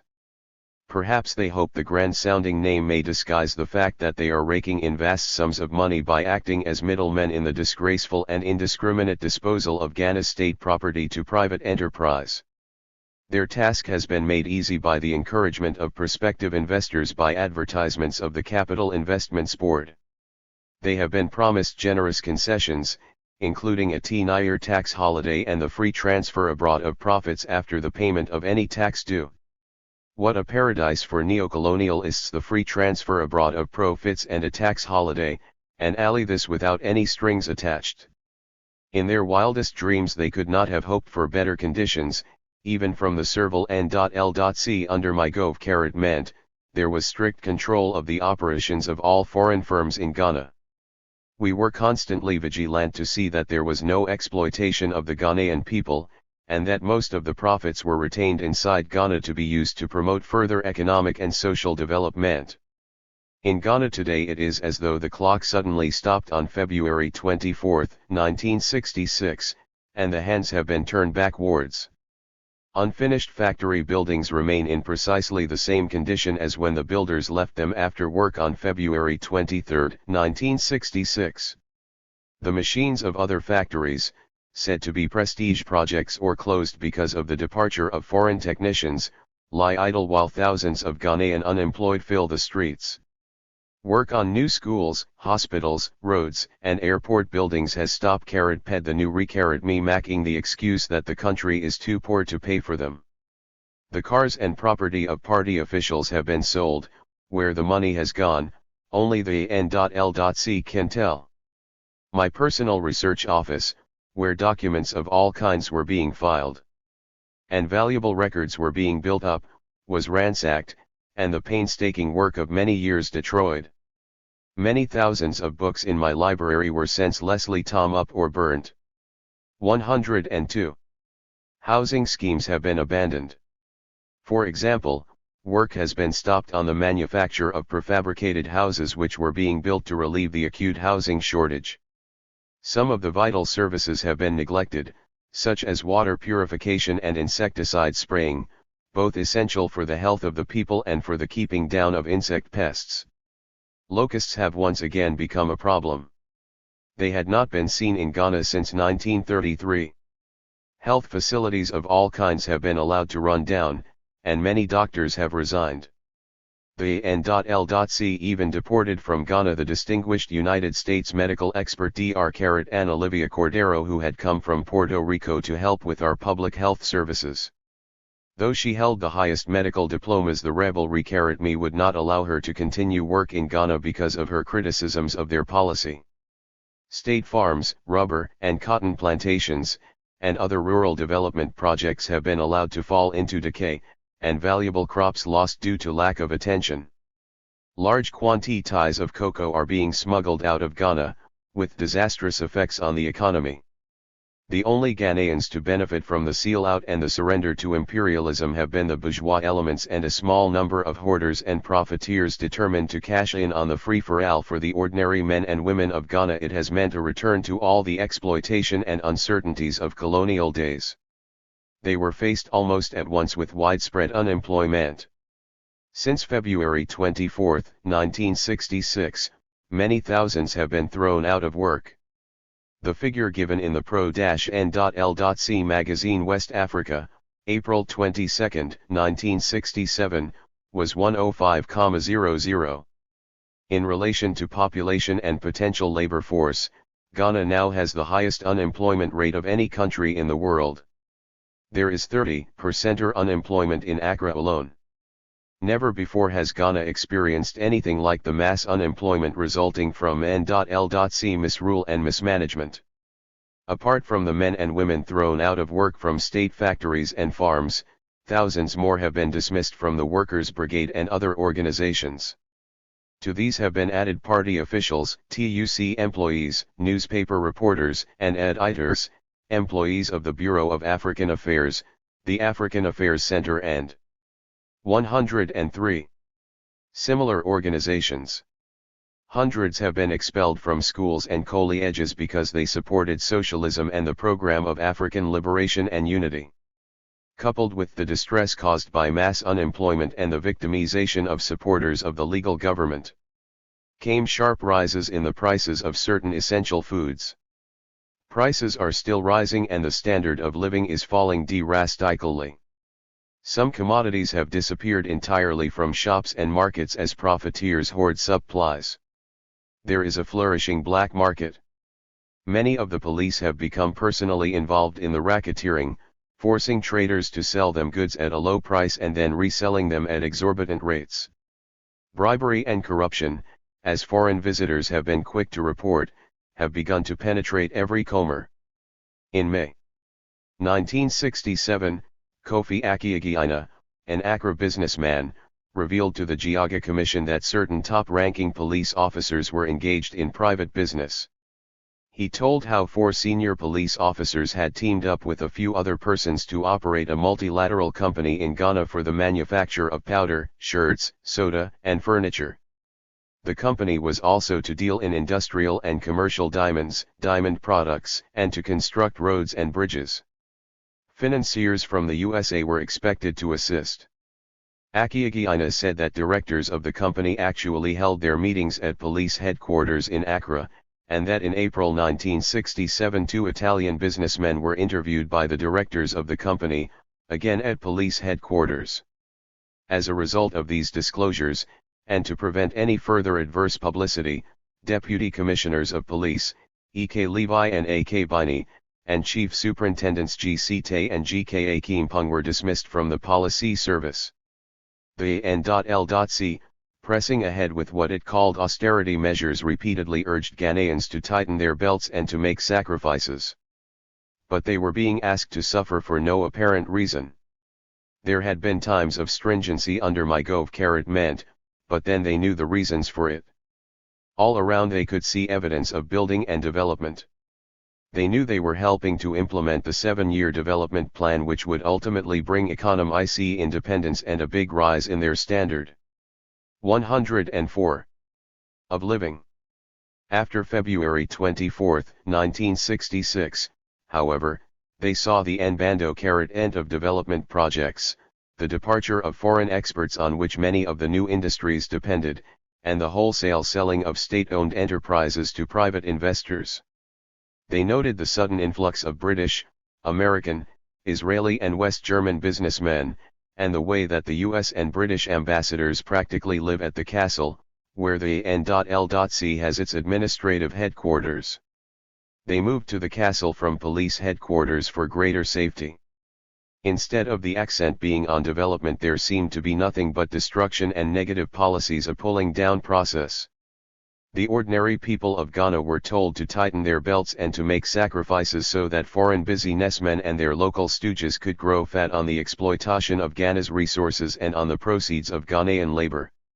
The puppet press and radio reflecting the official line poured out a steady stream of abuse against me personally and against my government. Endless commissions of inquiry were set up, manned by members of the old opposition and various other ambitious men anxious to ingratiate themselves with the new regime. Staged public hearings were given to previously prepared witnesses, to which correspondents of the foreign and local press were invited. The testimony of these so-called witnesses was claimed to be incontrovertible proof of the wickedness of my government. As fast as one commission ended its work, another was set up. It seemed the N.L.C. was desperate to keep up a constant flow of invective, and often filthy abuse, for the subservient press and radio to publicize. The majority of Ghanaians became sickened by the whole process. Most of the mud stuck to the bands of the throwers. A particularly nauseating part of the smear campaign was the putting of a dead woman and child into the refrigerator at Flagstaff House, saying that this was Kwame Nkrumah's juju, and inviting public inspection. The woman and child were among those murdered on February 24. But the public turned the open invitation to Flagstaff House into a kind of pilgrimage, and the inspection offer had to be quickly withdrawn. 105. The attacks on me personally began as soon as it was known that I had gone to Guinea and intended returning to Ghana to restore legal government. Having declared on February 24, 1966 that the youth of kwame Nkrumah has been destroyed, they showed that they thought it still very much alive, by launching an all-out attack on me in the press and on the radio. I am, it seems, a Hitler, a Lenin, a Bluebeard, a Mao Zedong, a Tsar, a Leninist Tsar, a miser, a spendthrift, and latterly, a criminal. Guilty of murder and conspiracy, with a price of £50,00 on my head. Western newspapers and periodicals, particularly in the US, Britain, and West Germany, also maintain a barrage of abuse. In attacks of unprecedented ferocity, I am accused of practically every character fault imaginable. The falseness of the accusations, and the personal nature of the charges, make me wonder if the writers and editors have adopted this method of attack because they are unable to challenge or refute my political ideas and philosophy, or the consistency of my efforts for the attainment of African continental freedom and an all-African Union government. In the notices of wanted men put up outside police stations in Ghana in January 1967, full details were given of my physical appearance and career as though I were a common criminal, and as if Ghanaians had never heard of me. The authors of the notice made themselves look even more ridiculous by saying that I had been imprisoned for political offences in 1950. If I hadn't seen the notices myself, I would have found it hard to believe they could have made such a laughingstock of themselves. I had, according to the N.L.C. and their stooges, quite 11 record. But not, I think, the record by which I am judged by the people of Ghana and of Africa. They know me. They know the kind of life I lead, and the goals for which I strive I make no defense. I make no apology. I do not consider myself on trial. But for the benefit of foreign critics who may have swallowed probably the most vicious lie of all, that I have built up a large personal fortune, I must add that THRN.L.C. has itself had to admit that the allegation is false and untrue. As each day has passed, unemployment, strikes, rioting and crime of all kinds have increased in Ghana. The local Prithia 106 began to report some of the most sensational facts and figures. But steps were soon taken by the N.L.C. to suppress the publication of any adverse news and comment. Early in October 1966 it issued what have come to be called the rumors decrees to muzzle the press and to give the police the power to arrest and detain without warrant. Decree 92 made it an offense, punishable with up to 3 years imprisonment, to publish anything likely to cause alarm and despondency, disturb the public peace, or cause disaffection against the N.L.C. My own government had enacted legislation to deal with rumor mongering. In a country where many people were still unfortunately illiterate, dangerous rumors can be circulated and obtain wide currency. For example, there was a rumor that because on a new banknote issued no date appeared, the notes in question were valueless, and we used this legislation to deal with those who put round such stories when we knew them to be false. The NLC decrees are of quite a different sort. They were aimed at the press and at their supporters who were beginning to see through the pretensions of the military and timidly to expose them. Editors and journalists who were employed under my government were dismissed, and most of them imprisoned soon after the army and police traitors seized power. Party editors were seized, beaten up and flung into prison. But their replacements are not proving easy to control. After the arrest of the editors-in-chief of the Evening News and the Ghanaian Times, 2 formerly detained journalists were appointed to replace them, Henry Thompson and K. Wyato. They began by dismissing journalists said to be orientated towards socialism and nkrumah, and their authority was bolstered up by daily visits of armed soldiers to the Guinea press. But before long, Thompson and Ato began to criticize the new regime. Thompson campaigned for an early return to civil government, and called for a halt to the raiding, looting, and burning of workers' brigade camps. Ato, for his part, protested against the distillment of 194 chiefs and their replacement by N.L.C. puppets. Jointly, they attacked profiteering and ether practices, and exposed the tribalism and backward sliding of the N.L.C. The result has been the appointment of a new chief editor for the whole press, Moses Danquah, though it is doubtful if he will prove any more cooperative. 107. Bob Bannerman, who worked at the Guinea press for 8 years, and continued working there for a further 3 months after the Army Pala insurrection, has written from the safety of London about how the N.L.C. took over the press in Ghana. Despite the appeal of the N.L.C. clique, few people turned out for work on the first day. When it was later learnt that the army bandits planned to set fire to the P*S, we had no alternative but to surrender, and publish the numer 0 decrees of the illegal clique, including 14 nkrumah letters manufactured by the N.L.C. and J-Perp 0 rooting to come from readers. Bannerman describes the arrival of army units at the press, the dismissals and riots, and the resulting apparent subservience. He continue the dis-kisai of professional journalists like G.T. Anam, Gen Raj, manager of the Ghana News Agency, and Ecol Man, director of broadcasting, came later, but the replacements of the N.L.C. were so bad that they threatened the entire press, TV, and radio network in Ghana. Fact the entire profession has been paralyzed. The chairman of the Ghana Broadcasting Service, Cecil Ford, has been arrested and detained. Many journalists and workers of the ex-Tamil Broadcasting Department have been dismissed because they supported programs on African unity, and because they were not Ghanaians, though they were Africans. This in line with orders from the U.S. Embassy in Accra, to root all possible sources of criticism of U.S. imperialism, and chase Ali progressive non-Ghanaian Africans from Ghana. Foreign correspondents of TASS, Izvestia, and Pravda were attacked openly. Their offices closed down. The correspondent of the new Sihina news agency, Sinhua, also received rough treatment. And he had published descriptions of the assault made on foreign journalists and technicians. However, Ganda teams from Britain and the United States have full access to all press establishments, and the U.S. press attaché visits the Guinea press at least twice a day. 108.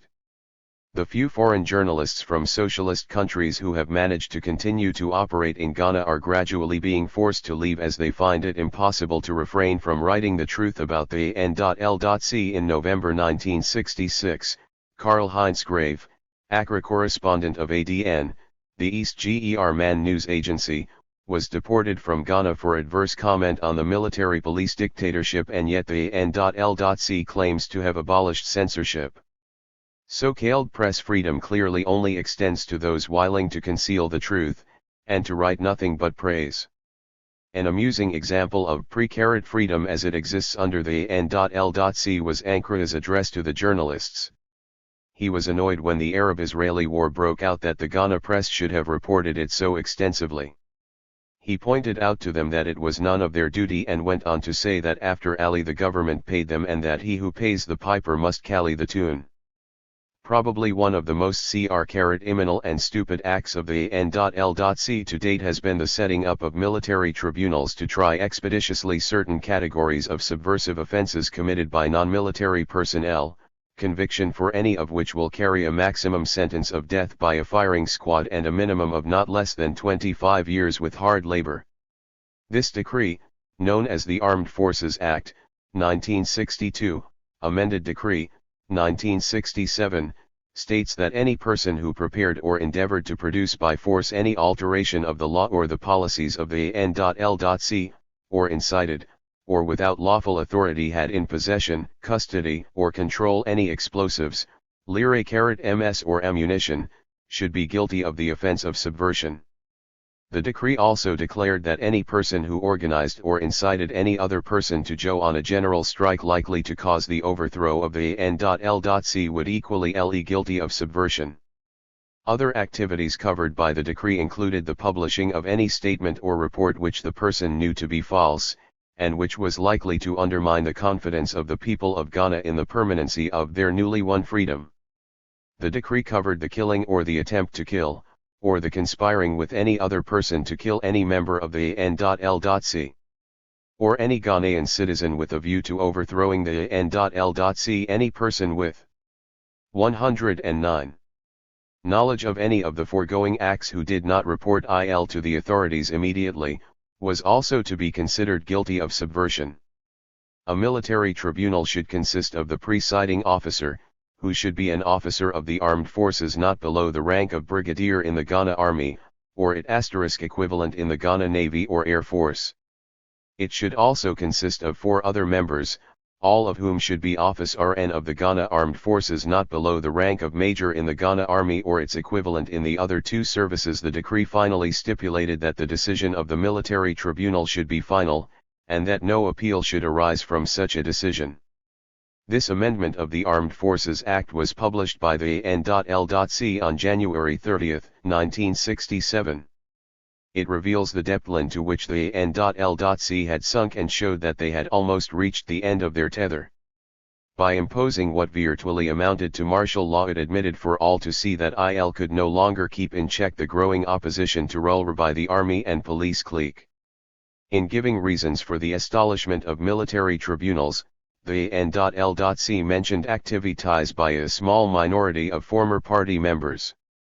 Severity of the measures taken against them hardly squares with the assertion of insignificant NKRBERS. But then the AN.L.C. has not been noted for consistency or good sense. The AN.L.C., on assuming power, encountered immediate lack of cooperation from the judiciary.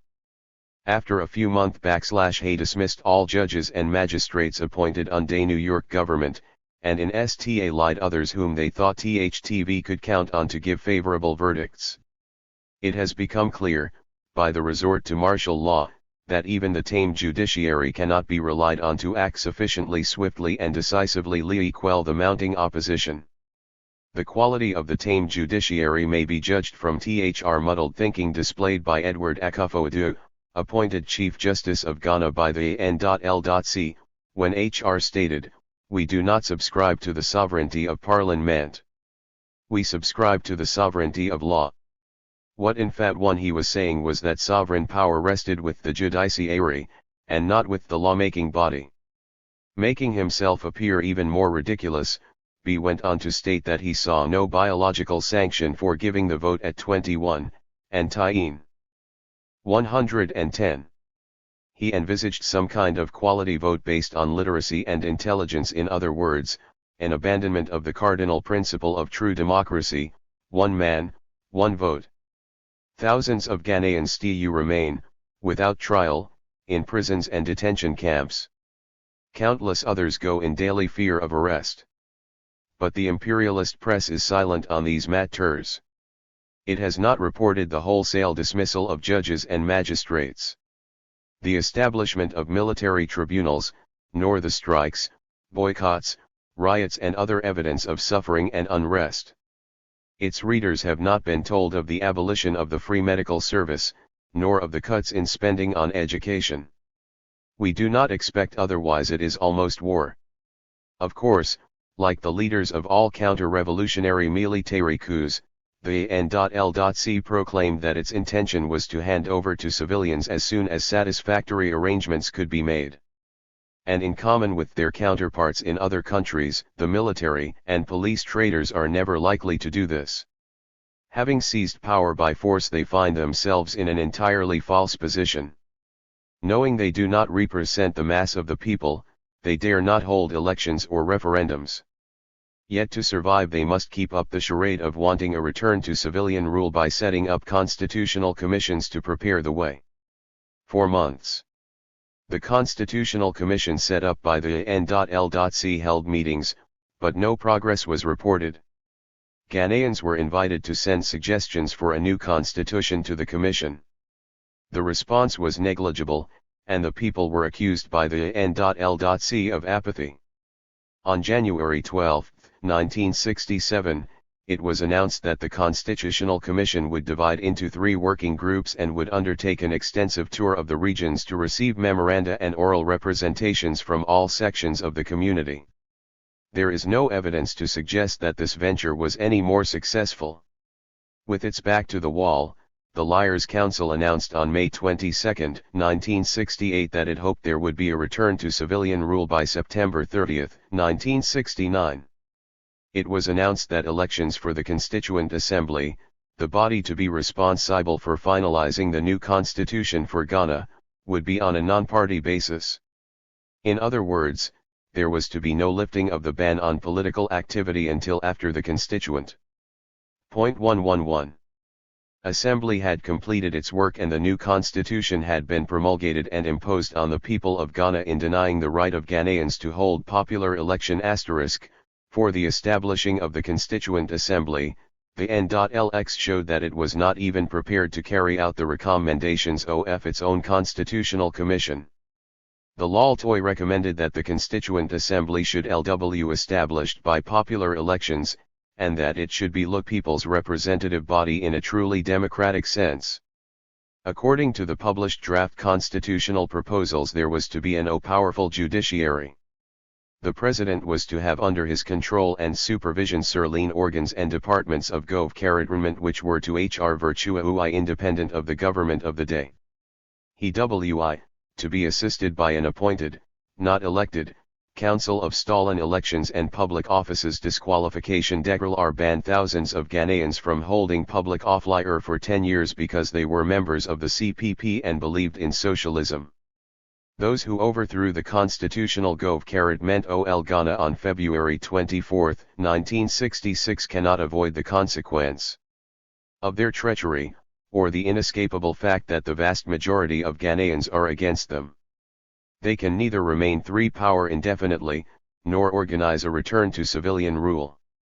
It is unrealistic to imagine that a neocolonialist military regime which seized power by force will hand over to a civilian government through a general election. They may talk of free elections and an early return to civilian rule, but this is simply to deceive the masses and to discourage resistance. The only effective solution lies in revolutionary action in the form of a counter-coup, that is to say, a decisive reversal of the original coup. 112. 7. Awakening. The unremitting, though ineffectual, attacks made by the military and police traitors on my government and on myself may be partly explained by the strength of the resistance they encountered.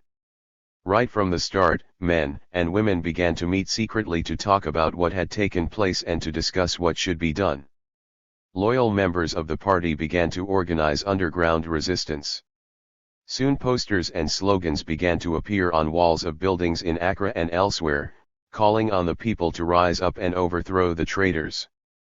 Leaflets were printed and distributed, though restrictions were placed on the sale of paper, and the police instructed sellers to take the names and addresses of anyone purchasing an unusual amount of stationery.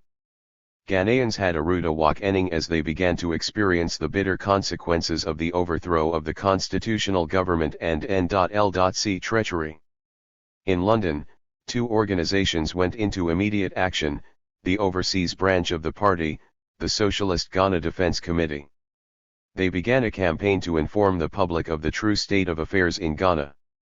I quote the statement issued by the party overseas: "An illegal military rebellion has taken place in Ghana and is trying to seize power." The Convention People's Party overseas regard this not only as a rebellion of leading military figures and reactionaries inside the country who have long opposed the progressive steps taken by President Nkrumah and his government, but that it is also supported and even organized by the most reactionary forces outside Ghana.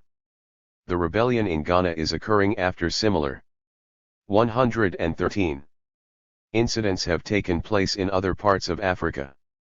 It can therefore be seen as part of the same onslaught which has been sweeping the African continent.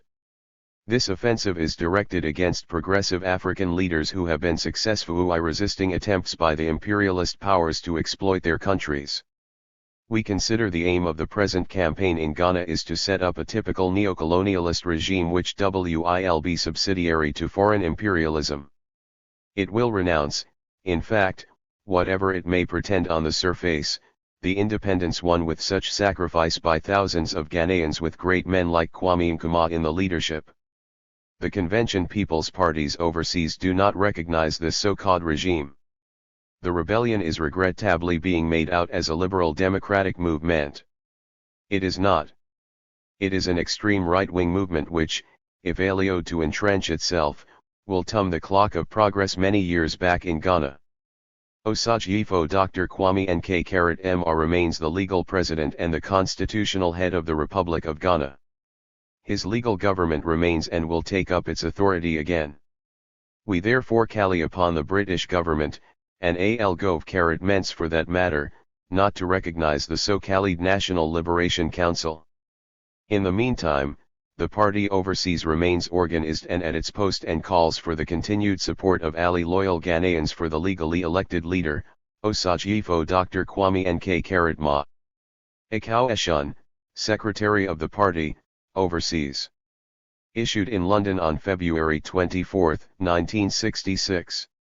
In January 1967, another organization, the People's Progressive Front of Ghana, was formed in London to oppose the N.L.C. and particularly their collaborators from among the reactionary, old opposition elements.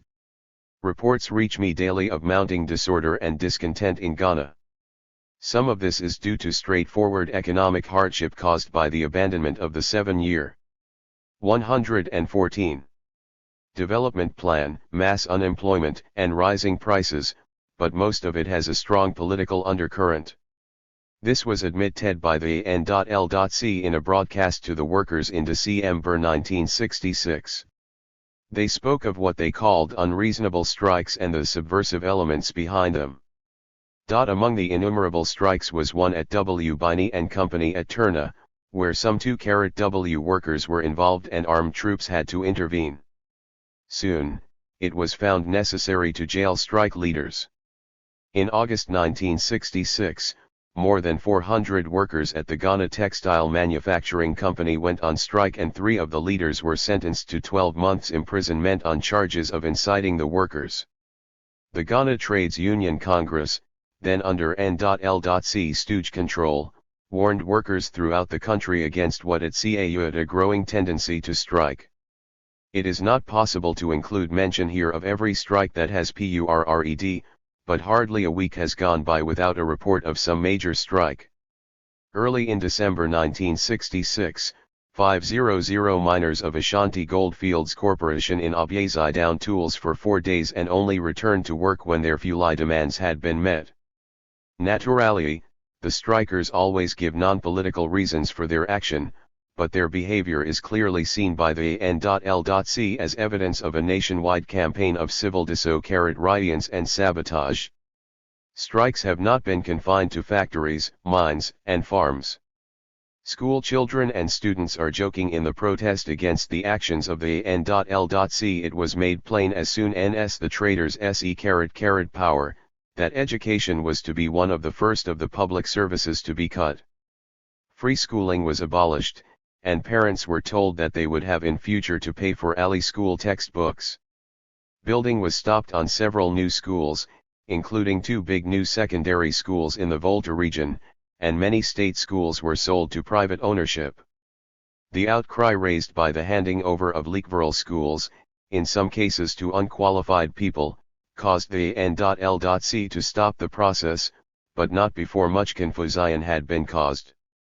Even the docile press reported cases of school children carrying, rioting and indulging in disorderly behavior.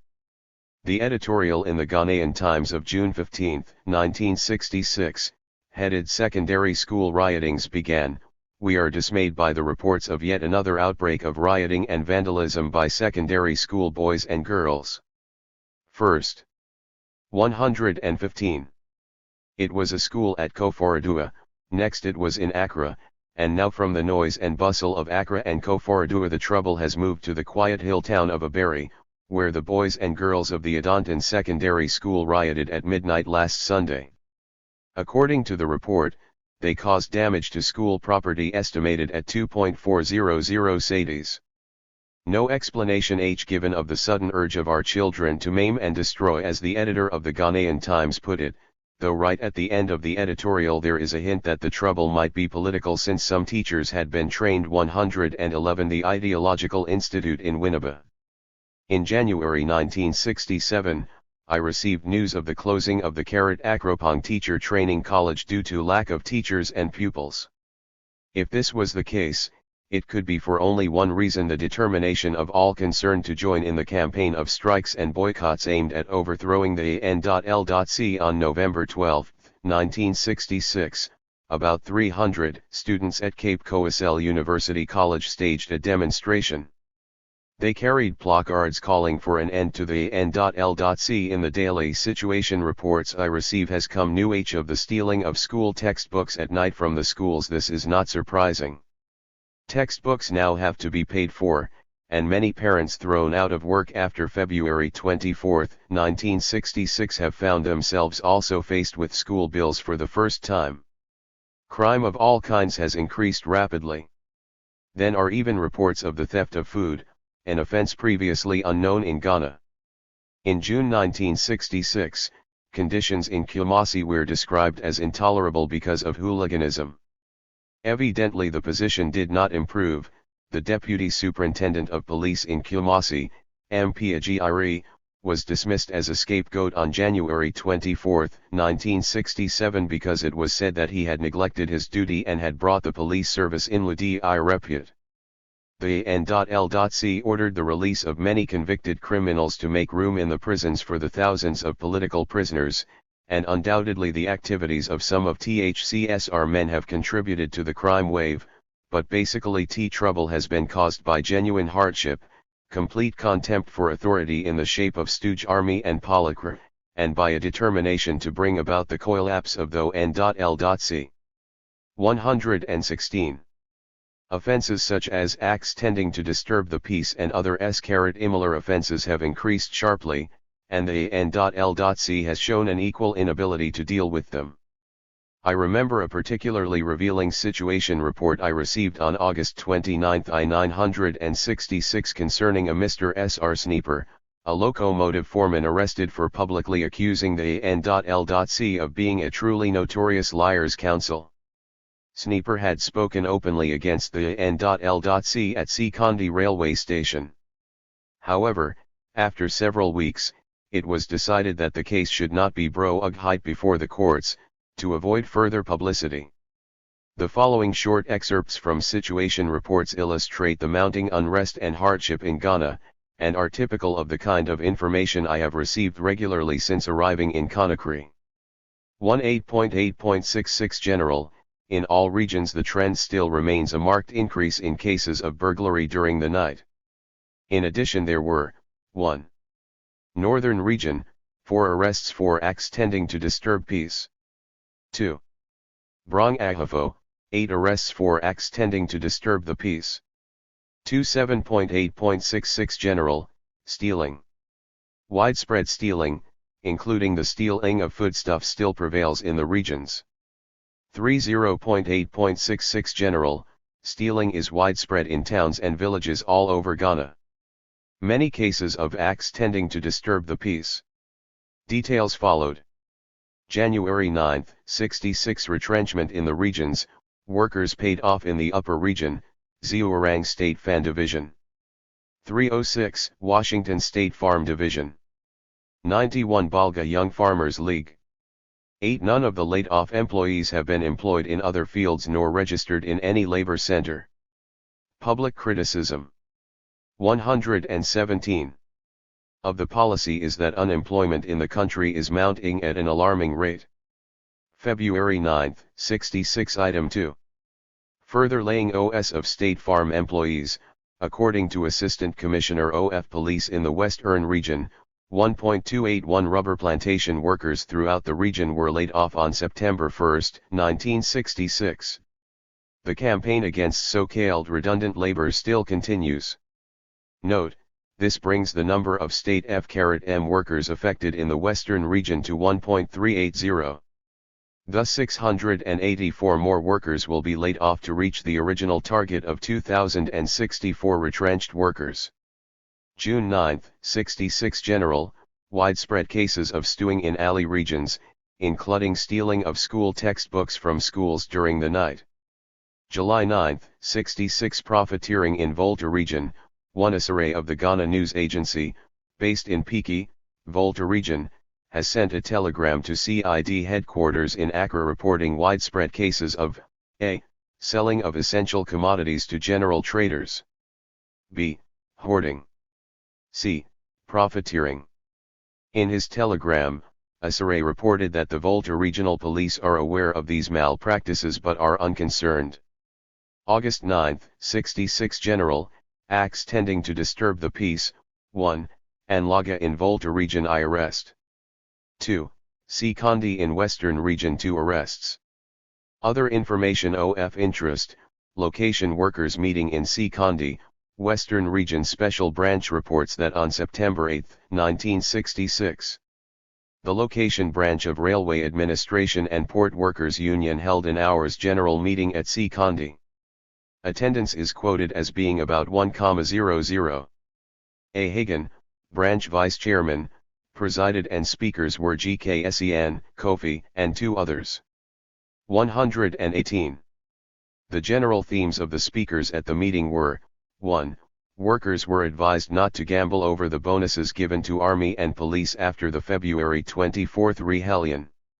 2. Workers were exhorted to stand united and fight for their rights. 3. Workers were cautioned to refrain from indulgence in politics. Note, workers at the meeting are reported to have been disappointed by B.A. Bentham's failure to attend the meeting as originally planned. The meeting broke up in confusion. 26.11.66 288 students from the Gov. Technical Institute, ICOM, used tree trunks to block the road leading to Siema Main Road, and jeered at school instructors. The demonstration was against the newly appointed headmaster, whose removal they sought. October 12, 66. Following the suspension of 3 students from the Presbyterian Tracing College, Akropong, for misbehavior. The other students refused to attend classes. Omanheni of Akropong/Aquapim and elders, appealed to the students to remain calm. Day and night police patrols arranged on the campus. Principal H.T. Deco closing school October 12, 66 instead of 16.12.66 to avoid disturbances. 15.12.66 220 employees of Timber Veneer and Lumber Company, THIRD, TVLC, went on strike in protest against the dismissal of TVLC. Workers' Union Chairman, TUC and Labor Office officials intervened, but employees refused to return to work. Management has warned that all workers will be dismissed if strike is not called off. AL strikers left for home. LE matter was later referred to the Timber Federation and eventually work was resumed. 29.71.66 Diamond Mining Corporation at Takara Ways closed on 28.11.66. Entire workshop and operation will be stopped. Supervisors will be suspended on 31.12.66 and all employees. 119. Affected will be laid off. Situation is serious. Arrangements are being made to safeguard mines properties. 21.12.66 Police warning to all regions. Information received: armed robbers to attack banks in Ghana any time from now. Armed guards must be posted AL banks all times. 22.12.66 Inspector General of Police to all regions. Reliably informed, plot by nation wreckers to sabotage electrical installations in country. Immediately place armed guards on all electricity stations in your area, and ensure all other valuable electricity points are well protected. July 1, 67 Takoradi 20 arrested for strike. 13.1.67 Accra to all borders. Following military coup in Togo, alert all personnel and ensure that strong security measures are taken at all border guard posts and stations to prevent pro-Nkrumah travelers entering Ghana. 14.1.67 250 workers of Priesti, Bonde, and Twapem branches of State Gold Mining Corporation went on strike today demanding a pay rise of 6 pesewas a day. General Secretary of the Mine Workers Union, IN Akins, has left Tarkwa for Priesti to handle deteriorating situation. General Secretary met workers for 4 hours on January 14. Workers agreed to see AL off strike on January 16 on condition Managing Director of Corporation met them. Meanwhile, Police Western Region answering a query from Accra as to action being taken against strikers have intimated that investigations are underway which might lead to the prosecution of strike instigators. 16.1.67 Fire broke out at Tamale Airfield Extension site on January 14.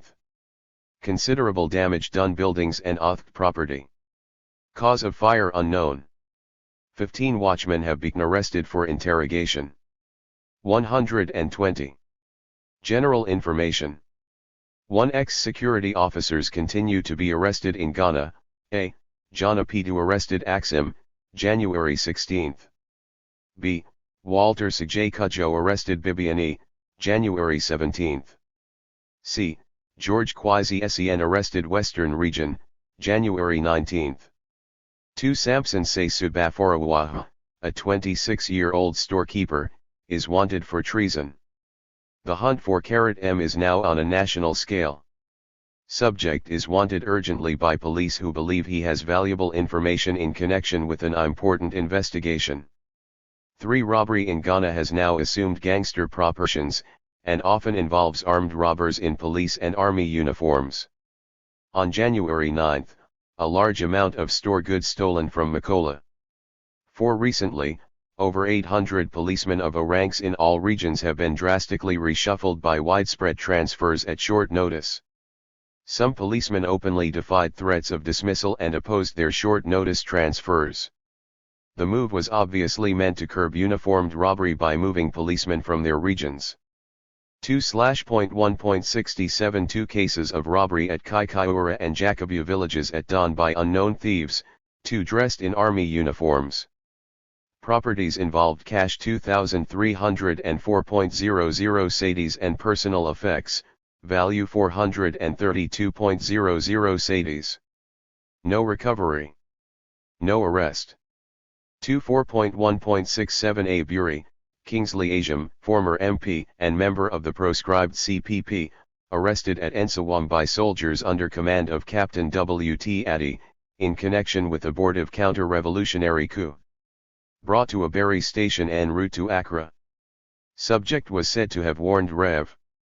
Akuban on August 1, 67 against attacking disbanded CPP during a ceremony at funeral service of late Madam Dina Donker, a former staunch member of disbanded CPP. He was arrested on orders of Major Ose Owusu. 121. 24.1.67 Wenchi, Brong Ahafo. 1. Poisoning of water with DDT. 2 arrests. 2. Damage by fire to number of houses at Taniso village. Cause of fire Ukarit renown. No arrest. 28.1.67 From Special Branch Headquarters to Western Region, collect passports of DK Fivi and wife, as well as wives of 5 persons taken into custody, and forward them to Special Branch Headquarters. The N.L.C. was withdrawing passports of AL persons released from protective custody. 28.1.67 Ashanti, robbery at Bomsoe village on January 26 involving cash 1,320.00 cedis and DB. Gun, value 96.00 cedis. 6 men in Mercedes-Benz car NG 1401, color ash, alleged dressed in police inspector's uniform and army uniforms, conducted search on the premises of Ya Basare and made off with loot. No recovery. February 2, 67 Northern Region, Capt. Akwaha 5th Battalion enlisted assistance of Tamale Police effect arrest of ex-Northern Secretary General of disbanded CPP and 3 ex-D.CS of old regime for allegedly holding secret meetings. Accused persons taken to 5th Battalion headquarters for interrogation. June 2, 67 Evidence of arm Y and police fricti iron. Mr. K. Aforkliya of Dormae Hankro reports that he was arrested on January 24 at Nkrumah Road by Lt. Gyasi and 7 others when he was returning from duty at Nkrumah, and his money, 238.00 cedis, seized. Next day he was escorted by an army sergeant and a private to army camp, Sunyam, where he was detained. He was interrogated and later permitted to return to his station. November 2, 67 It is directed that travel documents of Mr. Chinbua, Principal Secretary to Karat Ministry of Labor, be impounded. 9 Bua should be refused exit if he attempts to leave Ghana, and Director, Special Branch informed. 122. December 2, 67 Ashanti, 2 police mobile patrolmen stopped a vehicle at New Tafo for motor offense. An army officer, 1 arrived at scene and intervened on behalf of driver. Misunderstanding arose between officer and policeman. Army officer became carrot-carrotoid and pulled out a pistol with a view to shooting constable. More policemen and civilians rushed to scene. Army officer entered his car and drove away. No arrest. 28.2.67 10th Ghana Independence Day to be marked merely by church services on March 5, and Muslim prayers on March 3. 28.2.67 AL persons released from protective custody are to report to the police from time to time. An N.L.C. decree published today states such persons are to report themselves direct to police officer in charge of police station nearest to place they usually reside. A released person might alternatively be required to report at such a place as Inspector General of Police might direct. Any released person contravening provisions of the decree would be guilty of an offense, and would on conviction be liable to a fine not exceeding 400 cedis or a term of imprisonment not exceeding 1 year, or both. July 3, 67 to Police All Regions, NLC. Decree 144. Open separate register at each police post, station, or district. First 2 pages of register to contain full list of persons released from protective custody in such particular area. Then rule register showing name, residential address, date, and time of person reporting. Also provide column for signature or thumbprint of person concerned, and signature of officer to whom reported. Report should be made once a week. Monthly return of such reports should be forwarded to CID not later than 10th of ensuing month. July 3, 67 shooting incident in Accra on June 3, 67, in which one Nigerian was killed. Private Kwame of Ghana Army arrested and placed under police custody. 15 other soldiers also involved. 123. And placed under military custody. 52 Nigerians concerned with incident being interrogated. 7.3.67 Report from Police/Wiazo, plot on hand to Assassinato Inspector Okpata in Bibiani District. Demanding immediate protective measures, and early transfer from the district. August 3, 67 at 08:20 hours on June 3, 67, number 6957 to/3JY. Gamfi of RH Koforidua arrested and brought to Koforidua Charge Office, 1 Kwame Ansa, a farmer, who was found wearing an white round neck singlet with effigy of deposed President Kwame Nkrumah and inscription One Continent One People. Suspect was reported to have stated TLI.T he is one of the subversionists supporting Kwame Nkrumah. Suspect has since been taken into custody for investigations. 20.3.67 from Special Branch/Upper Region to Special Branch/Headquarters. Students of Pusigia Tracing College reported demonstrated evening of 17.3.67 at college compound. Number of students involved and cause of demonstration not yet ascertained. No damage to property nor injury to life. Situation presently quiet. Fuyu report WIL follow. 20.3.67 from Idrisusini Tamale to Prographic/Accra What's shortage. Most severe water shortage which Tamale, the capital of northern region has experienced for at least the past 4 years has hit Tamale and its surrounding village this year. For the past 5 days, water has not been flowing into the pipes in some sections of the town and villages. Women and workers find it difficult to get even a bucket of water for either cooking or for washing down their bodies. Mr. Karai Mwema, Assistant Chief Engineer of the Water and Sewerage Corporation in charge of Northern Region, told the Graphic in an interview that the shortage of water in the region was due to lack of spare parts to service the machines. 13.4.67 from Police/West Region to Police/Accra Hafasiain assault on 2 pump attendants at Hafasini Bininr. 124. Soldiers of 1st Battalion Infantry on operational duties. 5 persons admitted to hospital. No arrest. RG/Tarquay train derailment at a Waso level crossing involving engine number 19 MD. 4 persons killed on the spot and 4 seriously injured, admitted BAC. Hospital, Awaso. Cause of derailment not yet known. At 6 a.m. on April 17, 1967 came the dramatic announcement on Ghana radio that a 3-member military junta had seized power and that the N.L.C had been dissolved. For 4 hours it seemed that Lieutenant Samuel Arthur, the leader of the counter-coup, was firmly in control. He had entered Accra from Ho the previous evening with some 120 men of the Reese Squadron, and had in the early hours of the morning of the 17th captured the radio station, Flagstaff House, and entered Christianborg Castle, the administrative headquarters of the N.L.C. Then, with equal suddenness a radio announcement declared that the counter-coup had failed, and that Lt. Arthur and his men were under arrest. At first, the N.L.C. tried to make light of the attempt to overthrow them. It was said that only a very SMAU section of the army was involved, and that they had received no public support.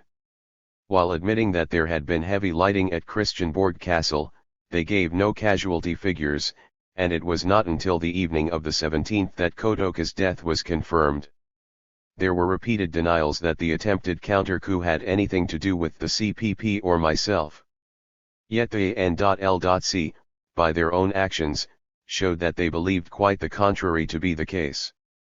In addition to the thousands already in prison, some 489 party members who had been imprisoned and subsequently released after the original coup on February 24, 1966 were rearrested and imprisoned, and as police reports show, arrests of people said to have taken part in scenes of jubilation early on the morning of the April 17, were still being carried out several months after the event.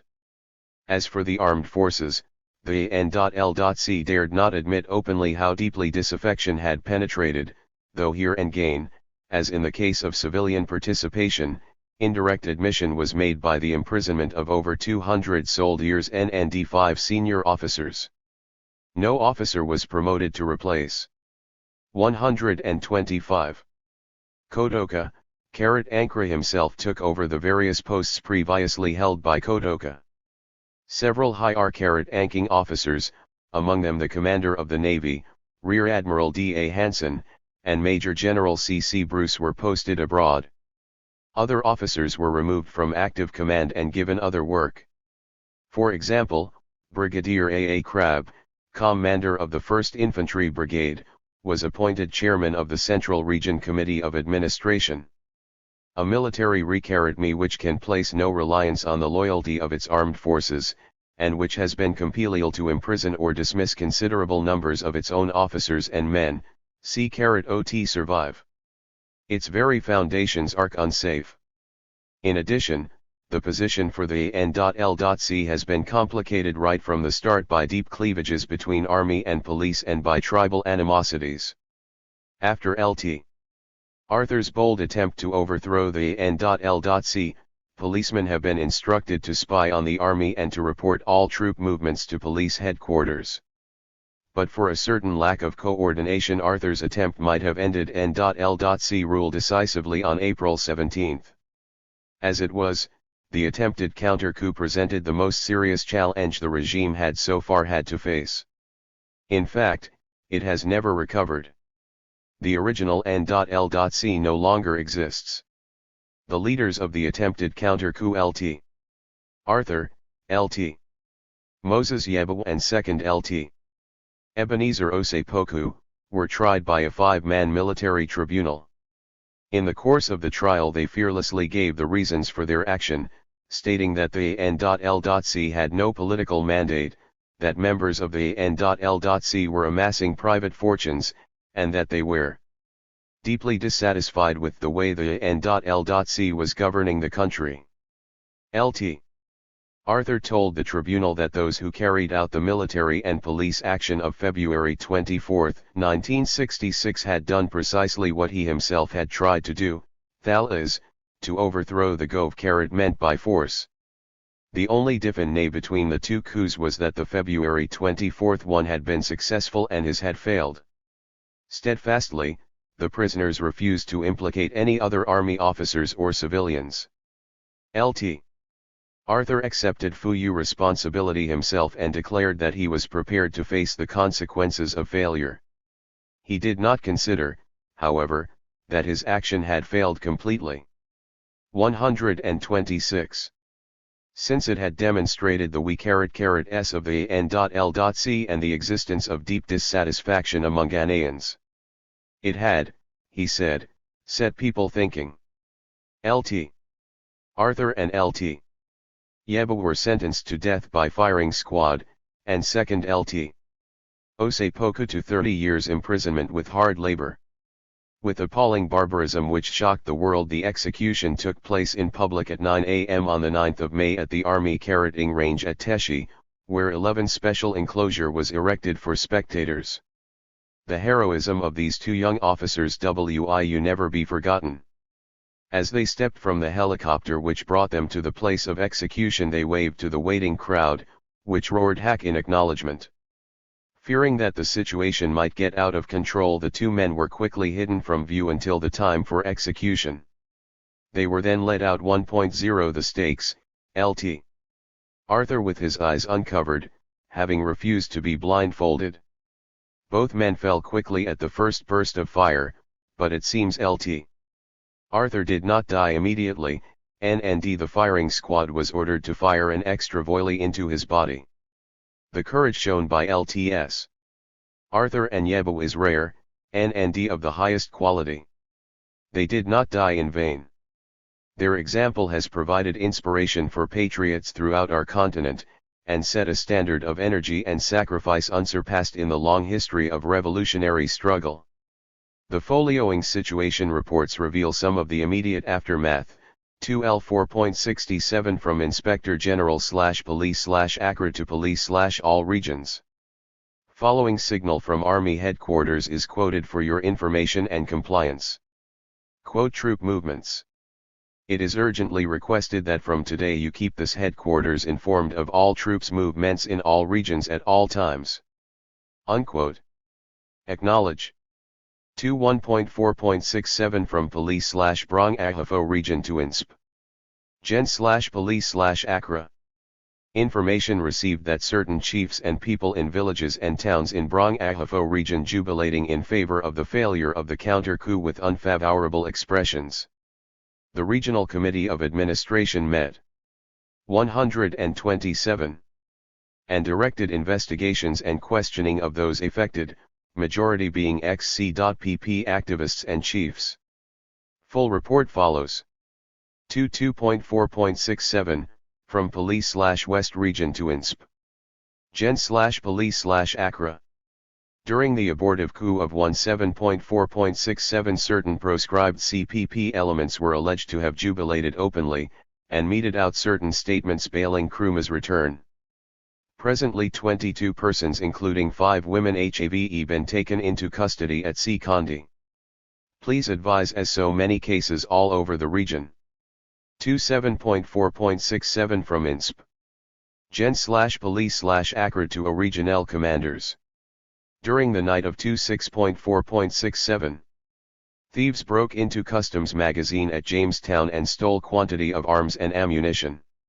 Alert all men and road block within your area to search vehicles diligently for stolen arms and ammunition. Report by signal result of CERTI to this headquarters by 01.00 hours each day until further notice. Acknowledge. 28.4.67 from INSP. Gen/Police/Accra to a Regional Commanders. AL vulnerable points as for internal security scheme will be manned forthwith 24 hours round the clock. These should include broadcasting department, installations, telephone exchanges, post and telegraphic installations, magazines, ferries, and government transport yard. With regards to bridges, special importance to be placed 1111 Lower Adomi near Akosambo and Bupaso in Western Region. Forward list of points manned in your areas, Statayin 11 Police and Army Strength. 17.5.67 from Special Branch/Northern Region to Special Bram 2/Kumasi. Grateful confirm if Al-Hajj Wer Gruma, Al-Hayaji Abu, Al-Haji Haladu Damuaj, Al-Haji Abdulatun El Malam Mijamwaya now hiding at Salaga Arwan El Nel for jubilating during the recent military insurrection. All are members of the defunct CPP. 128. Soon after the attempted counter-coup, the AN.L.C announced that Accra Airport was to be named Kodoka Airport, and that a trust fund was to be established. How contributions were obtained is shown in the signal sent by Hartley, on May 23, to O police stations. Inspector General/Police directs organize FOYOing contribution for Kodoka Trust Fund. District officers will collect at source payable as FOYOs and forward per special runner to reach this office not later than October 6, 67. 1. Superintendent of Police and Deputy Superintendent of Police. NC.2.50, 2. Assistant Superintendent of Police. NC.2.00, 3. Inspector, RSM, and District SM. NC.1.00, 4. All N.C.O.S. 50 NP. 5. O Constables, 40 NP. District, Unit Officers WIU ensure that total amount COL tallies with strength of each district/unit. Members of the public should be encouraged to subscribe to the fund. On May 29, 1967, 3 more men, 2 civilians, and an nkrumah officer were sentenced to death by a military tribunal for allegedly conspiring to commit subversion. They were Samson Bafurawa, John Osepoku and Lieutenant Augusutsu Osagayama. A fourth defendant, schoolboy Kofi Oosa, was sentenced to 25 years imprisonment for failing to report the plot to the authorities. This time, the N.L.C. thought it wiser to commute the death sentences long terms of imprisonment. The plot, it was said, had no connection with the attempt of April 17 to overthrow the N.L.G. The daily situation reports I receive are supplemented by information from intercepted messages between sections of ICANI and police, and by communications, verbal and otherwise, from individuals acting independently.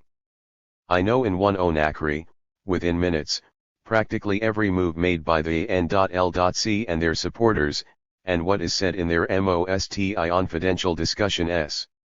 For a time, the N.L.C. tried to prevent news of the mounting opposition from leaking out, particularly in the foreign press. But as the incidents rapidly increased and became more serious, it became impossible to conceal the fact. 129. That widespread opposition was being encountered, and that dangerous rifts were appearing within its own ranks. The setting up of military tribunals to try civilians for so-called acts of subversion, a drastic measure involving death by firing squad, or a minimum sentence of 25 years had labor, without appeal, indicates near panic on the part of the N.L.C. In a statement made at a press conference held on February 22, 1967, the N.L.C. tried to explain why it had become necessary to tighten security measures in the country. In an attempt to make it appear that the trouble came from outside, I was accused of subversive activities against Ghana, and the Soviet Union, China, and Cuba were attacked for allegedly supporting me with money and arms, though even here, the N.L.C. seemed unclear of its own argument when it was added, "It may interest you to know, ladies and gentlemen, that most of the explosives are of communist origin while others are American." The different makes are perhaps meant to create doubt as to who is supporting kwame nkrumah. The jittery statement ended, "The public is called upon to be vigilant and to look out for the remaining terrorists who are still at large. A bomb is not selective. It is as much for you as for me." A similar admission of widespread opposition appeared in an editorial of the Ghanaian Times entitled "This Minority in Dangerous."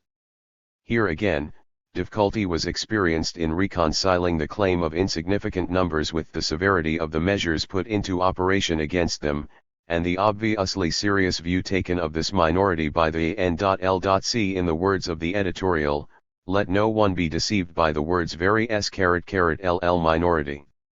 That small minority is the most influential, the most silent but, paradoxically, the most articulate, the most resourceful and the most strategic ally-placed group in the community. That small minority can be 10, 20, or even just 100, but IL has the strength of 1,000 because it has THR money, it has the devilish machinery for mass propaganda and mass persuasion.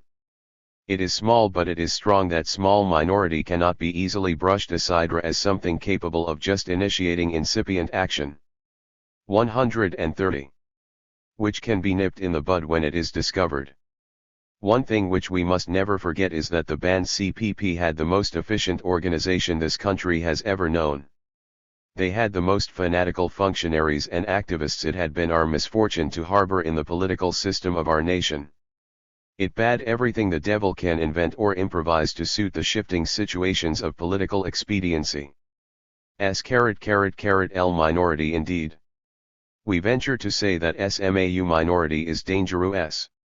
In March 1967, the N.L.G., panic-stricken at the mounting opposition, went to the length of sending 12 youths, all of them illiterate criminals taken from the jails of Ghana, to kidnap me and bring me to Ghana dead or alive.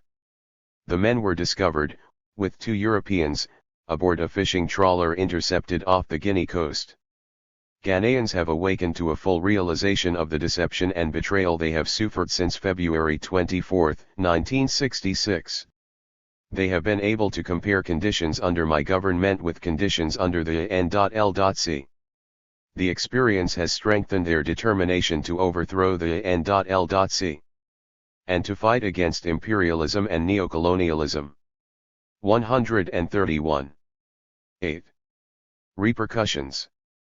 The position of the N.L.C., always precarious, has been made even more shaky by the attitude of the progressive independent states of Africa, and the exposure of the so-called coup as counter-revolutionary and reactionary.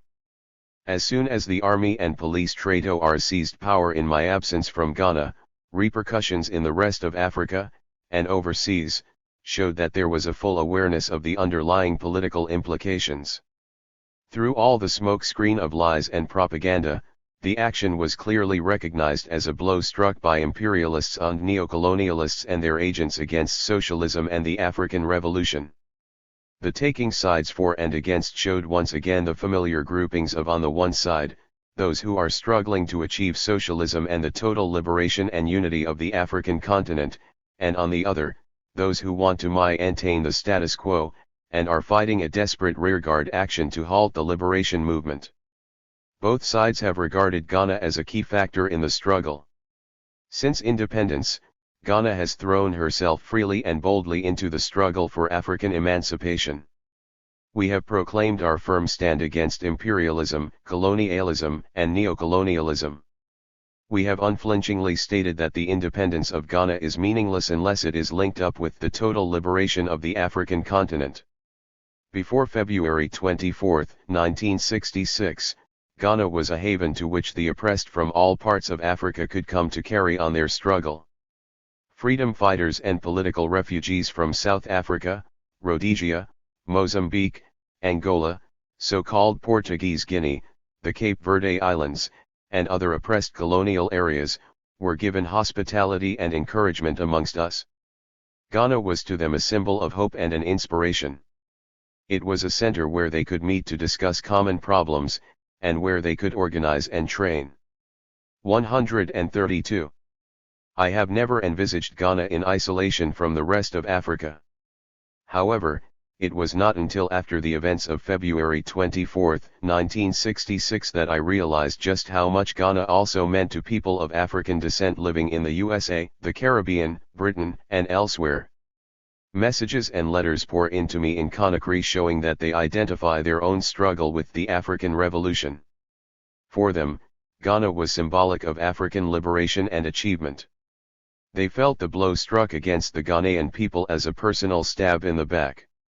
To judge from the messages and letters received from men and women of non-African descent all over the world, it appears that the Ghanaian experience is also being felt keenly by the poor and oppressed everywhere. I would like to publish all the letters and messages sent to me. They would be an eye-opener to many. But I can only quote from a few. The following cables are representative of many I received from student organizations overseas. They illustrate the view taken of the military and police action in Ghana. The African Students' Union in the Netherlands are resolutely in support of the restoration of President Nkrumah and his leadership along the socialist path of development. We are determined not to rest until our true African freedom fighter President Nkrumah is back in power in Ghana. We cannot tolerate the neocolonialist plot to undermine the realization of a union government of Africa. Paul Adhuaudi, The Hague, Netherlands. We affirm our unreserved faith and confidence in what you have done and still stand for, and strongly condemn the imperialist organized coup against your government. Victory will be yours. Brahma Kanta, President, Africa Society, London School of Economics and Political Science, London, W.C.2. 133. Statement made by the Federation of African Students in the Soviet Union. The Federation considers the military coup d'état which took place on February 24, 1966, in Ghana as a serious blow delivered by the imperialists and their FL-Lakis against not only the people of Ghana but the fighting peoples of the rest of Africa. Dr. Kwame Nkrumah, as President of Ghana, is fighting at the forefront of the struggle for freedom and African unity. The coup against his me cannot be understood in any other way than that the forces of the world imperialist system, together with their agents on the continent of Africa, have decided to destroy the strong anti-imperialist front that has been built by Kwame Nkrumah together with other eminent leaders of our peoples. We are categorically opposed to the coup d'état. WCCAL upon the people of Africa to be alert against further attempts on our freedom and unity. We therefore support the stand taken by Guinea, Mali, Congo, Brazzaville, and other progressive governments on THR Ghana affair. We regard the peoples of Africa as the decisive factors of historical development on the continent. The people of Ghana, constituting a part of the African peoples, are the decisive force of development in Ghana itself. And the military rule engineered by the imperialists is bound to crumble down one day if the people of Ghana do not support it. History has proved that any regime not set up by the people is bound to fall. The victory of the imperialists in Ghana is only temporary. The struggle is still going on. We have a bright future ahead. But before we reach it we shall have to suffer. Our unity in battle will determine the course of history. We call upon the youth of Africa to close their ranks in support of the people of Ghana and in support of all the people fighting against imperialism and colonialism in all its forms. 134.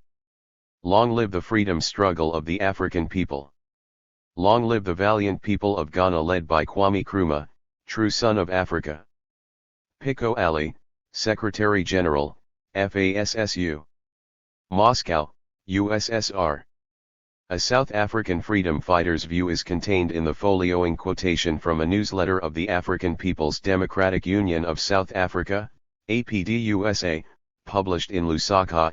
The coup d'état staged by the army in Ghana represents a setback in the fight against imperialism in Africa. Kwame Nkrumah is the embodiment of the hopes and aspirations of enslaved Africa for political independence and liberation from the anomic shackles of imperialism. Perhaps more than any other leader among the independent states of Africa, he realizes that the fight for liberation from colonialism is in fact, a fight against the economic plunder of the continent by imperialist powers. One further quotation, this time an Arab comment. It comes from the editorial of the Arab Observer, a weekly news mag published in Cairo. The overall plan of imperialism has now unfolded, to undermine the development of Africa on socialist lines. If at one stage the imperialists were ready to accept an independent Africa, it was on one condition, that it would become the projection of their own political image.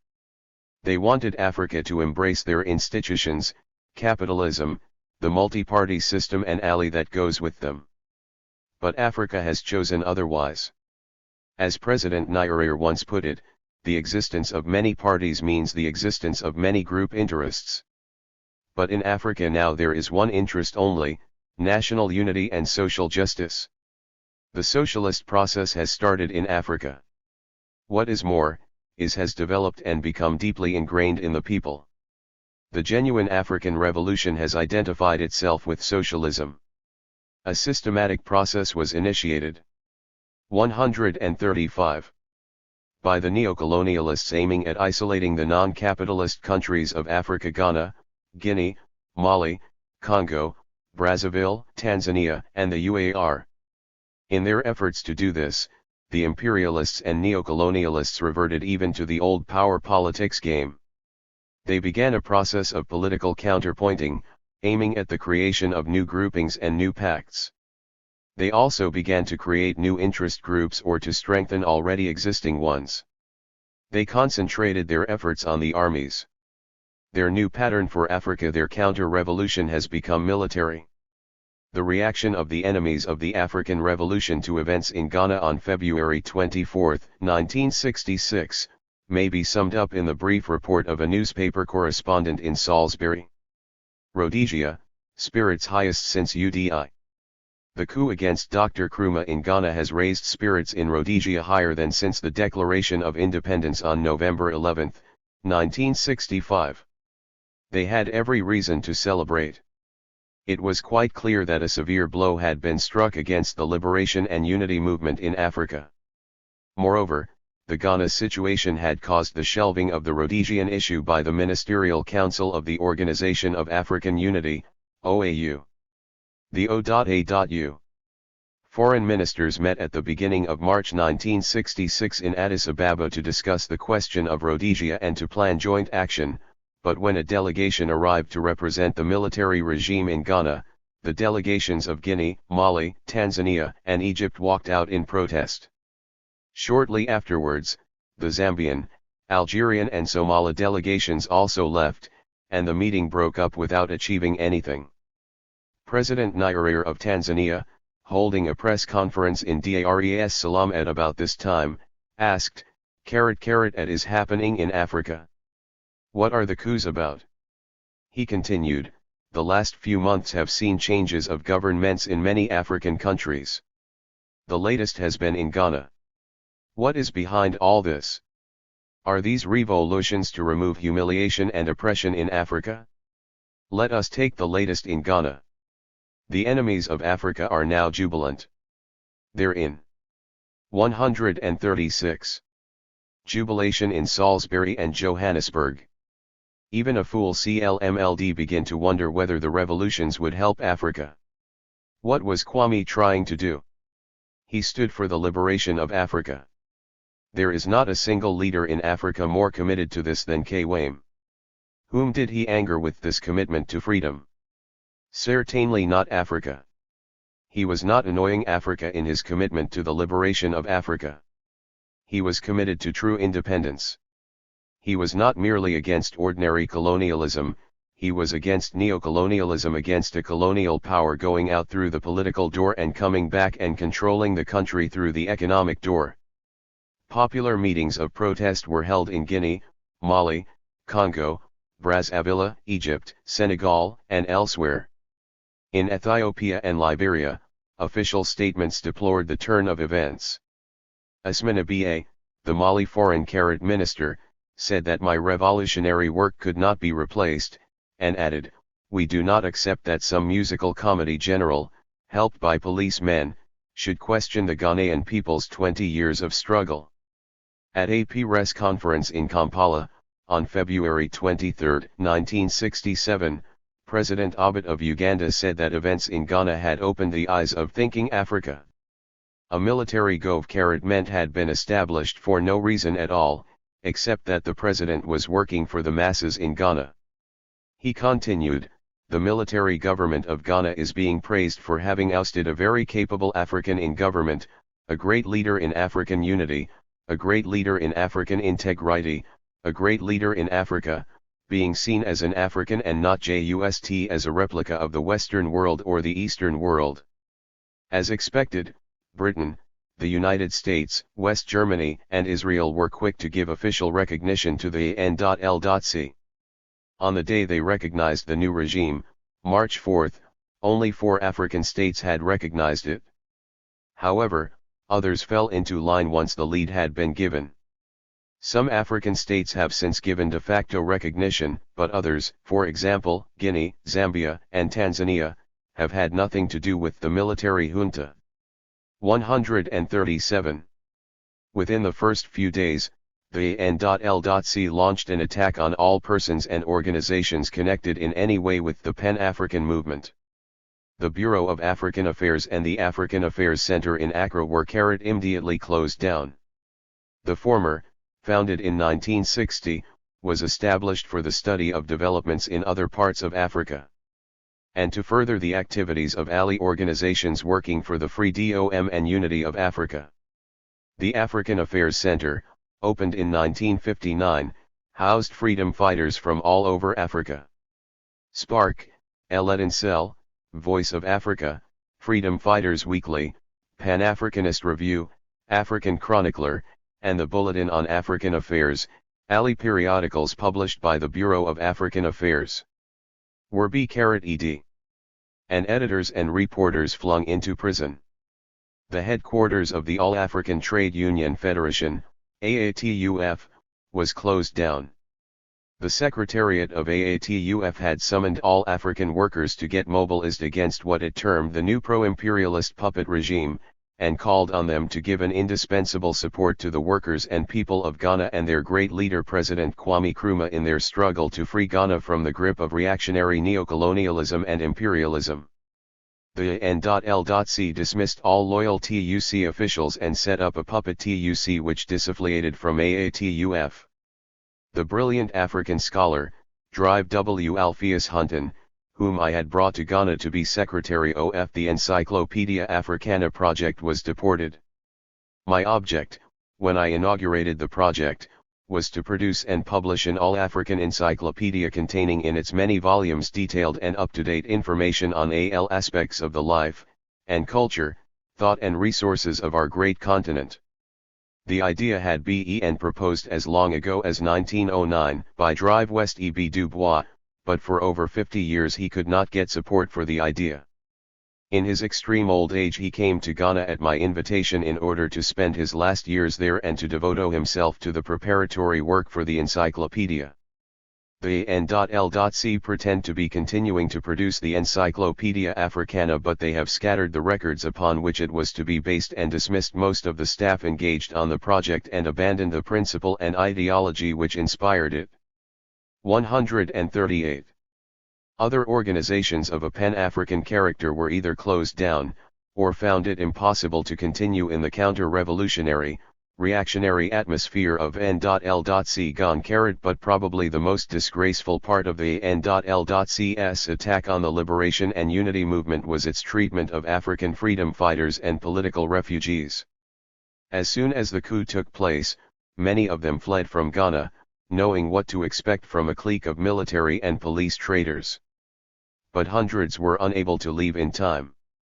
Men like Juan Martin Chapchat and Michael Ando of the Union de Populations du Cameroun, UPC, and Potlake K. Lebelo, acting president of the Pan-Africanist Congress, PAC, were arrested and imprisoned, together with many more who had come to Ghana seeking refuge and help. They were abused and humiliated by soldiers and police.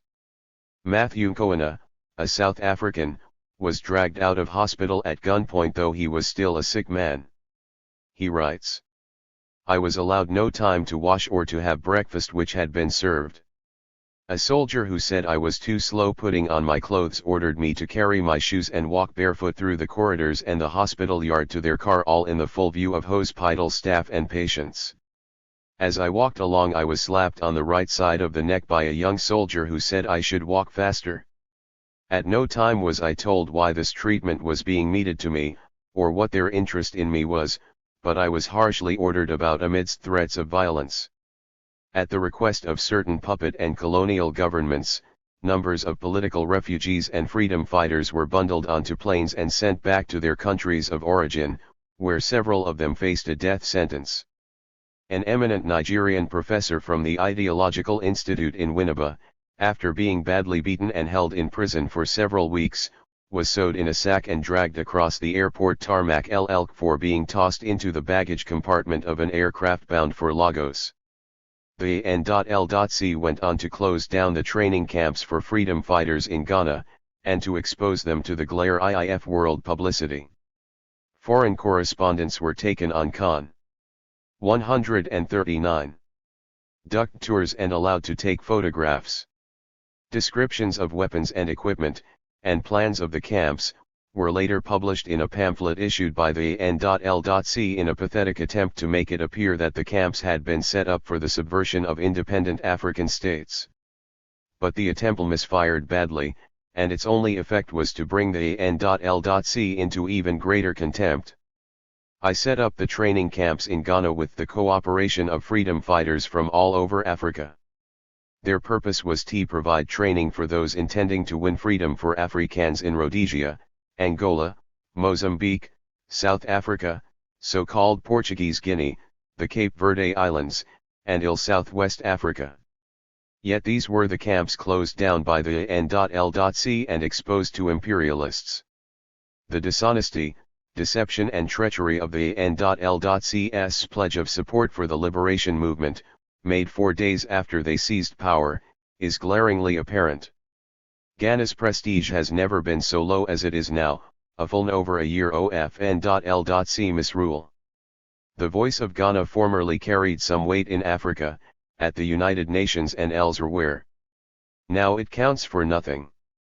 It merely swells the chorus of third-rate, puppet states who slavishly echo the imperialism and neocolonialist line.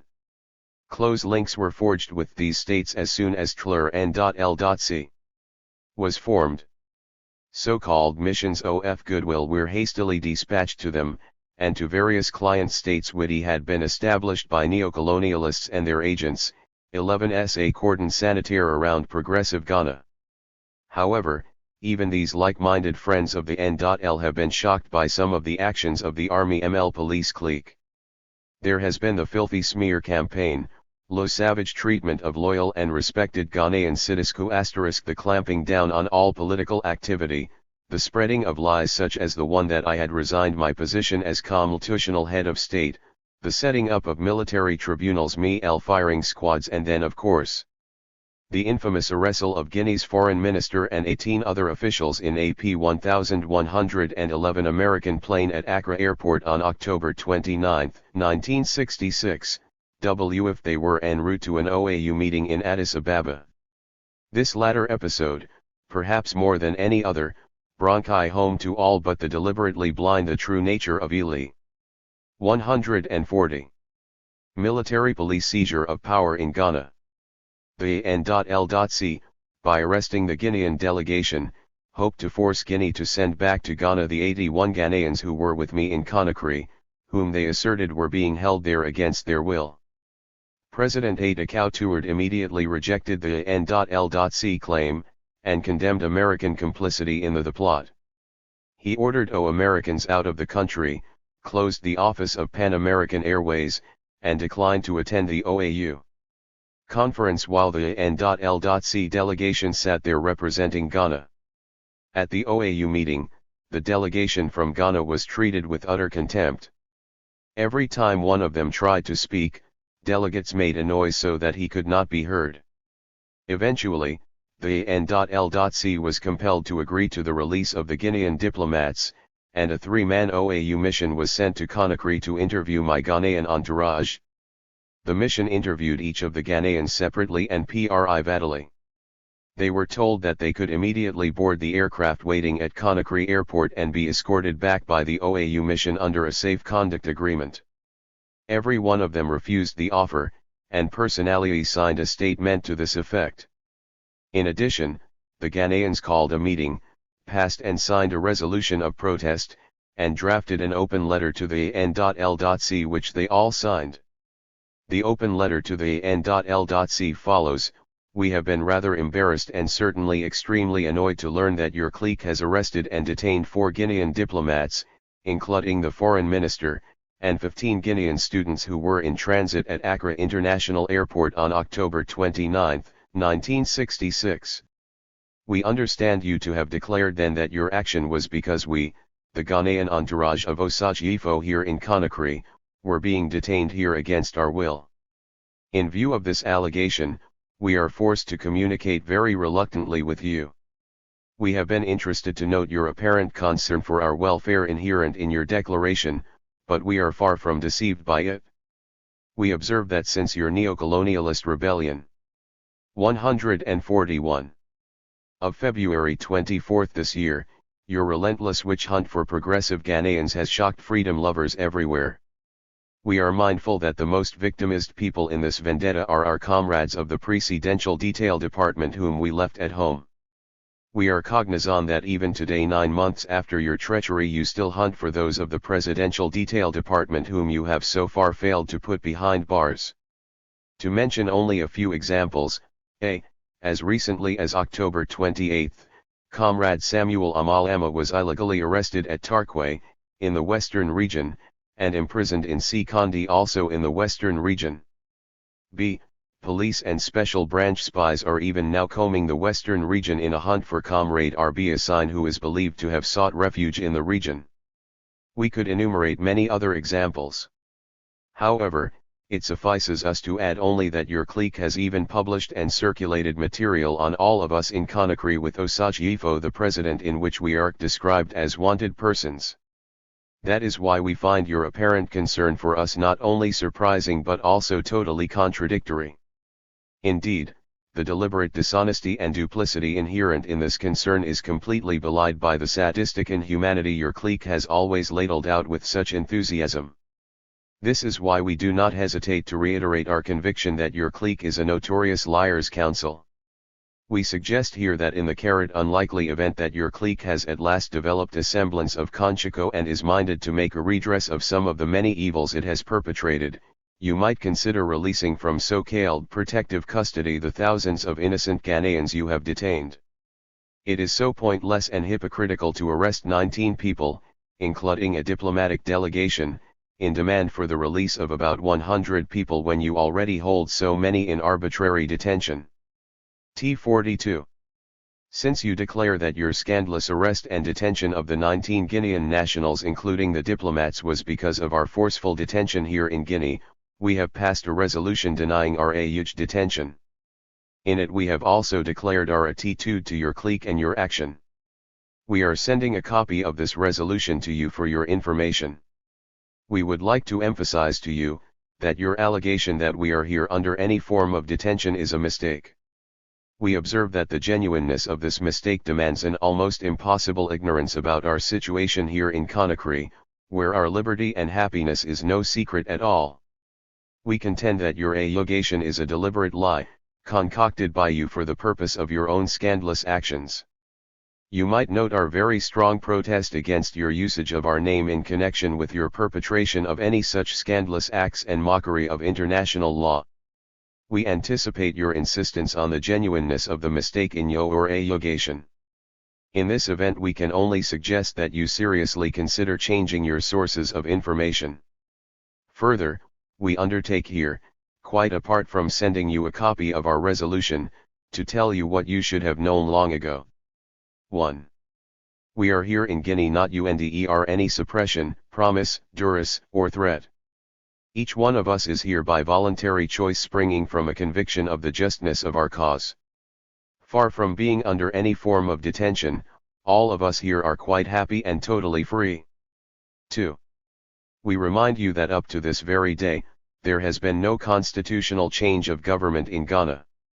Hence, we, as you also should be, are aware of and owe allegiance to only that constitutional government of Ghana, spearheaded by the Convention People's Party and under the able, wise, and progressive leadership of Osagyefo President Kwame Nkrumah.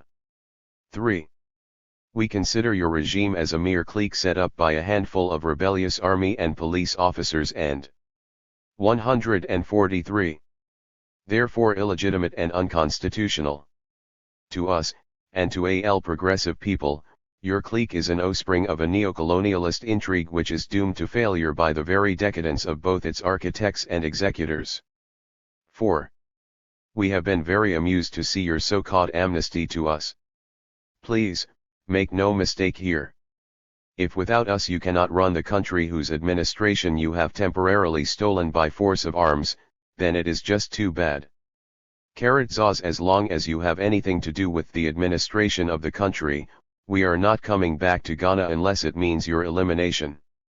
We will never be ingly prepared to serve under or have anything, your elimination excluded, to do with your clique of usurpers from the parade grounds who are not only systematically sullying our country, but are also enthusiastically destroying the achievements others have done so much to make possible. Unlike you and others, we are not prepared to betray our country and our people. We are not prepared to become traitors. We are not cowards. We understand and appreciate the cause which we are following and we have the courage of our convictions. For the cause of socialist Ghana and for the greater African revolution we shall always be prepared to go to any lengths. This is why we are prepared to follow wherever Osagyefo President Kwame Nkrumah leads. This be why we are here in Conakry in the Republic of Guinea. Such is our stand. Long live Osagyefo President Kwame Nkrumah, long live Socialist Ghana, long live the progressive people of Ghana, long live the revolutionary movement for African unity, Long live all freedom fighters.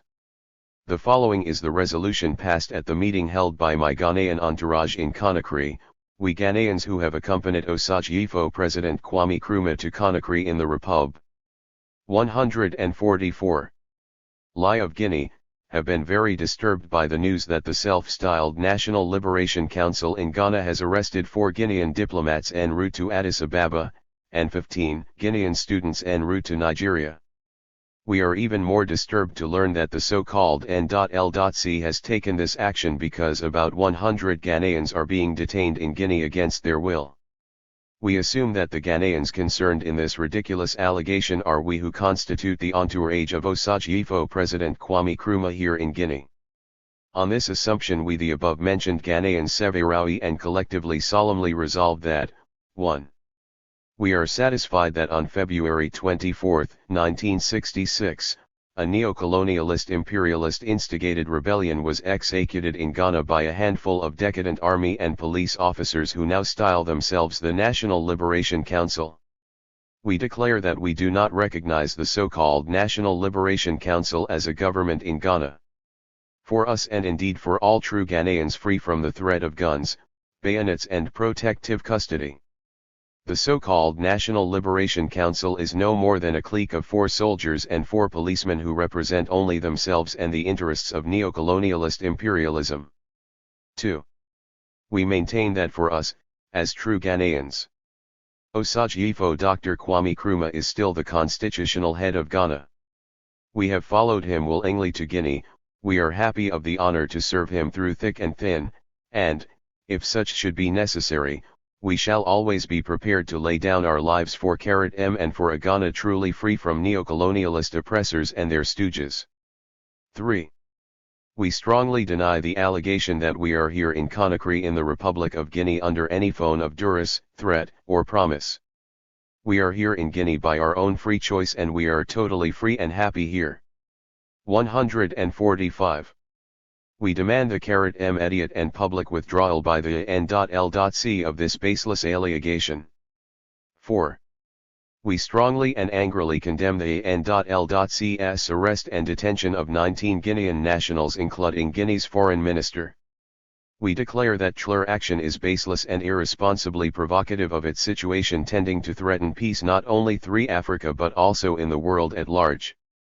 We denounce it as one of the imperialist intrigues hatched in coalition with their stooges for the destruction of the fabric on which the Organization of African Unity is woven. 5. We take strong objection to the N.L.C's usage of our names in the perpetration of such a scandalous flouting of international law. In this respect we near undertaking to send a strong open letter of pro-CM to the so-called N.L.C in Ghana. 6. We demand the immediate release, with due apologies, of the 4 Guinean diplomats and 15 Guinea 11 students who have been so wrongfully arrested HV the so-called N.L.C in our name. 7. We maintain that we are not prepared to go I-11 Ghana where the traitorous N.L.C has even high remotest control. We emphatically refuse to serve under, or have anything to do with cowardly usurpers, stooges, and renegades who are shamelessly prepared to sully their own country and kin to net colonialist imperialists. As President Nyerere said, on his way home from Ili OAU conference in November 1966, Africa is in a mess. The 0.A.U has been rendered ineffective, many nominally independent states have puppet regimes, and large areas of OIII continent remain unliberated. This will be the case so long as we remain disunited and fail to establish a union gov. of Africa. But I was sad when I read the comment of Nigerian correspondent on the position N.L.C Ghana occupies in the minds of progressive Africans. Ghana, he saltal. Makes me and Africa ashamed. 146. 9. In Conakry. Conakry is magnificently situated on a promontory of land jutting into the sea. Wherever you go in the city, you are only a few minutes away from sandy beaches and beautiful views of neighboring coasts. Offshore are several islands, Kassa, Fodaba, Tamara, and others, one of which is said to have provided the inspiration for Robert Louis Stevenson's Treasure Island. During the last 10 months I have received numerous cables, telephone calls and letters from reporters and members of broadcasting and television companies asking permission to visit me in Conakry. They are apparently interested to know what I am doing and what I think about recent political developments in Africa and elsewhere. I have declined all offers of interviews, since they could serve no useful purpose. Genuine supporters of the African Revolution know my political views and the stand I have taken. President S6 Kauturi, the political bureau of the Guinea Democratic Party, and the people of Guinea have made me feel completely at home, and I shall always look back on the months I spent with them as among the happiest in my life. I have been able to do so many things I longed to do but never had the time. I have been able to read as much as I like, to study the latest books on politics, history, literature, science, and philosophy, to step up my writing, to reflect, and to prepare myself physically and mentally for the militant phase of the revolutionary struggle. I have played a lot of tennis, and have gone for long brisk walks, covering several miles at a time. I have had daily lessons in French from Madame Julia and Bacheli. I have learned to drive. Most days I have found time to play chess, a game I always find stimulating, and 147. At the same time relaxing. Recently, I have undergone a course of military training. My days have been full, but not with the tedious administrative details of government. It has been a great joy to have time to spend with the many visitors who have come to Guinea to see me from all over Africa, and from countries overseas. These visitors, freedom fighters and members of progressive organizations, have discussed their problems with me. Far from feeling isolated, as the imperialist press would have its readers believe, I have never felt more in tune with African and world affairs. I have an efficient communication system which enables me to keep up to date with events inside Ghana and elsewhere. The diplomatic representatives in Conakry of various states call on me regularly. I am in daily touch with President S. Kauturi and members of the Guinea government, who visit me every evening for supper. Madame C. Kauturi 6 is often present on these occasions. So also are M. Dialio Sefole, Minister of State, Dr. Bovigi Sanzana, Minister of Foreign Affairs, Dialio Abdoulaye, Director of Political Affairs in the Foreign Ministry and Roving Ambassador, and other members of the Guinea government. They have made me feel very welcome. M. Sana Camara, Chief Protocol Officer in charge of my household, and Police Commissioner Abdoulaye Kambassa, have constantly sought my comfort and protection. I must mention too, the soldiers and gendarmes who guard my residence, and the many Guineans who carry out other household and office duties. Each day there is a vast amount of office work to be done. Reports, compiled from radio and other sources, have to be read, analyzed, and acted upon, correspondence dealt with, and detailed plans made for the carrying on of the revolutionary struggle. The correspondence alone, and telephone and cable communications, keep my secretaries and myself busy for many hours every day. The messages of support which continue to flow in from all over the world are a great source of encouragement to me personally and to the Ghanaians with me in Conakry. These men were with me on the Vietnam mission, and they have stayed with me ever since, NOL once showing any despondency, or doubt about the finial. 148. Outcome of the struggle, and the return of legal government to Ghana. I have been very touched by their loyalty, and have admired the way they have adapted to the life in Conakry, away from their families and in unfamiliar surroundings. They have won the affection and respect of the people of Guinea, who give them a rousing reception every time they appear on state and public occasions. In November 1966, when the AN.L.C was holding the OAU Guinea delegation prisoner in Accra, Ghanaians in Conakry joined their Guinean brothers in the Great March Past to celebrate Army Day. It effectively gave the lie to the AN.L.C claim that they were being held in Guinea against their will. The thousands in the packed stadium gave the Ghanaians thunderous applause. I stood then, as on all state occasions, beside President C. Kauturi. It was the first time I had appeared in public in army uniform, and I was amused when I heard that a foreign diplomat had asked the man next to M, who is the parachute officer next to 5 Akauturi. I did not realize what an effective disguise the uniform and beret provided. Guinea, like Ghana, has immense natural resources, and it has been most interesting to visit the many industrial and agricultural development projects being undertaken all over the country. Guinea is building its economy on a socialist basis, with a strong state sector. Everywhere, I have seen evidence of industrial and agricultural progress being made. I was particularly interested in a visit President Sekoturi and I paid to a large new textile factory near Conakry which was officially opened in June 1966. There I saw one of the most modern cotton spinning and weaving complexes in Africa, with hundreds of machines. I have grown extremely fond of Conakry. From the seafront villa where I stay, I can see the hills of Sierra Leone, and in the other direction, the distant shores of so-called Portuguese Guinea, where a fierce liberation struggle is going on. The offshore islands, the fishing boats, and the bulky merchant ships which come and go from the busy harbor at Conakry, will always be in my mind when I think of the days I spent here.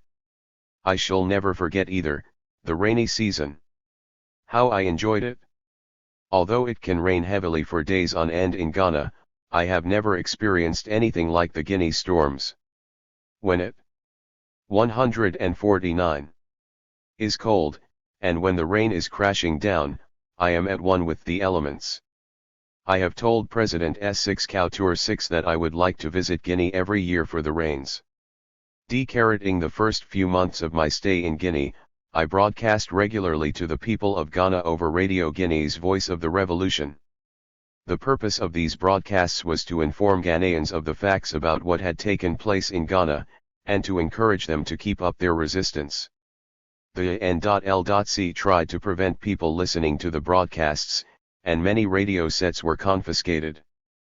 But people listened in secret, gathering round shared radios, and then passing on my messages to those who had been unable to listen.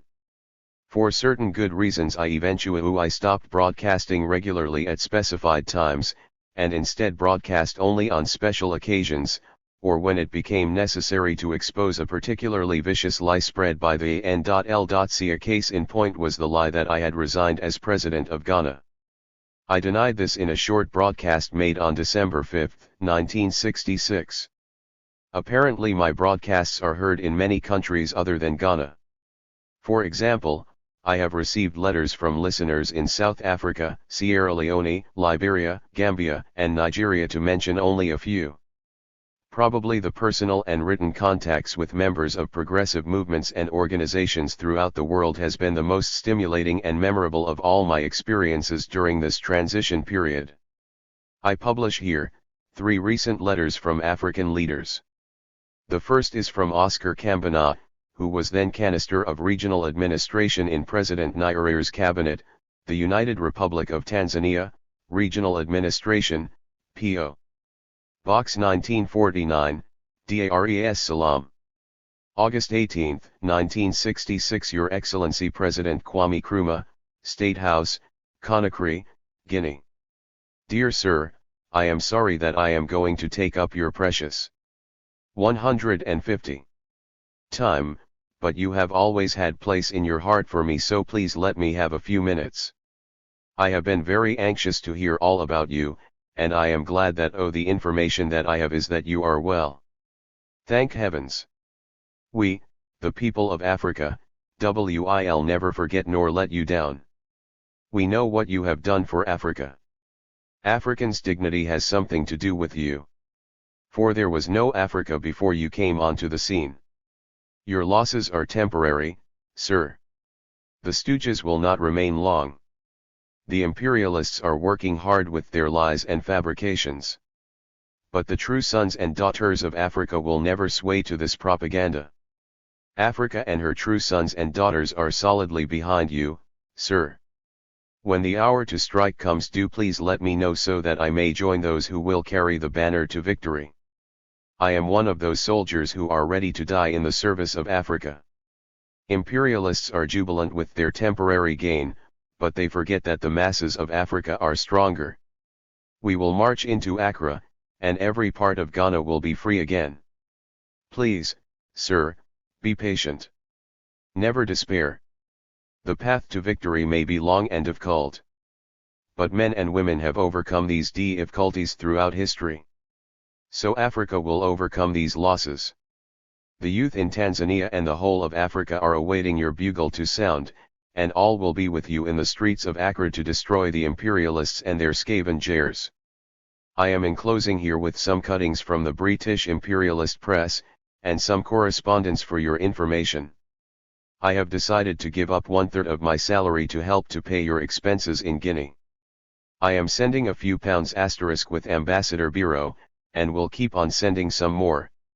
If there is anything you would like me to do, please let me know. I am in the service of Africa. A check for £490 was enclosed.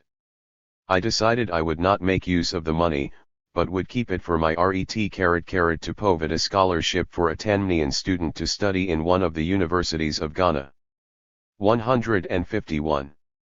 May God and the good spirits of Africa keep you well and healthy. The youth of Africa are solidly behind you. One day you will march triumphantly through the streets of true Accra and Ghana. Long live Kwame, long live Africa. Yours in the service of Africa, signed, Oscar Kambana.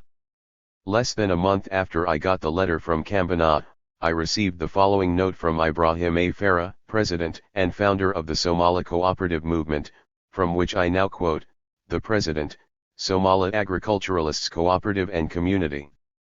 September 10, 1966. Osajifo President Kwame Nkrumah, President of the Republic of Ghana, Conakry, Guinea. Dearest Brother President, Africa, Asia, Latin America, and Ali freedom-loving peoples all over the world are mourning for you. The dreadful events which took place during your absence from Ghana in February last, have shocked the world. As a result, the once leading Ghana does not exist any longer in our hearts. It is a terrible blow against us, we African freedom lovers and ardent followers of your teachings. It is also widely recognized that the coup was also the end of the OAU. The imperialists and colonialists are breathing the air of relief after the formation of a puppet government in Ghana, because you have been a thorn in their throat. They, the colonialists, wanted to swallow the whole African continent, blood and bones, but you showed them to their homes in Europe, and you made their comeback impossible. Fina Ui, fully convinced. 152. Of the fact that your whole life was dedicated to the total liberation, the total survival of all mankind, and particularly, for the progress and well-being of the African continent and its peoples. The solution, so far as the colonialists are concerned, was only to find ways and means of subversion, to put a yes-man traitor in your place as head of state. The question which every nationalist asks him/herself is it the end of the African Revolution, or is it just a beginning? During the last 15 years, Africa has lost more outstanding leaders and statesmen than Europe and Asia put together. Patrice Lumumba was murdered, Ahmed Ben Bella ousted, and no one knows of his whereabouts, except those concerned. Joshua Komu is in the hands of those diabolical white settlers in Rhodesia, and last but most important of all, the great African leader, President Kwame Nkrumah is missing, though only for a temporary period of time. So far, the colonialists have succeeded in playing with Africa, and the Cold War has been shifted to all corners of this continent, which used to be the most peaceful place for man to live in without disturbance and want. Heavy wounds are inflicted on us, and it seems our recovery is doubted. I vowed to follow to the end any genuine African leader who dedicates his life for the common good, common welfare, common progress, and the total liberation of Africa as a whole. I am very sure of your greatness, President Nkrumah, and I am ready to die for you because I feel that my life is nothing to be compared with yours. You have saved millions of lives, and the peoples of all countries recognize your achievements. Since that shameful time of February 1966, I and friends of mine in the Somali Republic have been actively collecting information from the Somali masses, and we have been fully assured by thousands that they are ready to serve the great African leader, President Kwame Nkrumah, even at the cost of their lives. I sincerely hope that the President will give us the opportunity to fight for our good future and for the future of all the peoples of our continent. 158. Our agricultural cooperative was facing disaster at the time of the 1961 flood, but you saved us and made it possible for us to exist and face the future by granting us the vitally needed assistance, which was £3,00. From that day, the peoples of Somalia came to know you better, and also Ghana and Ghanaians. From that day, we understood that you are a genuine African leader. BUSE we arrived just from the blue, but when we told you about our difficulties, you never doubted us, and you helped us at a time when a person clearly distinguishes between friends and foes. We thank very much Brother Ahmed Atakau Toward, the President of the Republic of Guinea, for his kindness. Yours forever in the service of Africa, signed, Ibrahim A. Farah, de Galtz, President and Founder. The third is from Ajanga Odinga, my dear Kwame, I ardently send you warmest felicitations and New Year greetings, wishing you a very happy and successful future. Foremost, I wish to take this opportunity to thank you for writing such a glorious foreword to my book, Not Yet Uhuru. Your I-Minus foreword has become a permanent inspiration that touches my very soul. Despite the long distance dividing us, I wish to assure you that I am always with you. I sincerely hope that this year will be one of many successes in the struggle against imperialism headed by the US and its accomplices such as the bloodthirsty gangsters in Ghana who have temporarily reversed the revolutionary force that was beginning to thrive in Africa. Although the imperialists with their hired lackeys are still frantically trying to isolate you from your beloved people, to me, this is only temporary. I am in constant touch with many patriotic Ghanaians who from time to time brief me on the enthusiasm and brilliant victories the Ghana masses are scoring in the war to free Ghana once again from the American. 154. Accomplices. This fact hardly receives publicity in the imperialist-dominated Western papers found here and there in Africa. The leading enemies of African unity together with degenerated elements have sneaked into our ranks and are causing chaos which would plunge Africa into a more protracted dilemma if we do not act immediately. When one noticed the KANU was in very deep collusion with very dangerous invisible foreign imperialists, I was left with only one alternative: to resign and form a more radical and progressive party, Kenya People's Union K.P.U. KA-U has slowly, gradually and eventually fallen into the hands of reactionary forces actively perpetuating foreign economic domination. Fear that many elected members were going to resign from KANU to join KPU led K.U into making new laws designed entirely to protect U and the government from total collapse. Laws hurriedly made require those who resigned from K.U to resign their seats in parliament in order to recontest them. I, along with all the patriotic militant MPs who recontested the seats, witnessed the unholy work of invisible masters ruling Kenya today. We were intimidated, some of our supporters were murdered, but the assassins were never brought to court of law. Votes were rigged by government administrative machinery. Leading members of our party were arrested and detained. Lots of our supporters are exposed to all sorts of cruel suppressive moves by the reactionary government. But still, and contrary to the invisible master's expectation, the Kenya masses have become more vigilant and are surely out to deal the enemy a crushing blow to restore their economic, political, and social rights which have been sold to the imperialists by KA-U party led by Jomo Kenyatta. It is my belief that whatever the imperialists do in Kenya, in Ghana, or in any other part of Africa, the oppressed masses will never yield to the oppressor and their victory is inevitable. I pledge to uphold our old Pan-African ideals and spirit and avail myself to 155. Fight the enemies of African unity by all means possible. Frenzied aggressions carried out by imperialists lend no time for speculation. It is time for action, and I believe our party together with sister progressive parties I know of, can act.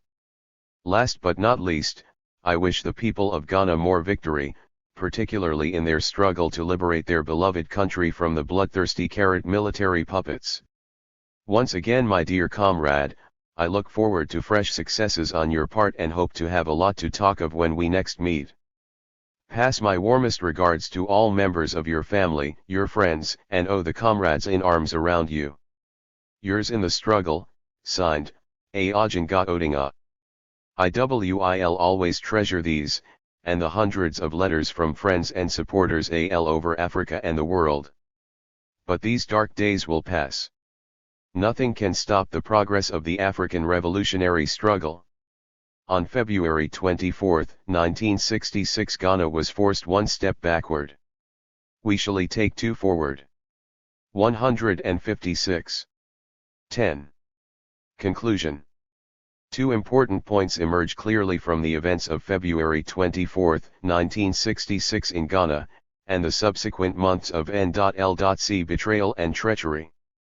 First, that independent African states must pursue a policy of all-out socialism if they are to survive. Secondly, that the African revolutionary struggle for total continental liberation and the establishment of an African Union government must now enter a phase of planned, unified, and centrally directed armed struggle.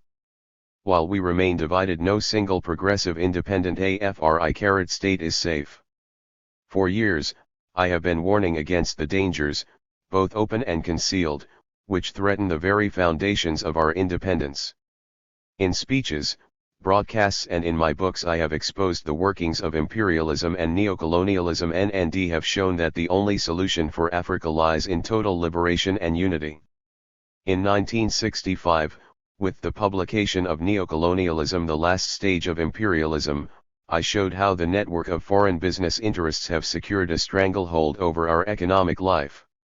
In 1966, in the Challenge of the Congo, my purpose was to expose the insidious ways in which foreign pressures can operate in an independent state. Shortly before I left for Hanoi, on February 21, 1966, I addressed the National Assembly and spoke about the military coups which had occurred in so many parts of Africa. I hate that it was not the duty of the army to rule or govern because it had no political mandate, and its duty was not to keep a political mandate. Every state emerging from colonialism has to face, sooner or later, the threat to its independence of an alliance between local, reactionary elements and imperialist and neocolonialist interests. The problem is serious, but not insurmountable. 157. Once its true nature is assessed and adequate steps are taken in time to prevent it from becoming deep-rooted. We must be constantly vigilant. Imperialist intelligence organizations are hard at work in Africa, manipulating political pressures internally and externally within developing, independent states. Evidence of their activities may be seen in the conspiracies, subversions, coups, and assassinations hitherto virtually outside our political experience, but in recent years a painful reminder that we are not yet masters in our own house. Government officials, police and army officers, party leaders, newspaper editors and others have been bribed and blackmailed. Local bourgeois reactionaries, dishonest intellectuals and retrogressive chiefs are being used to subvert progressive governments. The tragedy is, that some African heads of state are themselves actually aiding and abetting imperialists and neocolonialists. In Africa, the resistance of the masses to imperialist aggression grows daily. African freedom and unity have become their watchwords. In that alone lies their full carrot-ment. The higher the level of a people's political awareness, the greater is their understanding of their historical mission. Africa is ripe for armed revolution. This great upsurge of the African peoples can only be effective if it is organized, and if it is armed. The time is past for half measures and piecemeal solutions. No compromise is possible while reactionary and counter-revolutionary elements exist in Africa, and while imperialists and neo-colonialists are able to make use of them for their own ends. For the moment the continent is disunited and powerless in world affairs. The N.L.C. have broken up the freedom fighters' tracing camps in Ghana, and everywhere their movement has become weakened. African opinion is no longer taken into calculation by the great powers, nor are African protests on any matter regarded as of any account. This alone, if there were nothing else, would demonstrate the importance of what the CPP and I attempted in our 10 years of power. It is the mark of the permanence of our achievement. It is impossible to put the clock back. Those who conducted the coup and their Western backers have achieved nothing by merely removing me from authority in 158. Ghana. Indeed, they have achieved the reverse of what they intended. Far from the ideas for which Ghana stood being discredited, they have been proved for all to see as correct and as charting the inevitable path which Africa must follow. Imperialism and neocolonialism must be attacked wherever they are operating throughout the world, and protracted people's wars must be fought until victory is achieved. If for a while the imperialists appear to be gaining ground, we must not be discouraged. For time is on our side. The permanency of the masses is the deciding factor, and no power on earth can prevent its ultimate decisive effect on the revolutionary struggle. Appendix. Messages received from heads of state. Modibo Keita, President, Mali. 25.2.66, Translation, I have received your very guild message and I am happy to hear that you are well. Please our comrades of the People's Republic of China for this important contribution to Africa's struggle for her liberty and her progress. Yesterday, the February 24th, we heard of the serious events which took place in Ghana and which do no credit to those who have provoked them. For us, the authors of the coup d'état have committed an act of high treason. As you say, this is one phase of the unremitting struggle waged by neocolonialists and imperialists against Africa, which wishes to live in freedom and dignity and in friendship with all people who are peace-loving and who wish to build a just society. All Africans, conscious of the grave dangers posed to our peoples and our continent, should mobilize themselves to bar the way to neocolonialism and imperialism. The Malian people consider themselves engaged in this struggle. For this reason your special envoy, assured in advance of our support and assistance, will be welcome in Mali, and the visit which you plan to pay us will soon confirm to you the active solidarity of the leaders and people of Mali for the restoration of legality to Ghana. Ahmed Sékou Touré, President, Guinea. Translation, the Political Bureau and the government, after a thorough analysis of the African situation, following the seizure of 160 power by the instruments of imperialism, have decided, 1. To organize a national day of solidarity with the Ghanaian people next Sunday. Throughout the length and breadth of the country there will take place popular demonstrations on the theme of anti-imperialism, and, 2. To CAU on AL progressive African countries to hold a special conference and take all adequate measures. We think that the time factor is vital here, since it is important to make a riposte without further delay. By every means. Your immediate presence would be very opportune, it seems to us, and we are therefore impatiently waiting for you. Gamal Abdel Nasser, President, United Arab Republic. Translation, with feelings of anxiety and shock, we, in the United Arab Republic, have heard of the sad events to which the people of Ghana were exposed and of which you wrote in your letter to me dated February 25. I agree with you that the forces of colonialism are always trying to undermine the independence of African states, and to draw them again into spheres of influence in order to continue exploiting their resources and shape their fates. What has happened in Ghana is actually a part of this imperialist plan. To face colonialism in the African continent requires of us all continuous efforts and a sustained struggle to liberate it from old and neocolonialism. The setback that has occurred in Ghana must act as a deriving force for all of us to continue the struggle for the consolidation of the independence of African peoples, and their liberation from imperialist forces. I'm sure you know that you are always welcome in the United Arab Republic. Kim Il-sung, Pyongyang. January 3, 66, Translation, I have received your letter.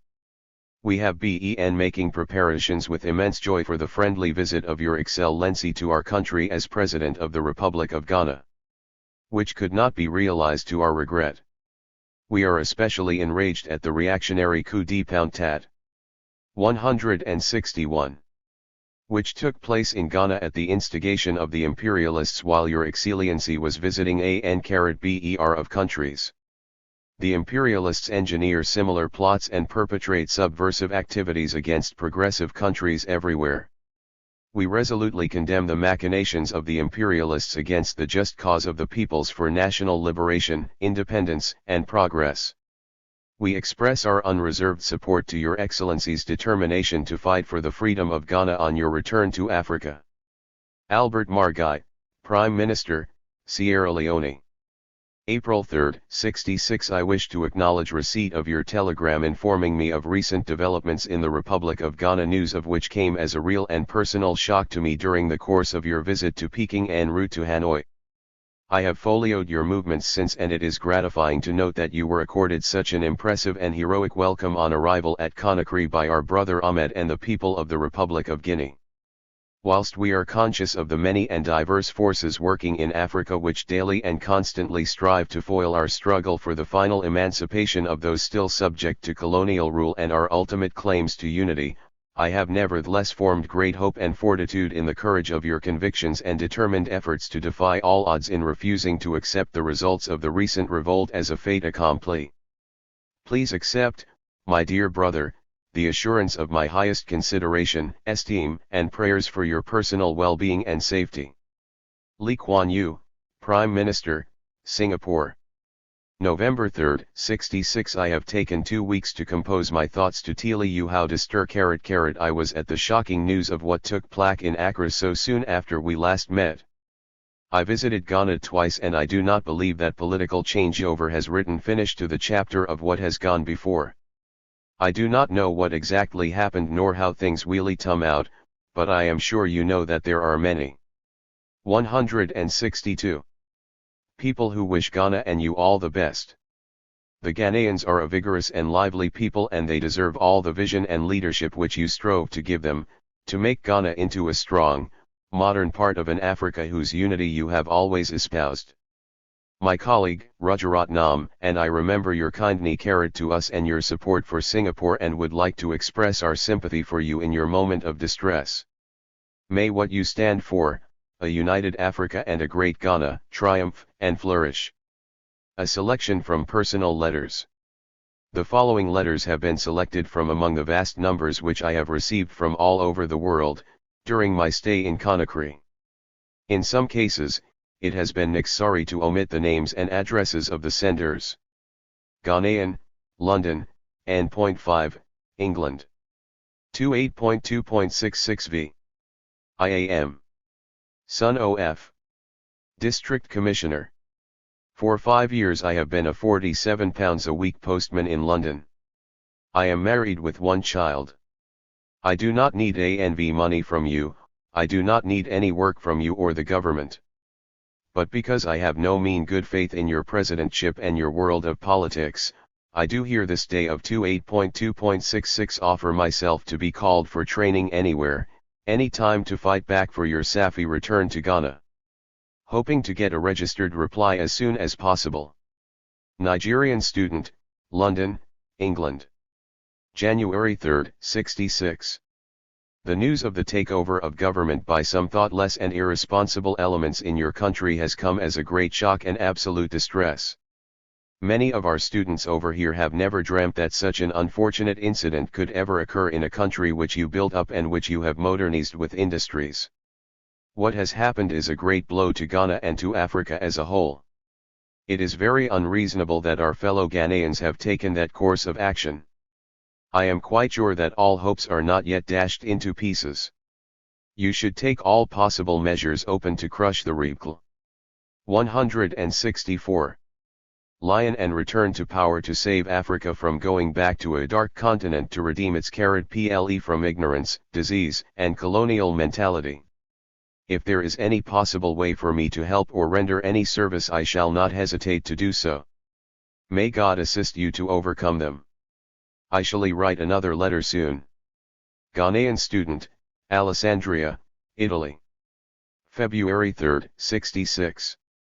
Please excuse me and forgive me for the poor way I am addressing this letter to you, all because of time and fear. I have been greatly awed and heavy in heart, for the shameful and unpatriotic news I read in the papers about the overthrow of your government, which is of the people and mine. In view of this mishappening, I advise you as an unknown supporter of yours, and hope you will hesitate to return to Ghana till tensions return to normal. But should you think to return, for one reason or the other, I put myself completely at your honorable disposal, to use me in all ways you think justifiable, to see the wish of the people done, and that is the government of Ghana, and of Ghanaians restored. I cannot write more, but think you understand me and my feelings. To conclude, I introduce myself to you as an unknown believer in AISM, who for personal reasons did not think to make myself known to you in Ghana. But now I am in Europe, seeking further laurels in a sporting activity. Hoping you have forgiven me as a father my impolite way of writing this letter. Excuse me, I fervently plead, for time is running against me, and I cannot wait any longer. In all, I remain with my warmest greetings to Mrs. Favia Nkrumah and the children. A.C. Jordan, Department of African Languages and Literature, University of Wisconsin, Madison, Wisconsin. February 3, 66. Only yesterday, one of my colleagues at this university asked me what I thought your next move was going to be. I replied laconically, if I know Kwame Nkrumah, he is not going to take it lying down. I leave it to you to imagine therefore how glad, how proud. 165. I felt this evening, on hearing it announced over the radio that today you landed on Guinea territory and had a warm reception. Courage. Moro Busser, Holbeinstrasse 7, 4051 Basel, Switzerland. March 3, 66. Day by day I follow the course of development of Africa and especially that of your country with attention, because I believe that Africa will bring to humanity an immensity of best renovations in every field of human existence if, of course, there will not be a nuclear war, and as a student of physical science I know very well that all would be destroyed. But T cannot understand why it was possible, that after about 900 years after Ibn Yassin and Abu Bakr, Ghana is another time subjugated by hot-headed military rabble. I don't like militarism. How was it possible that the army could usurp power behind your back, a detestably insidious action, when you went to China? Am I right if I believe that imperialistic hands of dirty U.S. agitators are behind the matter? I was delighted when I heard how you and Mr. C. Turpound, obviously a namesake of famous King Askia the Great whose real name was Muhammad Turpound, solved that most difficult situation.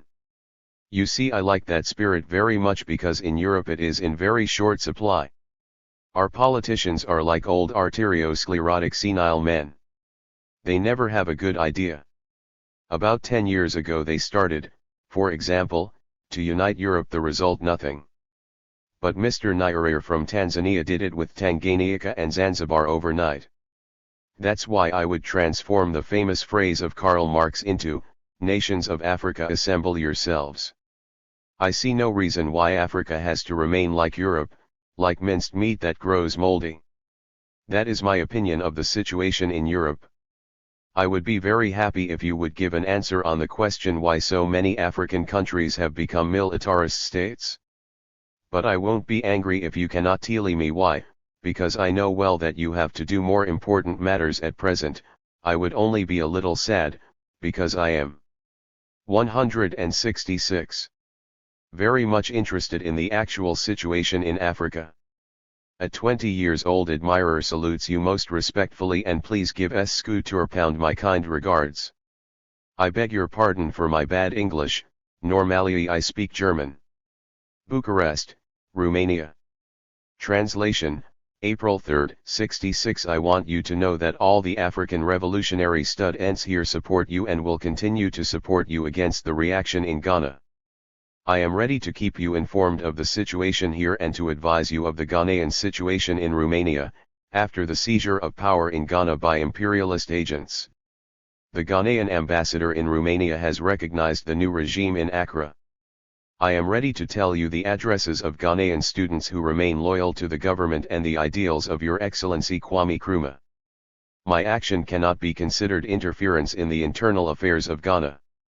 I am faced with a regime which supports imperialism and the bourgeoisie, and on the other side I see an African revolutionary regime led by Dr. Kwame Nkrumah. Action taken against the new Recaritme in Accra is action against imperialism, colonialism, and neocolonialism in Africa. It is not interference when a battle against a common enemy is being waged, but rather cooperation in the struggle. The young freedom fighters of Cameroon who struggle against neocolonialism, can support only progressive African governments. Being convinced that the reaction in Accra will not last for long, please accept, Your Excellency, my African greetings. Theophi/W.S. Artman, 440 Green Hart Street, Mackenzie, Demerara, Guyana. April 3, 66. I am following closely the events which have taken place in Ghana while President Nkrumah was in Peking, and deplore the puppet regime which is being used by the imperialists to hold back the march of African liberation. Though we are 167 thousands of miles away, we are keeping abreast with what is taking place in Africa. I am well pleased with the agreement between you and President S6 Couture 6. Since the news, we wish you to return to Ghana, but with force to put down the puppet regime. We know how you have built Ghana since independence, and we in these parts looked on you not only as leader of Ghana but of Africa as a whole. The imperialists would not like leaders as yourself because they realize you to be the most progressive leader in Africa who want to have unity among the Africans. This makes the imperialists scared, as they want to continue to exploit as in Rhodesia, South Africa, and Mozambique. They must not be allowed to succeed. Think you should take help wherever you can get it. For the West will never help the Africans to liberate themselves. They will fortify the Europeans as they have done in Rhodesia, South Africa, and Mozambique. I pray that with God's help your aspirations will be achieved. In conclusion, may I say long live you both. Long live the Pan-African movement which will be able to liberate our oppressed brothers. Bathurst, Gambia. April 3, 66. I am writing you this letter in the name of the whole of Africa, and as a son on African soil. I feel that it is the duty of every African, and an obligation to acknowledge in writing in connection with the recent coup in your absence in Ghana. We not only sympathize with you as a person but with the whole idea of African unity. We also appreciate your efforts which we believe will release the whole of Africa from imperiagist suppression. We are daily praying for your success, and we are sure the Almighty will also sympathize with you. I believe that perhaps someone somewhere could do something for Africans, but we are also sure that you are the first and foremost to redeem Africa and the African people. I wish to repeat that the Gambian youth will do everything in our power, and if possible fight alongside with you to achieve your ambitions. I and thousands of Gambians sleep, walk, and even at work think of you. Greetings to your host, President Five Akautuag, and your colleagues. 168. Nigerian student, London, S.W.18. April 3, 66. Your Excellency, may the Almighty God bless and be with you in your struggle for the emancipation of the black race and to restore constitutional government to Ghana, which is at present being taken over by imperialist powers. As a wholesome African born in Nigeria, I am deeply in support of you, Nasser and Nairair, so much so that I cannot think of any other way to express my appreciation and loyalty to you than to offer my unconditional service to you. I am a student still with 1 year left for me to complete a postgraduate course. I have a wife with 3 children. In spite of these responsibilities, I am still prepared to do whatever you wish provided you accept my offer. I shall be ready to be your bodyguard even at the point of death. For I'd rather die for a just cause than live forever. Signed by 23 students of Szeged Medical University, Dugonix Ter13, Szeged, Hungary. May 3, 66. At this tragic moment for our brothers and sisters in Ghana and Africa, we, as true patriots of Africa and our progressive friends of the world, feel it is our duty to express our moral support to you as a legitimate President of the Republic of Ghana in your struggle to bring back Ghana to its state of law and order. We emphatically condemn the behavior of the stooge, traitor, and enemy of Africa, nkrumah and his masters. Imperialist America has proved to everybody, even to a fool, that she is not willing to live in peace with anybody due to her interference in Ghana's internal affairs during your absence on an important peace mission about Vietnam problem. It is a great lesson to all African leaders that the imperialists are still vigilant and they are using all their powerful maneuvers to dominate our continent. Dear Kwame, whatever maneuvers the imperialists and their running dogs may try to use in order to blackmail Ghanaian and African people, they are all doomed to a total failure, for the people are aware of them. We are sure that the Ghanaian people love you and that they are behind you, and sooner or later they will resist and free themselves from the new 169 slavery imposed on them by the traitors. We ask you kindly to offer your heart to those who dearly admire, honor and love you for what you have done for them. To any black whose grandparents, brothers, and sisters for years immemorial have been and still are under oppression, torture and exploitation of the imperialists, your name is a great name and you are for them and they are for you. We admire and honor you for what you stood for and what you have been struggling for, the total liberation of the whole of Africa and African unity. These are noble ideals which have made you a great son of Africa. They will live forever from generation to generation of Africa. We send you our heartily felt congratulation for your new appointment as the head of both republics of Ghana and Guinea. Our hearts and love are with you for the struggle ahead. Long live Africa! Yours in the struggle against the imperialists. Bathurst, Gambia. June 3, 66. I, the undersigned, have heard with a great shock the irresponsible army rebellion against your esteemed person and government on the February 24, 1966. I wish to reaffirm, through the medium of this letter, my fervent support for your Government party and your stand for the unification of compact but turbulent Africa. Your indomitability and intransigence in leading your people to a glorious independence will always go down in the annals of history of our continent as an inspiration to her sons and daughters. Undoubtedly, sir, you have served as an inspiration in our struggle against foreign supremacy, and you have served as an inspiration for political evolution in West Africa in particular and the continent in general. Your endeavor to unify dear Africa and to revive her culture and heritage are laudable. Africa is no longer prepared to suffer the irreparable loss of such great sons of hers, such as Ahmed Ben Belia and your honored self through irresponsible rebellions such as those engineered by Major Nkrumah and General Bumdiasi, who do not have the interest of their peoples at heart but Arc. 170. Rather self-seekers instead. Meantime, I am sure that the widespread indignation which is rising as a result of this will help to mobilize our forces to crush such illegally constituted governments as those headed by Bumdian and Nkrumah respectively. Your people who, through intimidation and wanton terrorism, could not celebrate jubilantly the 9th anniversary of the glorious independence of Ghana, will rise someday under your brilliant leadership and crush the illegal Nkrumah regime. The terror and degradation this regime has brought to the people of Ghana and Africa are clear indications of its illegality. Needless to say, you are assured of my indefatigable support, and remember you are not alone in your struggle, the whole continent is behind you. I wish you long and prosperous life, and I pray that Providence will allow us all to see the day when the Nkrumah regime shall climb down and be humiliated by the whole sea continent. Long live Osagyefo! Long live the dynamic CPP! Long live President S. Couture. Long live the OAU! Long live African freedom and independence!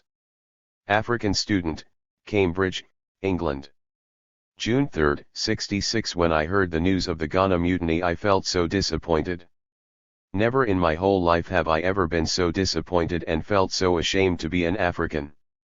I could not believe that I was listening to the BBC, and afterwards I thought, oh well, those imperialists could say anything, since you were in Peking trying to bring peace on earth and understanding among men. The imperialists manufactured stories to ridicule you and the work you intended to do for mankind. After I saw a TV transmission, I said to myself, yes, the giant has fallen, and the imperialists knew that they could effect this iniquitous act only while you were out of the republic and thought to work against you from behind. The imperialist world has never forgiven you and will never forgive you for the work you have done for the entire African continent. From the day Ghana became independent, you told the crowd who were celebrating the independence of the new 171 Ghana that the independence of Ghana was meaningless unless it was linked up with the liberation of the whole of Africa. Indeed, you followed that by calling several freedom fighter meetings in Accra, and Accra became known by the imperialists as a den of iniquity. Those of us who have been to Ghana to attend the freedom fighters meetings will understand the cause of the imperialists' joy at your so-called downfall. Furthermore, the speech that you made at the UN last time that you were there as the president of Ghana hit headlines all over the world that you were anti-West so-called civilization.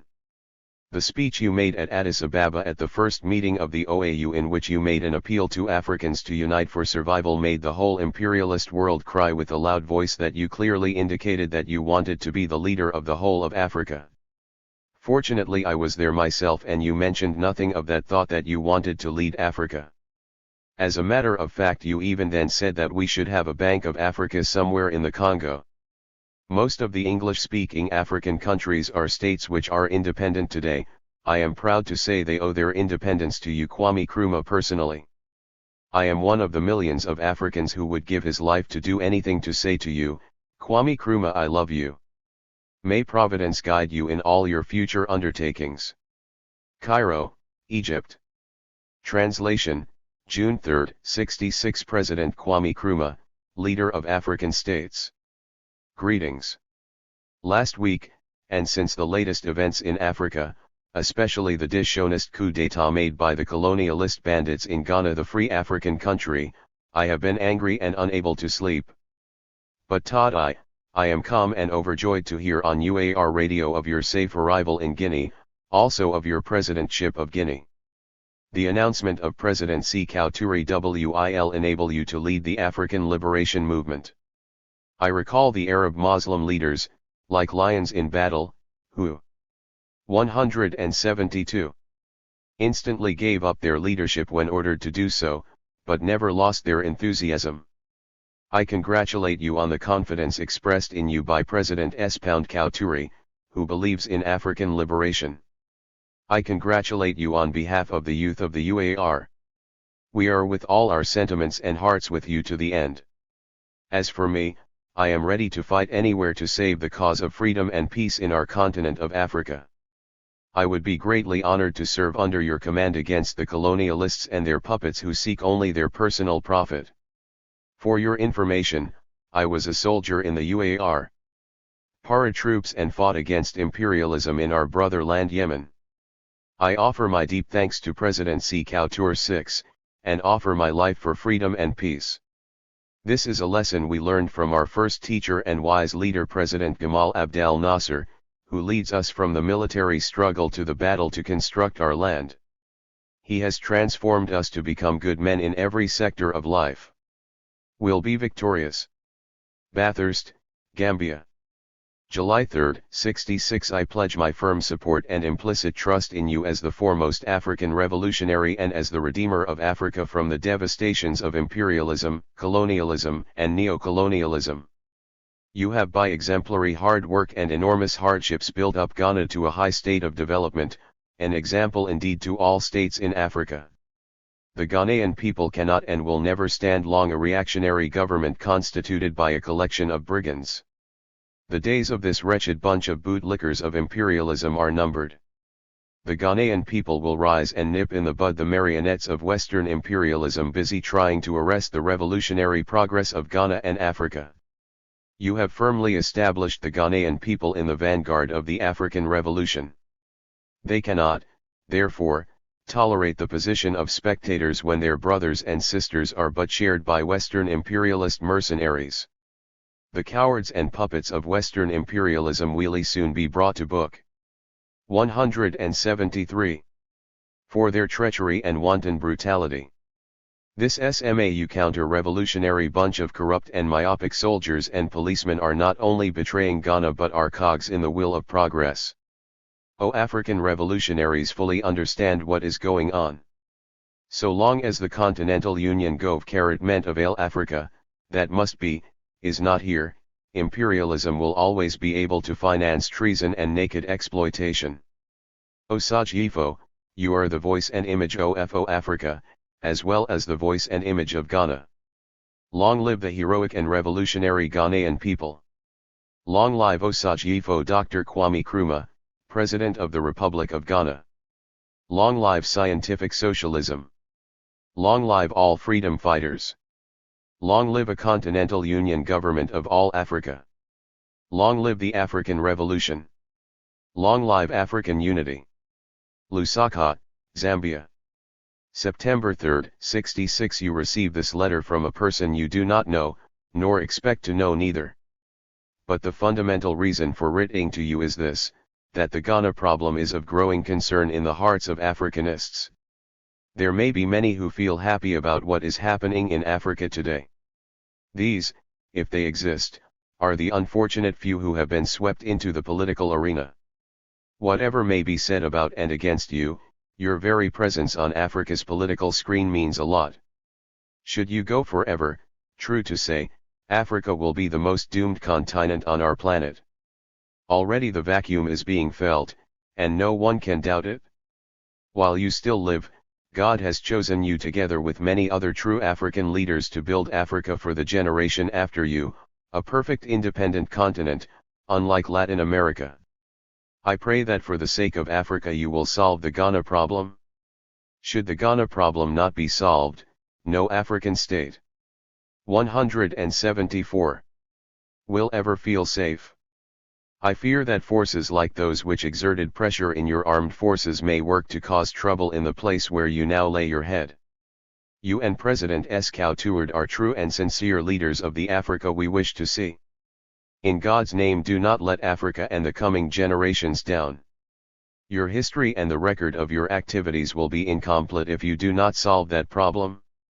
Kwame, fulfill your long and old-standing plans to build the Africa of your dreams.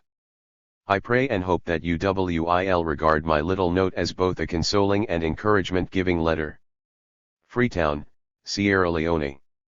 October 3, 66. I heard the news which I still cannot believe as being true concerning the rebellion against your lawfully constituted government of Ghana by some members of your police and armed forces. This is the greatest tragedy which, if left unchecked, will bring Africa with its political and economic achievements 100 years back. I pray to God that I may not live to see this day. I am hereby pledging my entire and resolute moral support to whatever course of action you intend to take in order to correct this treasonable act. I have tried to follow the events in Ghana very closely, and have come to the conclusion that the rebellion was masterminded by the colonial imperialists with the backing of a few imperialist stooges in Ghana. Their stupidity and wanton acts will be corrected in due course. I am of the conviction that without your presence in the front line the battle against imperialism and neocolonialism will be lost, and Africa will once more be infiltrated by foreign elements who will further their work of exploitation. The trouble in Ghana is mainly due to the fact that some imperialist stooges who want to amass wealth for themselves find themselves cornered by your socialist policies. Just as you said in your independence anniversary broadcast from Radio Guinea, that the development in Ghana under your regime is an open book, this is quite true. I have not, however, visited Ghana, but by looking at pictures and listening to radio broadcasts from imperialist countries, who now come to say different things about your 175 regime, I am convinced that Ghana had undergone a great change and is now fully developed. Many criticisms had been made against you after the rebellion concerning your economic development program. The only reason for these criticisms is that the neocolonialists still want to control the economy of Africa. Judging from the words of your opening speech at the OAU conference in Accra last November, history is made only by bold ventures and not by retreating in the face of difficulties. I know that you are not discouraged and will continue to fight to free Africa from colonial imperialist and neocolonialist domination. You are the light of Africa. If you go off, the whole of Africa will lose its right path. Seeing all that is happening in Africa due to the work of imperialism, It is necessary to ask, who does not want to support a union government of Africa? Our brothers in South Africa and Southern Rhodesia have to be freed from white slavery, and the remaining colonial territories made masters of their own destiny. Ali, this work has to be directed by right-thinking Africans like you. I cannot afford to miss you in the front-line battle. May I take this opportunity to extend my sincere and best greetings to one of Africa's greatest sons, President S. Kwame Nkrumah. Never before have I the slightest belief that an African leader will be prepared to surrender his sovereignty for the sake of another leader. He has written a chapter in the great book of African history. We will always remember as one who proved the reality of a union government of Africa. I have enough confidence that with the help of friendly countries and the resolute determination of the people of Ghana who are now being suppressed by a few military stooges, you will soon make a triumphal entry to Ghana. I wish you success in your struggle to liberate we, the people of Africa. Long live African solidarity and a union government of Africa that must be. Ghanaian student, Manchester, England. December 3, 66. I was surprised and indeed very sorry to learn of the unjust act by nkrumah in Ghana. 176. This news so annoyed me, that I felt, to express my feelings, I must write to you. I have always been a loyal supporter of yours, and proud to say I will remain so. Indeed, nkrumah's illegal regime must be brought to an end. I just thought I would write and add that if at any time you need volunteers to defeat nkrumah, I will be only too willing to stand by you. I would like to add, that I am a fellow Ghanaian. If you ever need support, please do not hesitate to write. Your most loyal and obedient servant. Ghanaian student, Leipzig, Germany. 13.3.66. No, those of us you were training haven't changed yet. We have now become more convinced than ever. You have always been our mouthpiece, you still remain our mouthpiece. What has happened is a horror and a disgrace to our race, an insult to intelligence and a setback to find. We detest stooges, we deplore their moves. No, we the youth remain undaunted. The ever-burning flame of liberty you have lit in Africa keeps on burning, every second of it reminding us of woe, danger, and enslavement. We will bear it high, we are convinced. Its glare is beyond Africa, it goes to our brethren everywhere. No less than 1,000 times have you tried to show us the dangers of our independence, what the enemy can and does do. In no phase of our contemporary history has the danger been so naked. This is a warning to all. No, it does not discourage us. No, we are not derailed. It consolidates our mission to humanity. Yes, we are convinced that the battle of our fathers, your mission to free us and war against hunger, disease, and ignorance continues. Commander, leader, your soldiers the youth are ready. We have a mission. Osage Ifo, I am now doing my finals in medicine in Berlin. A few days ago I telegraphed you from East Berlin confirming my support, a sincere one, through thick and thin, and even at gunpoint. I am SML but am convinced, Master. Please Master, use me to fight on your side. It will be the most glorious honor to put down everything, to come home and to fight on an African front in the cause of dignity. Master, I am convinced. I swear on oath to spill all my blood in your name and our mission. Not all have deserted. 177. And those who have are unfortunate in that they have gone astray. They too will be convinced to come back soon. We rejoice at your well-being. We hail you and President S. Tour 6 and rejoice to know even at the Accra prisons where death and tyranny are rampant we still have people who are convinced. Comrade Bing is also a big fighter. Yes, in our struggle, we have never known defeat. Hardships stimulate us. Forward we go, victory awaits us. Our fearless, courageous, and dynamic party, the CPP under your leadership fights restlessly. We know no tiredness. Forward ever, backward never.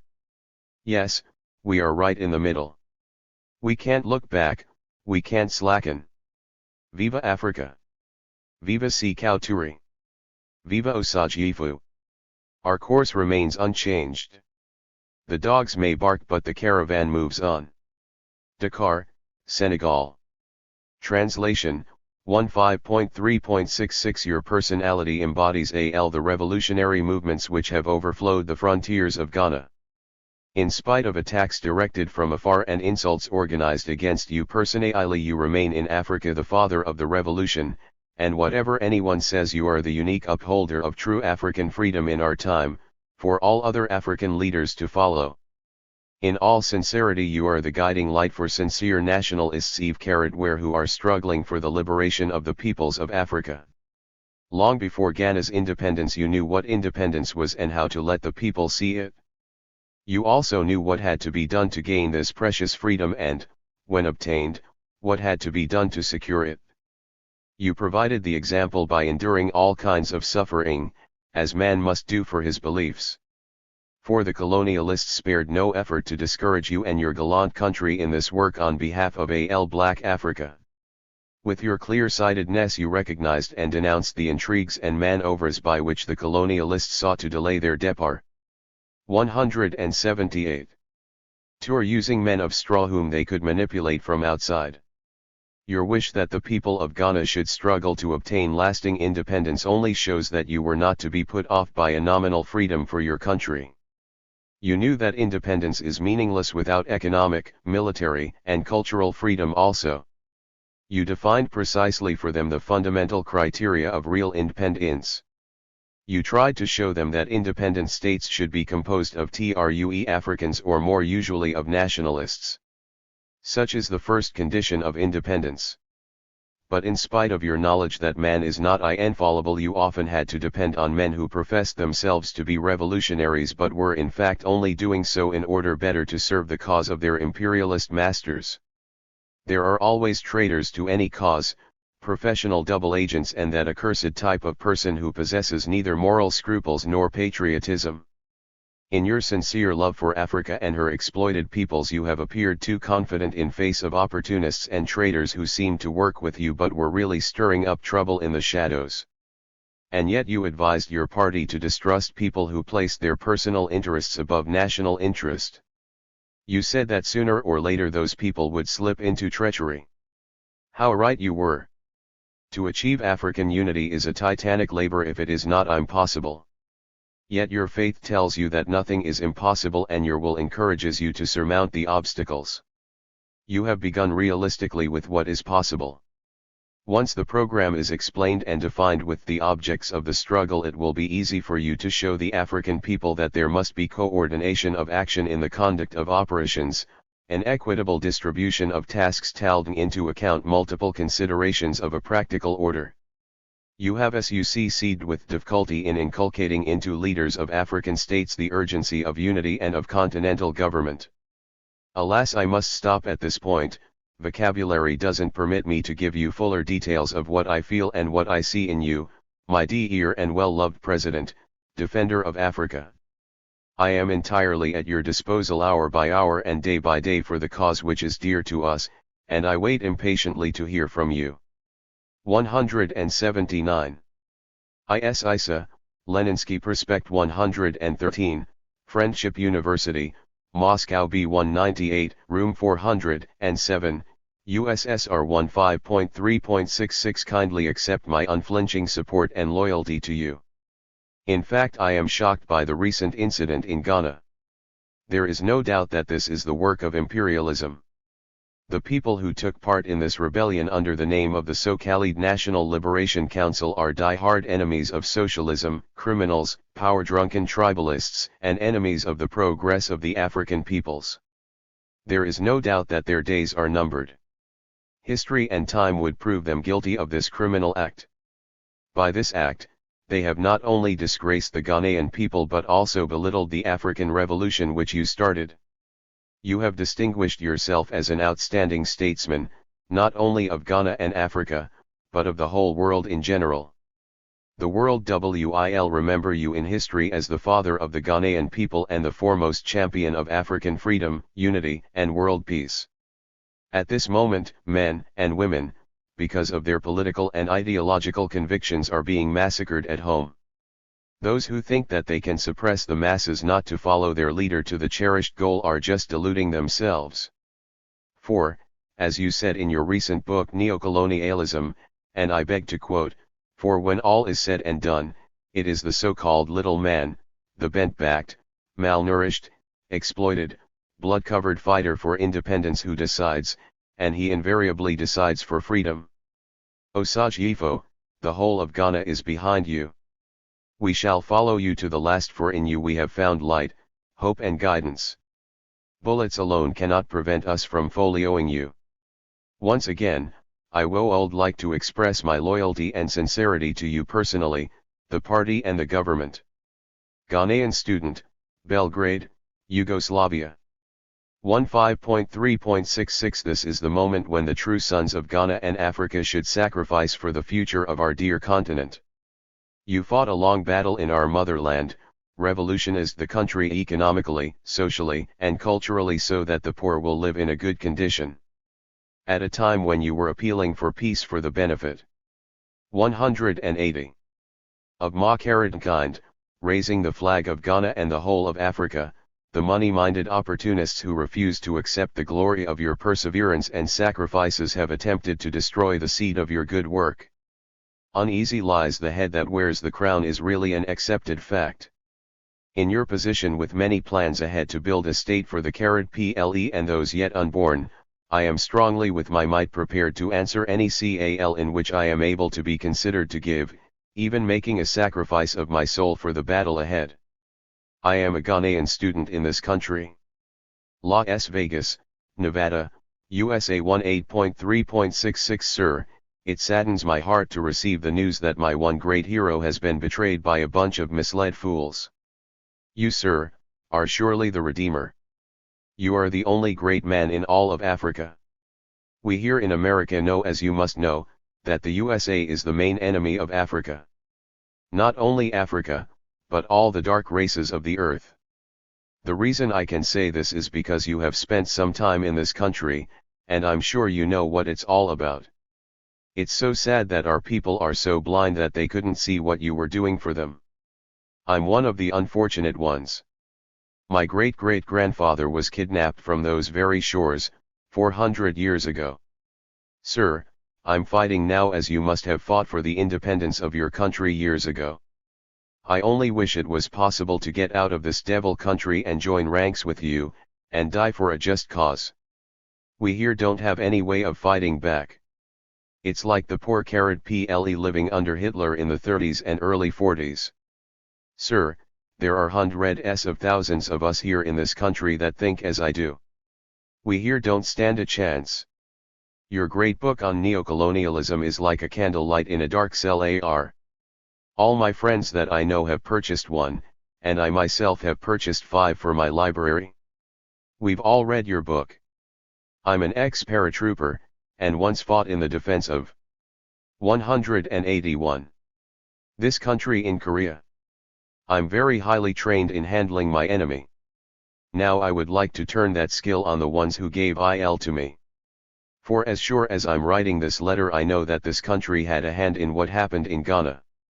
The CIA is over there in strength undermining the free countries of the world. Sir, I don't even know if you will get this letter, or if you'll answer it, as I know you are a busy man. But if you do find time to answer this letter, it really means so much to me and the people who worship your very name. I have read that you will return to Ghana. Sir, I wish I had the honor of paving the way back for you, for all of Africa needs you. You are the one man who can save Africa if anyone can. So may God be with you and O great men who have given so much for the freedom of his fellow men. Chicago, Illinois, USA 21.3.66. Millions of us black Americans were sick and hurt over your recent ouster from Ghana. We feel the Ghanaians have been badly misled and are blind to the international forces pulling the strings.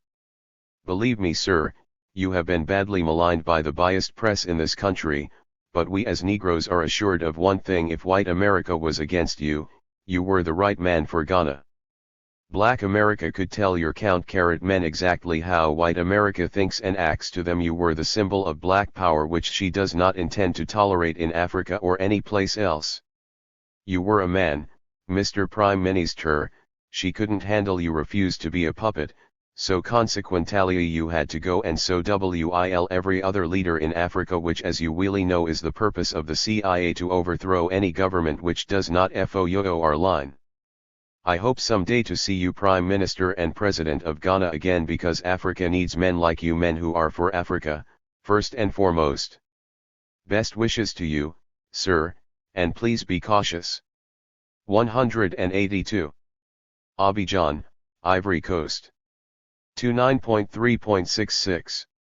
It is with tears that I address you this short message.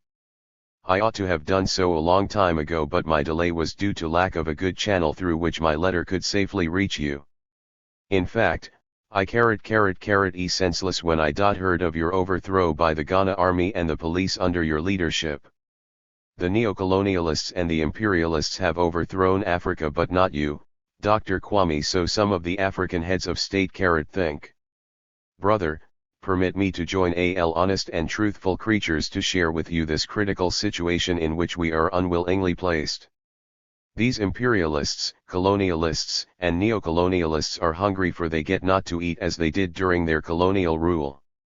They have seen the key of the main gate through which they can pass to sup us, but I assure them they will not succeed on this neglected spot. Africans can be easily surrounded by our enemies if we let this so-called N.L.C. take seed.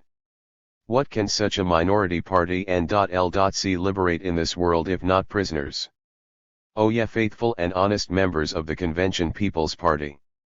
Forward ever, for victory is ours. Please extend my brotherly greetings to our brothers and leaders of Guinea and Mali for their efforts for the CPP government, and especially for African unity. Until I hear you speaking on Radio Ghana in due course, I remain your brother. African students, Moscow, USSR 31.3.66. Circumstances embracing recent events necessarily prevented our earlier contact with you. As true apostles to your course and teachings, as real patriots of Ghana and Africa and staunch members of the dynamic Convention People's Party, it becomes imperative that careful assiduity be given to the grave neocolonialist intrigues in Ghana before any statement could be communicated to you as regards our stand. The nature of the battle which we are preparing to wage, calls for the reorganization of our forces based on a qualitative transformation and the purging of all reactionary elements. 183. Among us. In short, the battle needs an organization whose members are unreservedly dedicated to your person and the cause of Ghana.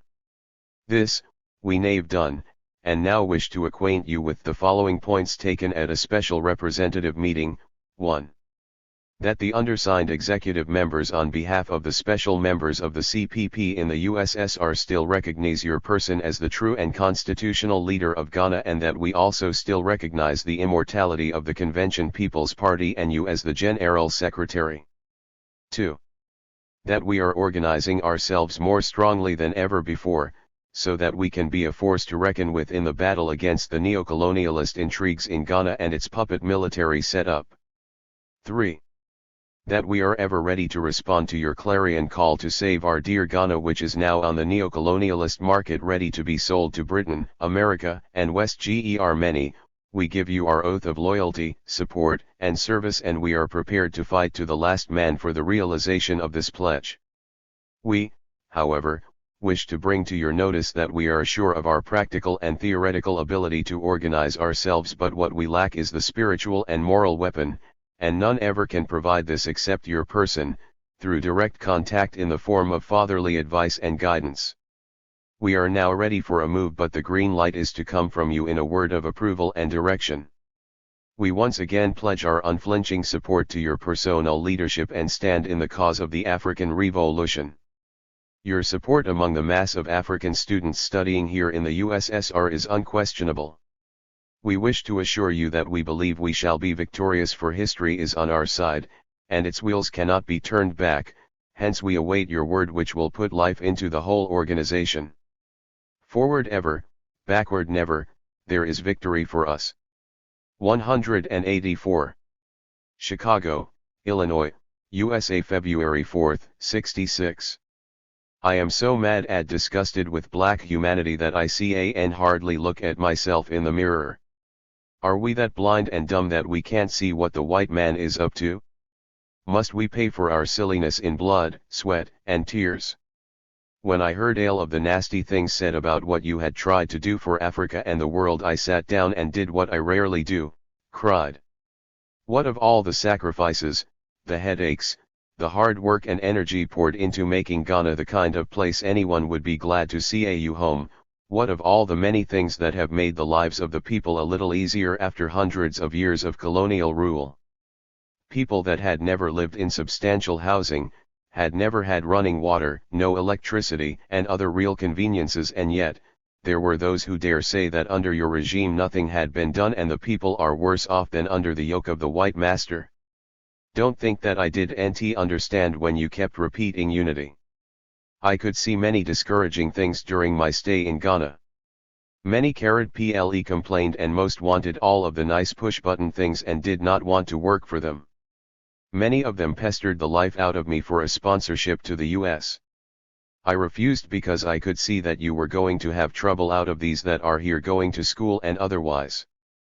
They are finished and of no service to Africa, because they want to be like Americans, and that means trouble. If Africa or any part of Africa is to be saved, it will have to be done as the Soviets, China, and Cuba have done. Close the border and don't allow anyone out or anyone in to contaminate them. The worst thing that could have happened to Africa, is the Peace Corps, founded for spying and brainwashing its subjects into followers of America. As I talk to young men from Nigeria who finished high school under Peace Corps teachers, I think I am talking to American Negroes. I hope you are taking a much-needed rest and planning your next moves carefully. I believe in your ability and good judgment to finish the task of uniting Africa. I know that Ghana was just a stepping stone to your ambition to see a free and united Africa. You said this over 30 years ago. 185. And I am not the least disturbed about your being barred from Ghana, because even I know, that until all Africa is free then none of Africa is free. May God bless you and keep you secure from all harm, also your wife and children. And a pleasant bonjour to President Couture. Freetown, Sierra Leone. 13.4.66 I am writing this letter from Sierra Leone to you, sympathizing with your overthrow and at the same time congratulating you for your appointment in Guinea. I am looking forward to when you will crush that rebellion in Ghana. I hope that you are well and physically fit to be the leader of Africa someday. As you have said, what has happened in Ghana is not a coup d'état. I agree with it wholeheartedly. You are not in the Organization of African Unity, the organization have gone 50 years backward, and it will not be achieved, and may God bless you in all your deliberations. May God give you a long life and a wee body. I am 16 years of age, Pan-Africanist. Greetings to you and our brother, father lover of African unity, President Couture. Long live Osage Ifo. Long live S6 Couture. Long live OAU. Long live the Convention People's Party. It's a Pan-Africanist. Ghanaian, no address. 17.4.66 I feel like addressing these few words to you before leaving this country. I hope I don't bore you. I leave this country aware of the challenge that lies ahead of me at home. Don't be worried about my material support. My education will provide me with gainful employment at home. The welfare of those faithful followers who are here with you is our concern and responsibility. I wish there could be the possibility for me to send a few coppers out of my salary for their caretaking. Those of us at home don't need. 186. Money for organizational purposes. Money has lured many true revolutionaries from achieving their objectives. All I need is that God may grant me the serenity to accept the things I cannot change, courage to change the things I can, and wisdom to know the difference. My weapon is secrecy. It is only through secrecy that I can penetrate into every comber. I will succeed. Dear leader, I am tremendously inspired by your philosophical fortitude. You have correctly stated that there are two main reasons why you want to go to Ghana, namely the building of socialism and the success of the African Revolution. No other mission could be nobler. Your supporters are many. Rest assured that on your return home you have men, dedicated men, Africa's new men with which to reckon. Truly the old order changeth yielding place to new. The Ghanaian people have already begun to realize the need to lift their nation from neocolonialist obscurity to commanding influence in domestic commerce and world trade. Just as lightning makes no sound until it strikes, our present revolution is generating quietly.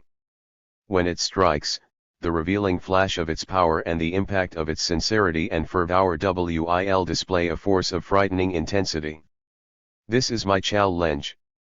Our people have already begun reciting their long list of grievances against the notorious Liars Council. They have begun to recognize that they are now living on a lonely island of economic insecurity in the midst of a vast ocean of material prosperity. This is why I am fully optimistic. This is why I am confident. My leader, just as Socrates felt it was necessary to create a tension in the mind so that individuals could rise from the bondage of myths and lies to the unfettered realm of creative analysis and objective appraisal, so must those of us who stand by you see the need to create the kind of tension in the Ghanaian society that will help men rise from the dark depths of prejudice to the majestic heights of understanding. If we succeed in this endeavor, we have played a noble historic role. There certainly comes a time when the cup of endurance runs over, and men are no longer willing to be plunged into the abyss of despair. That is why our people will soon rise in unison against those rebels. That is why I am confident. 187. My leader, I know that human progress never rolls in on wheels of inevitability.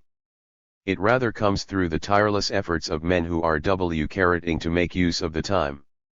Without this hard work, time itself becomes an owie of social stagnation. I am going to use this time creatively in the knowledge that the time is ripe to do the right. Farewell you, my leader. It will not be long when we shall meet again with smiles. Forward ever, backward never.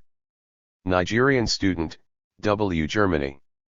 21.4.66 It is very sad news for us in Germany to learn of the regrettable incident which took place in Ghana in your absence.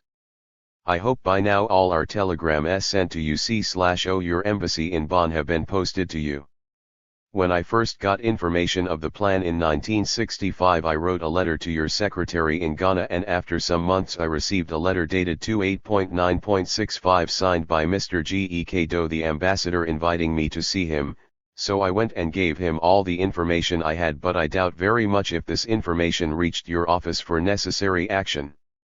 I do not need to mention the daily embarrassment caused to we Africans here by the German news and American radio telling the world lies about your administration.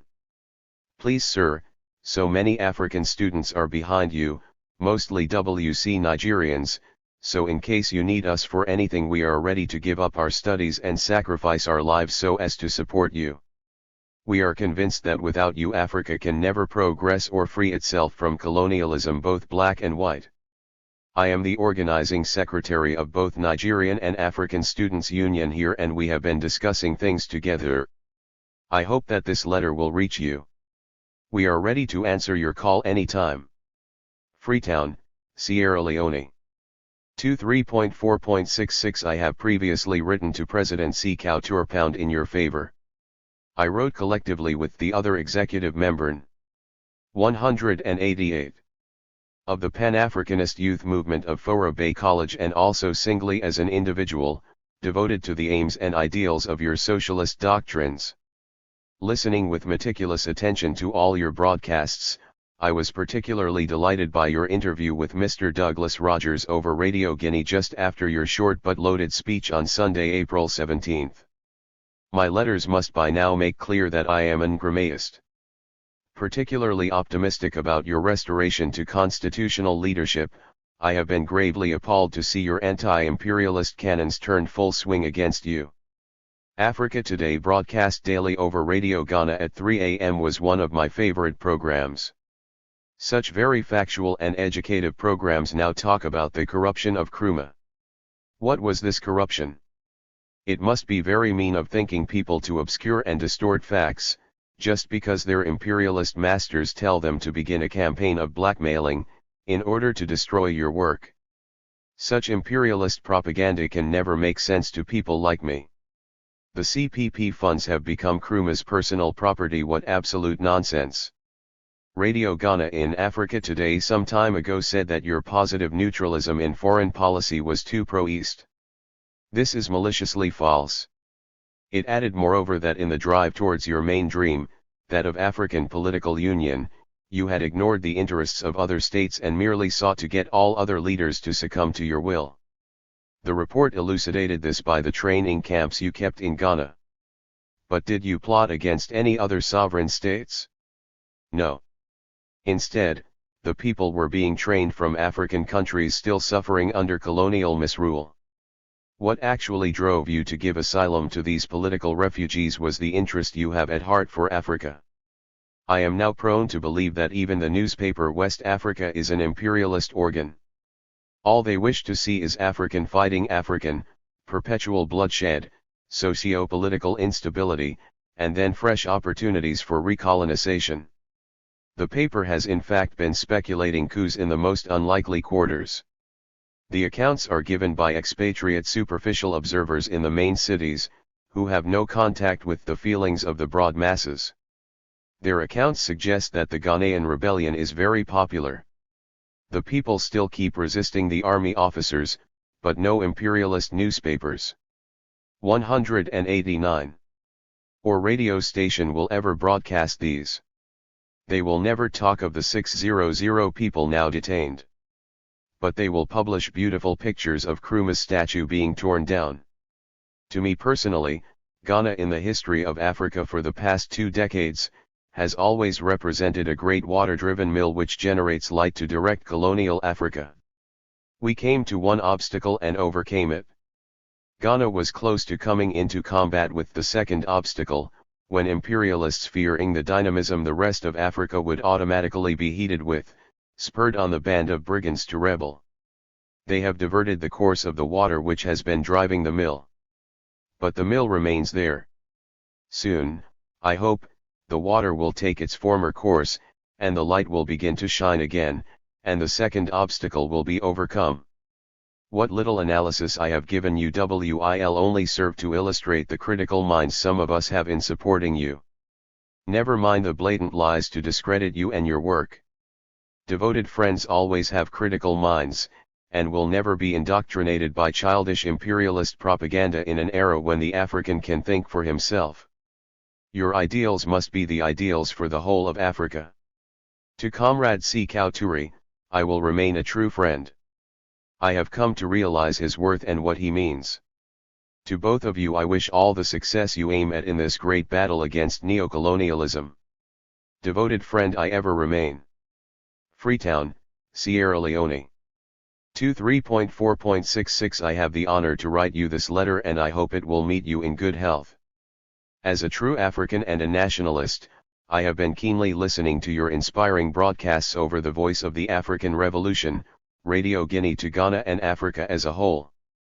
And all the while I am more and more convinced that those sycophants and slaves of imperialism, who deceive themselves that they have overthrown the legal government of Ghana, are merely wasting their time and effort. Their days are numbered and the day of reckoning shall definitely come soon. Mr. President, I assure you that on behalf of myself and 190. Oh, the revolutionaries and true nationalists here, we only await your command. We are ready always on the alert to come over right now. We shall lead any movement inside and outside Ghana as well to crush this shameful act of rebellion against the people of Ghana.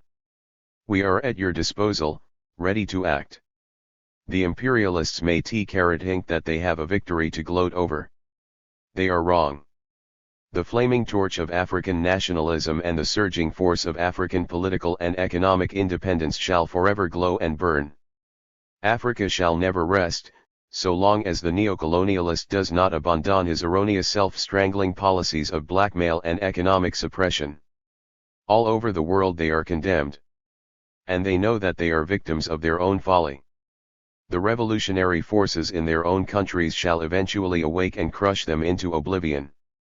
Even the aborigines of that tiny island nation, which still lives on past glories and political deception, are now realizing their position in the world today. They know that they have nowhere to stand, and sooner or later, progressive forces in their midst will rise up to steer the country to its proper place. Though smally in number, the progressive forces among them are well determined. And they shall triumph.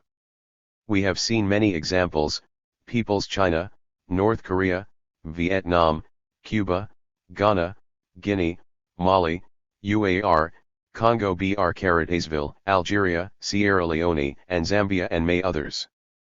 All these are living examples of where the imperialists and neocolonialists have frenziedly and desperately clung to their efforts to undermine progress and stability, but they have consistently met with defeat after defeat, strategic, political, and moral defeat.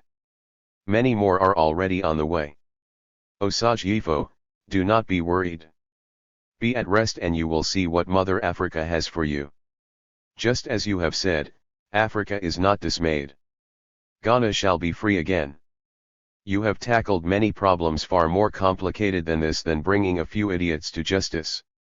The people of Ghana are not asleep. They are no children to be fooled. They only abide their time. But they shall act. And we shall join them at once.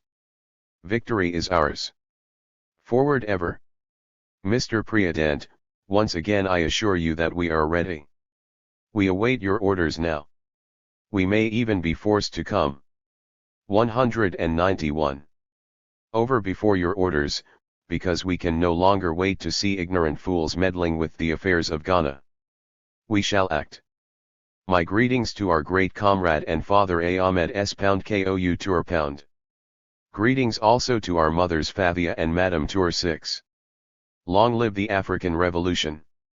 Long live the CPP. Long live the PDG. Lusaka, Zambia. November 5, 66. I meant to write to you after the army mutiny in Ghana. But I could not do this because I was at that time living in UDI, Rhodesia. I left that unfortunate country after being detained for 30 days and then served with a restriction order. Anyway, I am glad to jot these few lines to you. I want to say how much we appreciate the great service you have rendered to Mother Africa. I want to assure you that millions of Africans in Southern Africa are with you and wish you every luck in whatever you are planning. Your service to Africa shall never be forgotten. We trust that your powerful and patriotic ideas and ideals will triumph soon as the peoples of Africa begin to see the difference between chaff and good wheat. We mourn the passing away of the glorious Ghana which God enabled you to build. Indeed, it is difficult to think of it as being still Ghana. We prefer to call it the Gold Coast. For this is no longer Ghana which was born in March 1957. But we are confident that Ghana and the whole of Africa will triumph against the enemies of her nationhood and greatness. Under the separate cover, I am sending you a booklet by myself called African Religion Rediscovered. I omitted 4 chapters from this book because the settlers who governed the country where it was published would not allow other chapters to be published. I trust that you will enjoy it. I would appreciate an acknowledgement so that I can be sure that you have received it. My home is in South Africa. I am an admirer of Mr. Mangaliso Sobukwe's party, the Militant Pan-Africanist Congress. May God bless you richly together with Mrs. Nkrumah and the children. Your work cannot be undone. What has 192 happened in Ghana can only be a temporary setback. Greetings to President Toure. We appreciate all he has done for you. We salute him for his brave stand for our fatherland Africa, which the neocolonialists want to rape again. Bathurst, Gambia.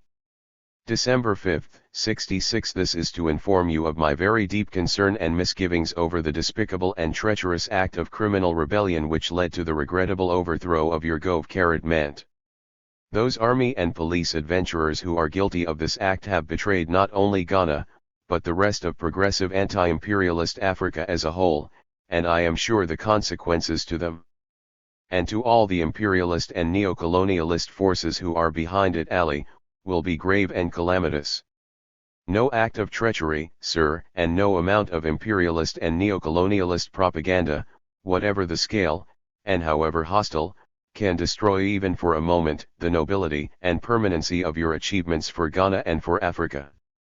Nor, Mr. President, can they in any way affect your universally recognized standing as one of the greatest political leaders of this century, and possibly of all time the honored pace-setter of the African Revolution.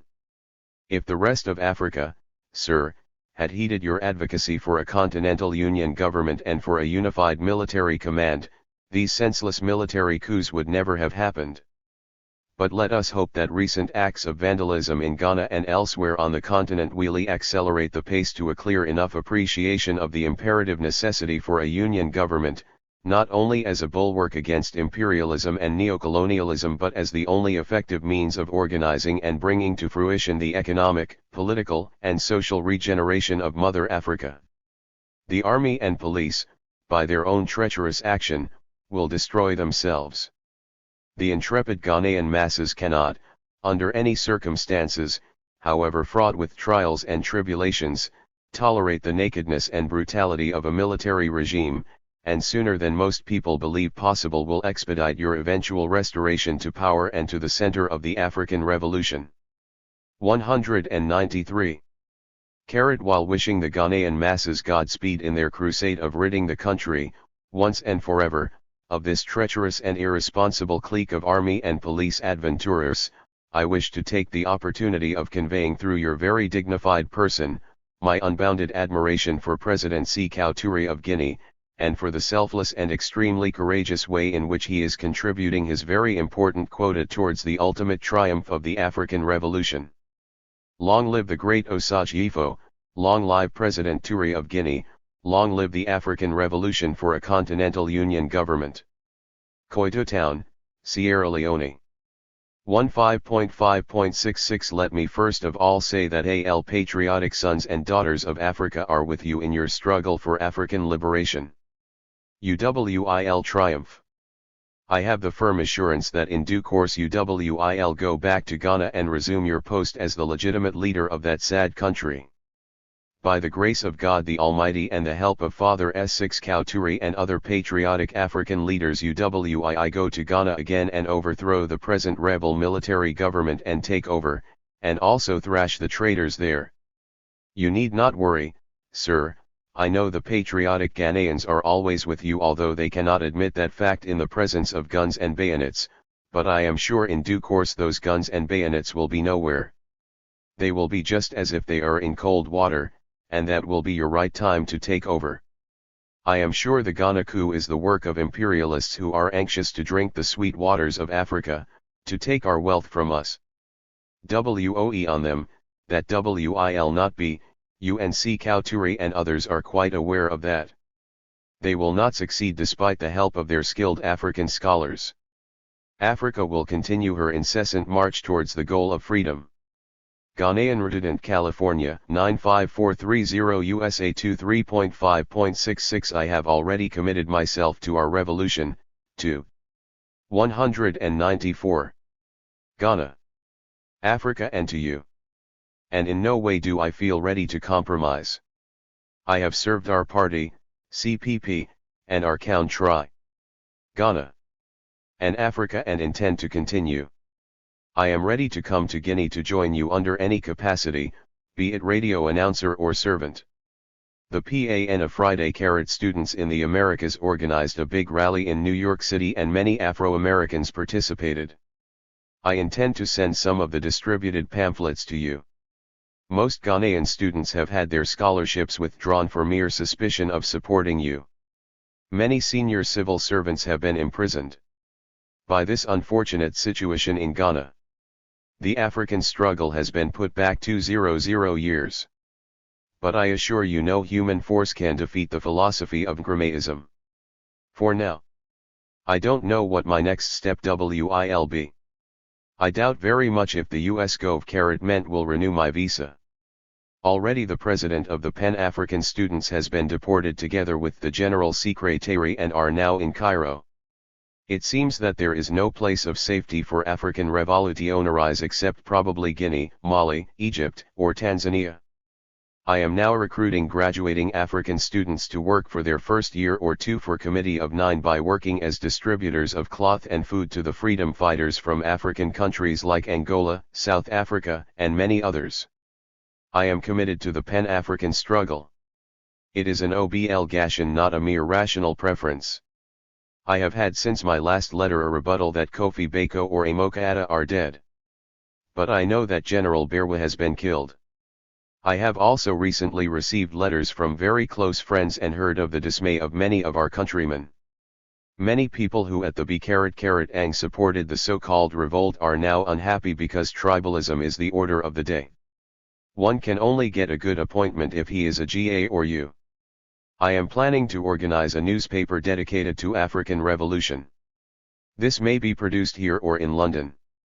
Your advice is highly needed. We shall call the paper the nkrumah. This will be publishing the goings-on in Ghana and other places. We shall be mailing it to many people in Ghana and right here in many places.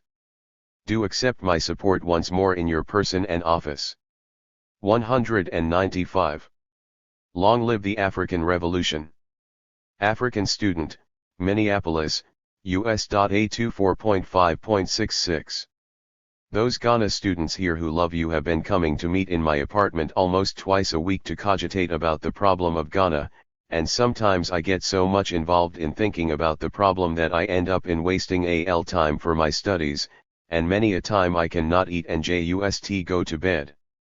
Then finally I said to myself, I have wasted enough time already, and most likely I will my economics and humanities test which I am supposed to take tomorrow. Why shouldn't I go on and write him? So I sat behind the typewriter to write to you direct from my mind, be it in good English or bad. Provided that you know that someone cares. I say someone cares, and it's me, so Adua, a GA boy who came here on his own to do industrial electronics. There are many Ghanaian boys here who love you, and understand what you are doing. On the other hand, there are some few indeed who are plain stupid and just bait you and your government. They are those that cannot think and see. I follow your line so closely that I will never despair, and if you die I will do the same. Sometimes I know that as a human being you will regret or be exhausted, but I say that all are behind you except the fools. Syed Riaz Ali, No. 4 Guru Teg Road, Krishan Nagar, Lahore, Pakistan. November 6, 66. I have read that an international warrant of arrest has been issued for you, and in this connection I will advise you to have full courage, patience, firmness, and a good hope from God. People come to me and take me to their houses for prayer, and I have at all times found God favoring me. So, I pray God for good achievement of your purpose. Kumba, West Cameroon. 16.6.66. I write to appreciate your courageous leadership in the 196. Liberation of all African people and of Ghana in particular. I lack words to express the role you play to stamp down the existence of colonialism, imperialism, and racialism in Africa. Everyone in Ghana and abroad is really assured that the National Liberation Council has not been able to maintain the reputation and dignity of the Ghana nation since the February coup in Ghana. I have nothing that I want to do other than join my friends in Ghana and elsewhere to pray for the downfall of the present regime and its stooges. I do honestly believe that the Almighty God will hear our prayers and remedy the unspeakable situation now in Ghana by bringing you back to Ghana. I am sure that the Ghana February coup is a wrong imitation of some coup d'état in Africa, the one in Nigeria and in many other African countries. I am a boy of about 23, a Cameroonian, with a primary education. I and many others are conscious of your importance in Africa. There is no doubt that you will soon take your position in Ghana. Long live President Kwame Nkrumah. Long live President Sékou Touré of Guinea. Long live the citizens of Ghana who are loyal to President Nkrumah in spite of the torments they receive from the AN.L.C. Monsakonko, Gambia. 22.6.66. I have the pleasure in getting the opportunity of extending my unstinted support for your struggle against the evils of our beloved continent. The general support which the Gambian youth and older generation have for you could only be hardly demonstrated through me. This is the case of Africa as a whole. When the imperialists engineer such renegades as nkrumah in their idiotic plans, it surprises nobody in the continent. The fact that you are number one son of Africa is shared by every African youth. The fact also that Ghana was number one in achievements and respect cannot be disputed. Much is appreciated of you, and by their propaganda of lies and stupidity we are not in the least moved. 197. Long live Nkrumah. Long live pro-Umas. Long live Ghana under Nkrumah. Short live pro-imperialists. It is a pity that although we tune in to you every Sunday and our club has bought a tape recorder specially for your speeches to be taped and heard everywhere in the division, certain words cannot be quite interpreted to the Gambians. I shall appreciate if you send me all the series of speeches over Radio Guinea since your arrival there. I and my club Nkrumahist Young Revolutionaries, are at your disposal any day you appeal for us. Are determined. Please extend our greetings and admiration to your comrade Ahmed A. Tour 6. Senator Dudley J. Thompson, QC, 62 East Street, Kingston, Jamaica. 22.6.66. I was very glad to have even your short note of acknowledgement, and more glad still to see that both your health and spirits are as high as ever. Do keep me in touch. However small and however remote I may be, I should like to contribute my share in gratitude for what you have done for all of us. This is only a small phase in our history, starting from the days of George, Yomo, and others. Incidentally, do you still hear from Yomo? I am very pleased to see that Nyerere and his immediate followers still strongly support you. Remember, my offer still holds good, and any time you wish to recuperate, there is a home, pleasant garden, and all the facilities that a young man who needs to rest from his dreams and prepare to fulfill them can desire. Just cable me the word. I am ready to come, and everything within my power, including your passage and stay, will be at your disposal. We are passing through a peculiar phase just now. As I write, some 300-odd policemen and my with helicopter and water police support are storming certain slum areas where the poor but faithful have been resisting the oppressions of a neo-colonial government. They will of course lose, and men will go to jail. Fingers are being pointed directly. 198. At me, but of this I have no fear. My own leaders have already suffered in this way. If it is to be, it will be. One has no escape from duty. One is a coward and a fool who tries to escape from destiny. I believe the immediate farce will be over in a week or two, but unless a new socialist approach to satisfy the hopes of many can be put into effect, we shall be lulled by our own calypso mentality into the uneasy atmosphere of the luxurious tourist affluence for the few and the docile complacency of the suffering many until such time. I hope you will find time to write me a letter, and please take my offer very seriously. Mahal P. Bechuanaland. April 7, 66. First and foremost, let me extend my hearty greeting to you and Ali, the people of Ghana with you. The imperialists have staged full force comeback in Africa and Asia. We are aware of this, and it is for all revolutionary forces to heighten their vigilance to work side by side with you. We also hope that the puppet states in Africa who always said that Nkrumah is plotting to overthrow their government will recally what you have long advocated. The question of Rhodesia is now at a standstill. African states now think this is Konda's baby. They are not worried about their 4 million brothers in Rhodesia. All conferences have come to a standstill. There is not even a word about a meeting of the OAU. All we see in the imperialist press is that Nkrumah was a dictator. Most of the people begin to see why you always advocated African unity, and an African high command. When Ghana gained its independence, you said that the independence of Ghana was meaningless unless it was linked up with the total liberation of the African continent. You advocated for the establishment of a union government with all states represented in the upper house and the lower house according to population. Ghana, the home of all revolutionary freedom fighters, is temporarily closed, and some reactionary African states have taken advantage of this to send back the freedom fighters who took refuge in their countries. It is a proof to the people of Africa that you were a stumbling block in their way. They are now showing us their true nature. My firm conviction is that the military 199 regime in Ghana is a temporary setback in Ghana's revolution, and that under your leadership the Ghanaians will defeat the reactionaries backed by US imperialist, British, and West German militarists. In conclusion, I wish to thank the revolutionary leaders of Africa who took a stand in this issue, President Nyerere, President Keita, and President Toure VI. I hope that with them you will lead the revolutionary struggle to the end. Dr. Nkrumah, we need you. Africa needs you, and the whole world needs your ideas. Today in the world all favorable conditions are with the revolutionaries and unfavorable for the imperialists. My best regards to the people of Ghana and their beloved president.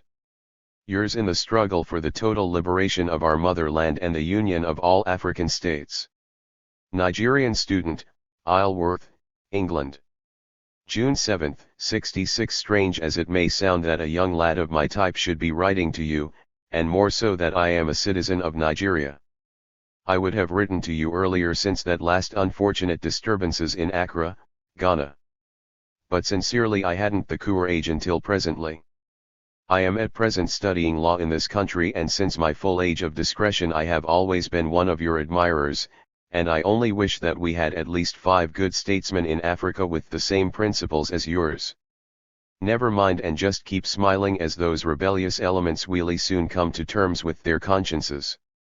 If not, they are definitely going to lead Ghana into wilderness. However, it is historians who will show to the yet unborn Ghanaians that you saw your country in darkness and gave them light, that Ghana, as small as it is, was highly and gloriously magnified. Lagos, Nigeria. 19.7.66. The so-called overthrow makes me laugh. Ankara and his men are just gambling. Perhaps they may win, as they think. They are deceiving themselves. They are bound to fail. Any 200. Way, this is not the time to talk Jean Rowie, so I beg to go straight to the point. I am a boy of 21 years of age. My father is a Yoruba and my mother is yours, a Wasa from Nswam. In short, I am a Wasa. I came here very recently and was a member of the Ghana Young Pioneers. Osajifo, I want to fight for you if only you can and will bear the expenses of training me to be a guerrilla fighter. If you will also promise to keep me in the Ghana army, I do not ask for any post, after you have been brought back to power, or if you will compensate my people if I die in the fight. This is all I need from you, and I shall fight for you to the last drop of my blood if you agree with me.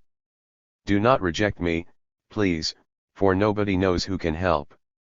I am physically fit, very strong and obedient. I am an Nkrumahist.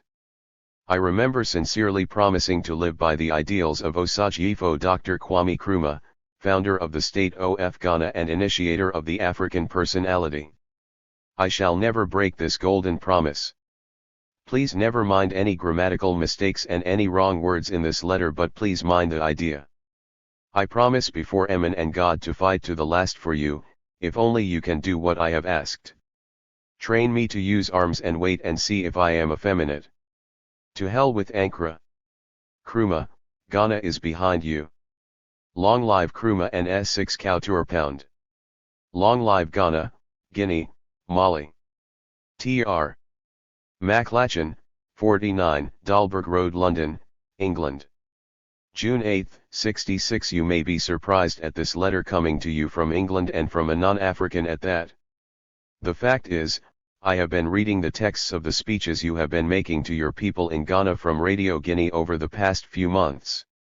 These speeches, as you probably know, have been printed in the journal Africa and the World. Reading your speeches, your encouragement and call to action to the people of Ghana has reminded me of the wartime escarpades made by the then Prime Minister of Britain, Winston Churchill. Of course, please do not think I am comparing you with Winston Churchill. Apart from the speeches, which in his case spurred the people of Britain on to victory. 201. Over fascism and in your case are, I hope, spurring the people of Ghana to victory over fascism also. Apart from that, I would say that any similarity between yourself and Churchill is non-existent. He stood for privilege and reaction, for the old order of *ings. You stand for a better life for all people. The development of Ghana under your guidance has been proof of that. You ask, why do I, a British person who has never been to Africa, write to you?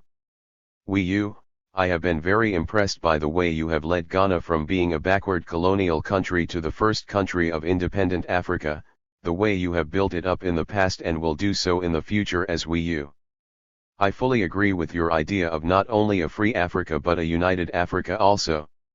At the moment, let us face it, Africa is in the grip of imperialism and neocolonialism, but things will not always be that way.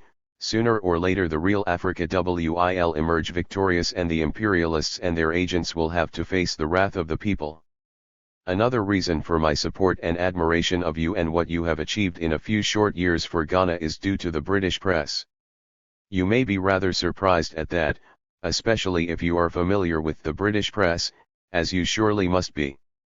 I should explain that my late father was one of the old British socialists, back during the early years of the present century. One of the things he taught me was that if the capitalist press praises you, watch out, you were going wrong. Since Ghana became independent several years ago, I have never seen the name of President Nkrumah mentioned in such papers as the Daily Express, Daily Mail, Daily Telegraph, etc., without a torrent of criticism, sneers, or plain abuse. Remembering my late father's counsel, I have thought President Nkrumah can do nothing right, according to them. That means he must be doing what is right for Ghana and its people. Further study of the matter has proved that you have done right for the people of Ghana, and when the present pitiful mob are removed, will continue to guide your people to further successes and happiness. Finally, I am not going to say that I hope you will return to Ghana, because I know that you will as surely as night follows day. May your return be very soon. To yourself, to the people of Ghana, to the people of 202. Africa, I wish a happy and peaceful future. Long live Africa and the great people of Africa.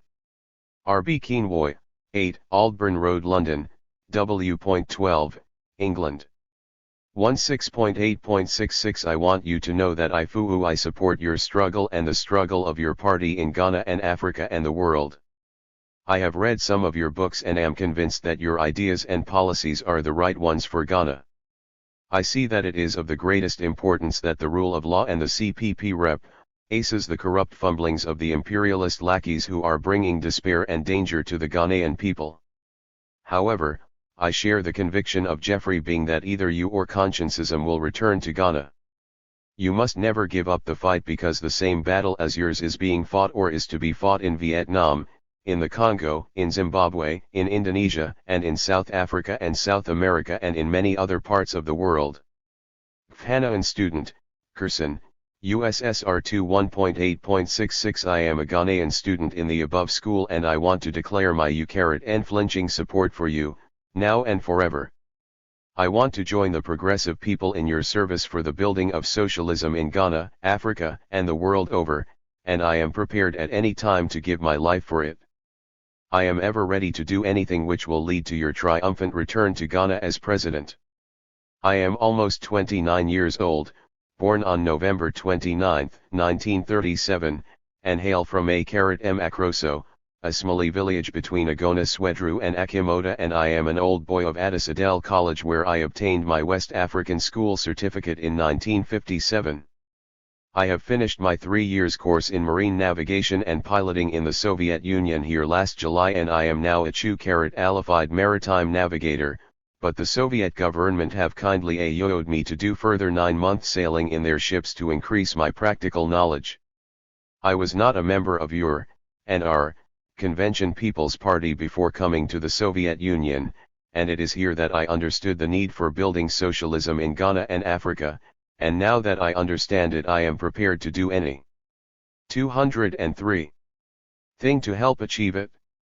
I wrote to the Soviet authorities through the director of our Marine School to be ayoed to stay here until the overthrow of the present fascist pro-imperialist government in Ghana, but whom do I expect to overthrow the government for me to enjoy fruits of it?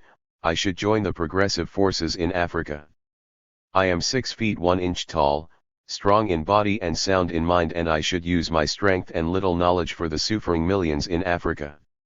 I am presently going to sea, and I shall return in May 1967, and I hope and entreat you to tell me what to do by the time I return from sea. Please, dear Osajifo, do it, tell me what to do, else I shall get a broken heart. Please, I am not doing this for my personal gains now or at any time. I just want to do something in my SMAU way to help the millions of Africans who are living in poverty. Via, West Cameroon. 22.8.66 The recent underground conspiracy in Ghana by the Western traders and their domestic useful tools. I write to congratulate you for your strength of character in facing the Western traders and their stooges for the present chaos and confusion created by them in your beloved Republic of Ghana. In the first place, we of the African Revolution are aware of your positive exposure to the world relating to what took place in Ghana during your official visit to the Far East.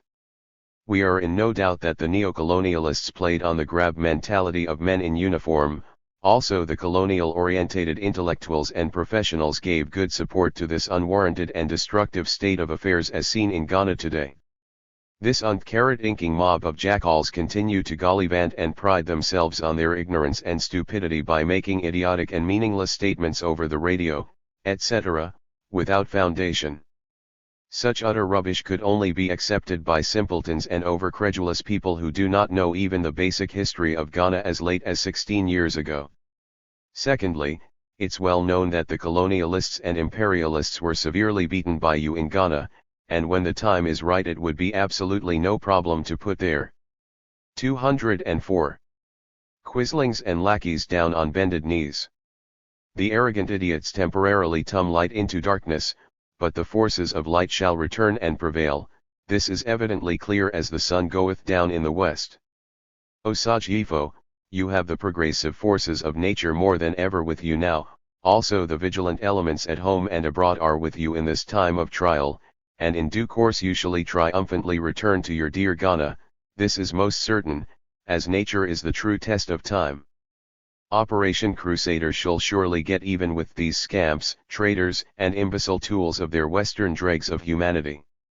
As a Pan-Africanist and a devoted admirer of the philosophy of Pan-Africanism, I have implicit faith that when the time is right you shall definitely for the second time lead the militant masses in Ghana to final victory and to fulfill their hopes and aspirations. Long live the Osajifo! Long live the dynamic forces of Ghana!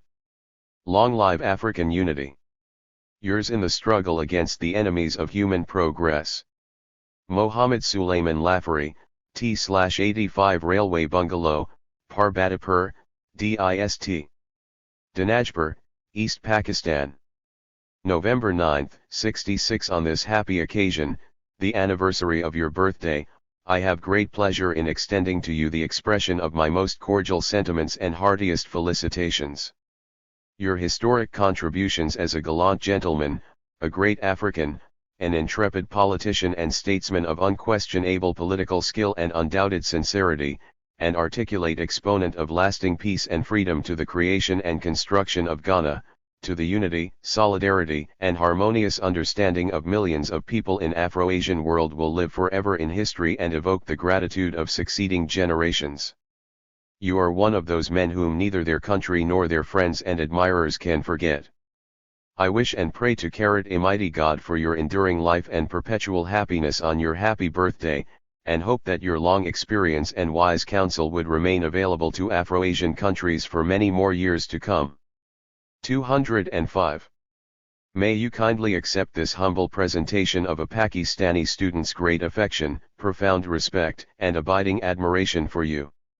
Catherine Walton, Gairnshiel Lodge, Glencairn, Aberdeenshire, Scotland, UK 28.9.66. From the depth of an old heart I send a message of trust in, and affection for you. I've read your books, not the last one. I've longed for Ghana to work her way to the pinnacle of what a modem state can and should be. I've noted your acts of outsize understanding, piercing, without humbug, to the center of a problem, and of your curious gentleness, very precious in these DIs, and I've raged at the British press for wicked unfairness in reporting. I've curried with the Guardian about their infuriating avoidance of connecting facts that came to hand. It is my joy to meet people who think for themselves a bit and see further and deeper. There are many. So I want to send this message. It is from an old woman who feels it laid on her to be guilty for her country's failure in human relationship. Very best wishes. Ghanaian student, Studentenheim, West Germany. January 10, 66. I have taken this opportunity to write to you today in order to let you know how sorry I feel for the ungrateful accusations by those traitors of Ghana and Africa, those tools of imperialism, colonialism, and neocolonialism of Africa in Ghana against you. Frankly speaking, I haven't been able to get a good sleep since those traitors betrayed us.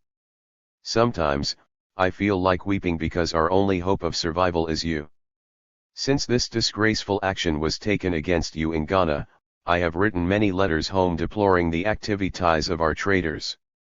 I made my parents understand that they would never hear from me anymore if ever they wrote a word of praise for those traitors in their letters. I said also that I would then eventually change my nationality. Most of my letters were seized by the so-called N.L.C.R. embassy in 206. Bonn was contacted and instructed to do everything possible to enable the withdrawal of my scholarship. Though my scholarship wasn't awarded by your legal government, the organization responsible for my scholarship has withdrawn my stipend since June this year.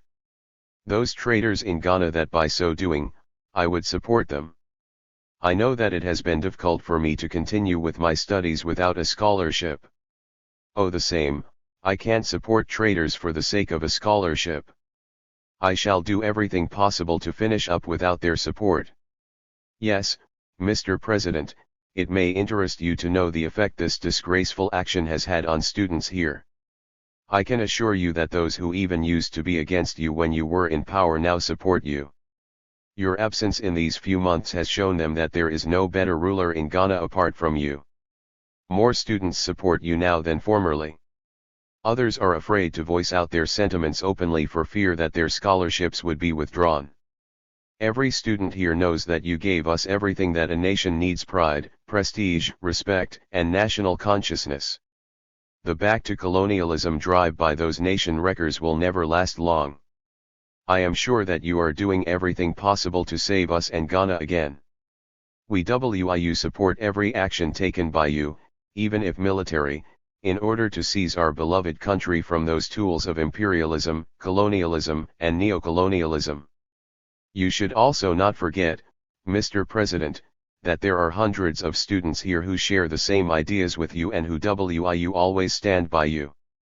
Persona UI, I shall never be happy until I hear that you have regained power in Ghana. From that day on shall I sleep in peace. I send you my warmest greetings and wish you a speedy action in order to save Ghana. GH_Annam student, USSR 20.10.66. I am a student, called you today from the Union of Socialist Soviet Republics. I study in the Kiev State University Ursidy at the International Relations faculty. I am on first course. I came to the Soviet Union with a scholarship from Ghana Government, of which you were then the head of state, and I. 207. Hope you are the head and will be forever. Please, my ear was not deaf to what took place in Ghana on February 24 during your absence. However, there is still happiness and courage that without you Ghana WIU never be free, and will encounter perpetual difficulties. This WIU not affect Ghana alone but Africa as a whole. According to history, Africa has once come under the British colony for several years, during which the natural resources of Africa were taken away to develop Britain and the people of Africa subjected to famine and hunger. The blood of our forefathers was betrayed in the hands of these colonial powers by means of slavery, and at the long last named Africa a dark continent, but it seems some of the people in Africa are not yet up with these colonialists. Africa must be a man you are marred without depending upon one who just possesses a long proboscis for blood-sucking. Ghana is now in the hands of the imperialists. In fact, we the younger generation are pushed down into graveyard if you do not wake up and save us. SA-EUS. SA-EUS, Osajifo, else we die. If we are able to save ourselves from the lions and unite ourselves, we shall also be fearless as sea water. According to Bible, socialism was first practiced by Christians and called themselves brothers and sisters, but Africa is the land of Christians, and why do some of the ple not understand socialism? Oh dear, stand up again, but for this we in the eastern countries are fully sharing hands with you. The so-called National Liberation Council of Ghana has reversed Ghana far to the past 20 years, and for so long after the coup has been commenting on cassava, milk, sugar, beetle shoes, and American shirts and nothing better for the people. What are all these for? If cassava, milk, sugar, beetle shoes, and shirts are the necessary commodities for the people and the development of the country, then, why should the state farms be cancelled and the factories be given to foreign enterprises? This time, it is not the developing of the country and the people as a whole, but a development by tribes and families. The jobless is now the servant to the high-ranked men, and the poor is the servant to the rich. Since we need a good defense for the people of the country, education for the people and not for the rich alone, provision for the good health of 208. The people and not for the rich alone, and the good provisions for the coming generations, you are the one who can be our head. Please, in order not to be discouraged, sir, try to reply to me. I wish you good luck. Freetown, Sierra Leone.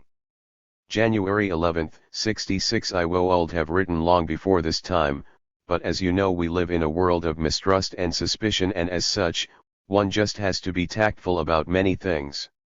When I heard the ungrateful news I was shocked to my bone marrow. At first, it sounded in my ears as a wild rumor that suddenly took credence because I was not the least expecting the soldiers to have been so rebellious and insane to you and the nation as to have induced to insidious propaganda by colonial indoctrinated stoics.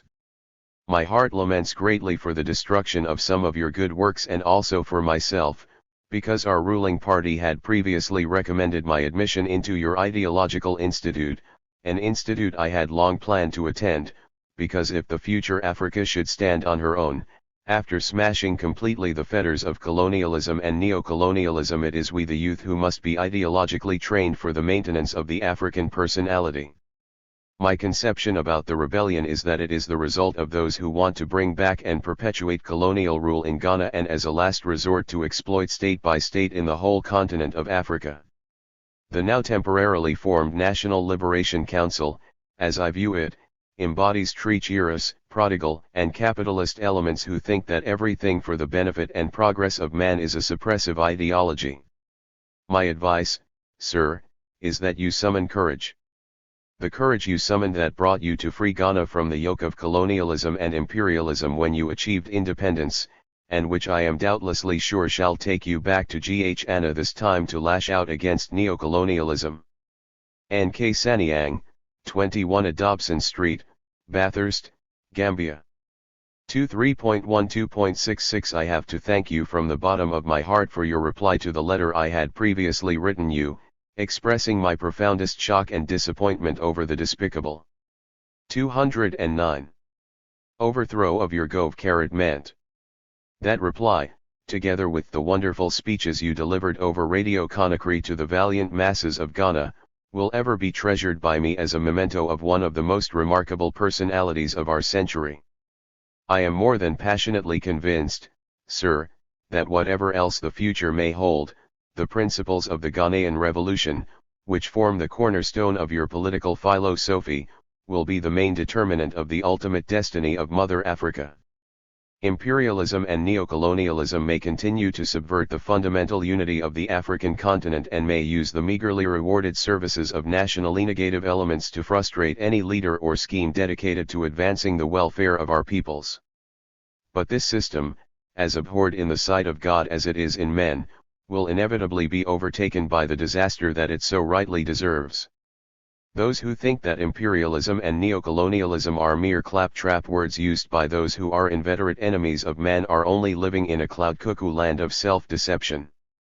That the danger from this system is real can clearly be adduced by the surprising, almost frightening rapidity at which progressive African leaders are being systematically eliminated by coups d'etat and ts, engineered by imperialism but practically implemented by those of their nationals who can at best be described as traitorous and reactionary.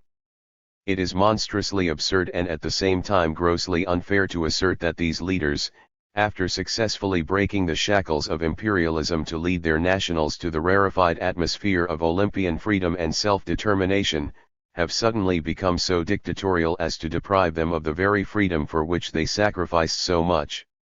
Never was a more stupid calumny uttered.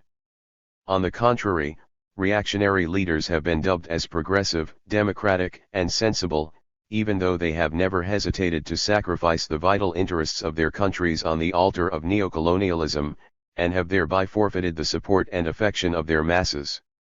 They have been kept in power only by imperialist machinations and the flouting of fundamental principles of human rights.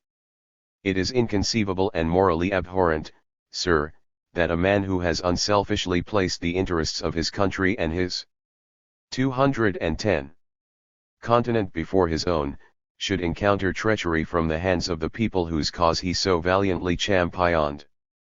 But so, Mr. President, were the profits rejected. There are certain intrinsic qualities, however, transcending beyond the merely material or the merely physical which, whatever else reactionary and treacherous forces may do, human agencies can never destroy, and among these is the stamp of greatness. That you have been endowed with this quality in the highest degree, even your most implacable enemies admit, and they are legion. Men you always remember, not without affection and gratitude, that it was your single-minded dedication and extraordinary qualities of leadership that made independence in Black Africa possible. This alone, Mr. President, without the other colossal achievements for which you are world famous, is sufficient to earn for you a permanent niche in the gallery of the very great. Come what may, your name will continue to reverberate across the corridors of history. Whatever the mysterious future holds for me, as a human being with finite capacity, I do not honestly know, but of this I am more than certain, that whenever I am called upon, and I am sure I will be, to play an effective part in the political life of my country and of Africa, I will always look upon your career and the principles for which you stand as the guiding light of my life. Please convey my sincerest greetings to that stalwart nationalist, President Ahmed S. Pound of Guinea and members of his dynamic government. And remember that I always look forward, with pleasurable anticipation, to your triumphal entry into Ghana. I am sure it will come sooner than our enemies expect. Long live Osagyefo the Great. Long live President Tuareg of Guinea. Long live the African revolutionary struggle. Down with the hydra-headed monster of imperialism. Lekas Atondi, Professeur de CEG, BP 4085, Brazzaville. January 1, 67. It is a great honor for me, a mere poor Congolese, to write you, the very President of Ghana. Doctor, all revolutionary. 211. Africans are with you, and they believe in the final victory of the heroic people of Ghana.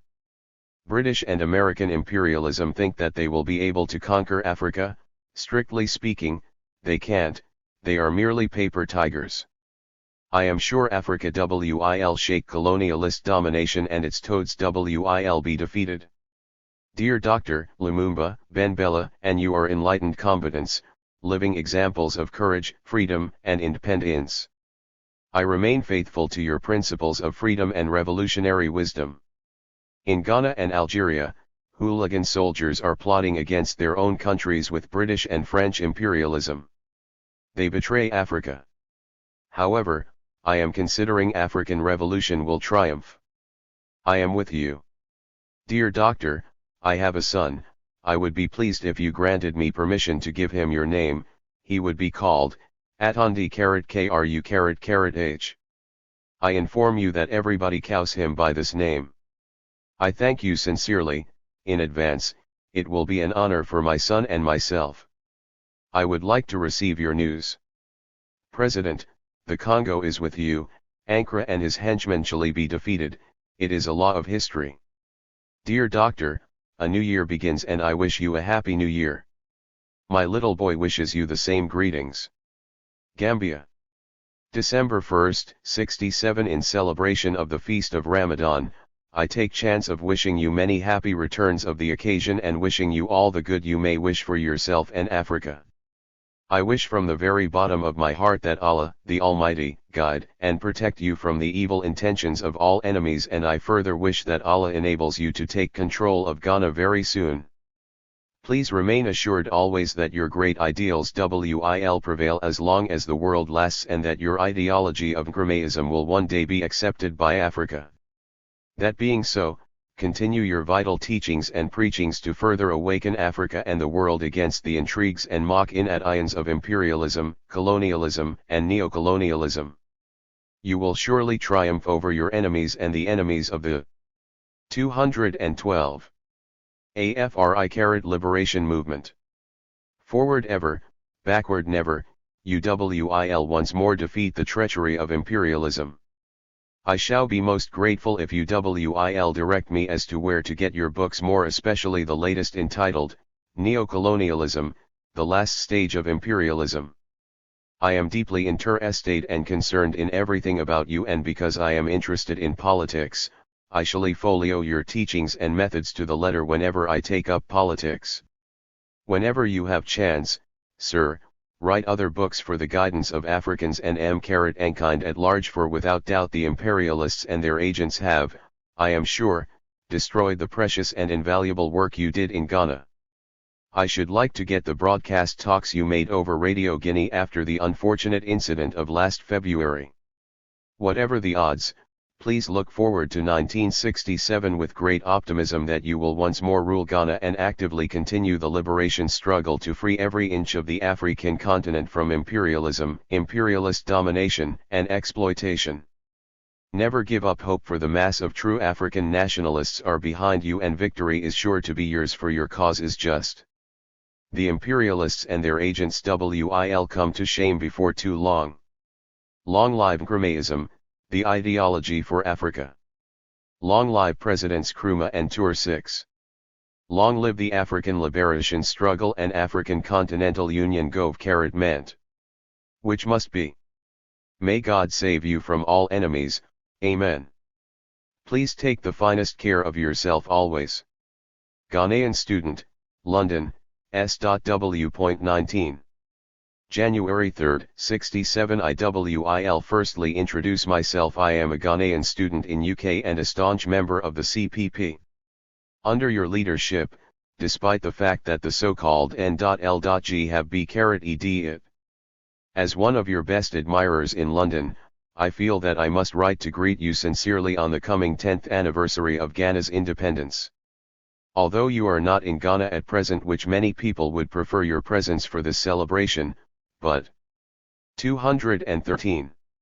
Can only say that wherever you are, we are there in spirit with you for this anniversary.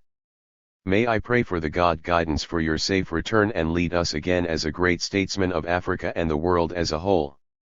May success crown you in your efforts so that we can join you to celebrate the 11th anniversary with you in Ghana.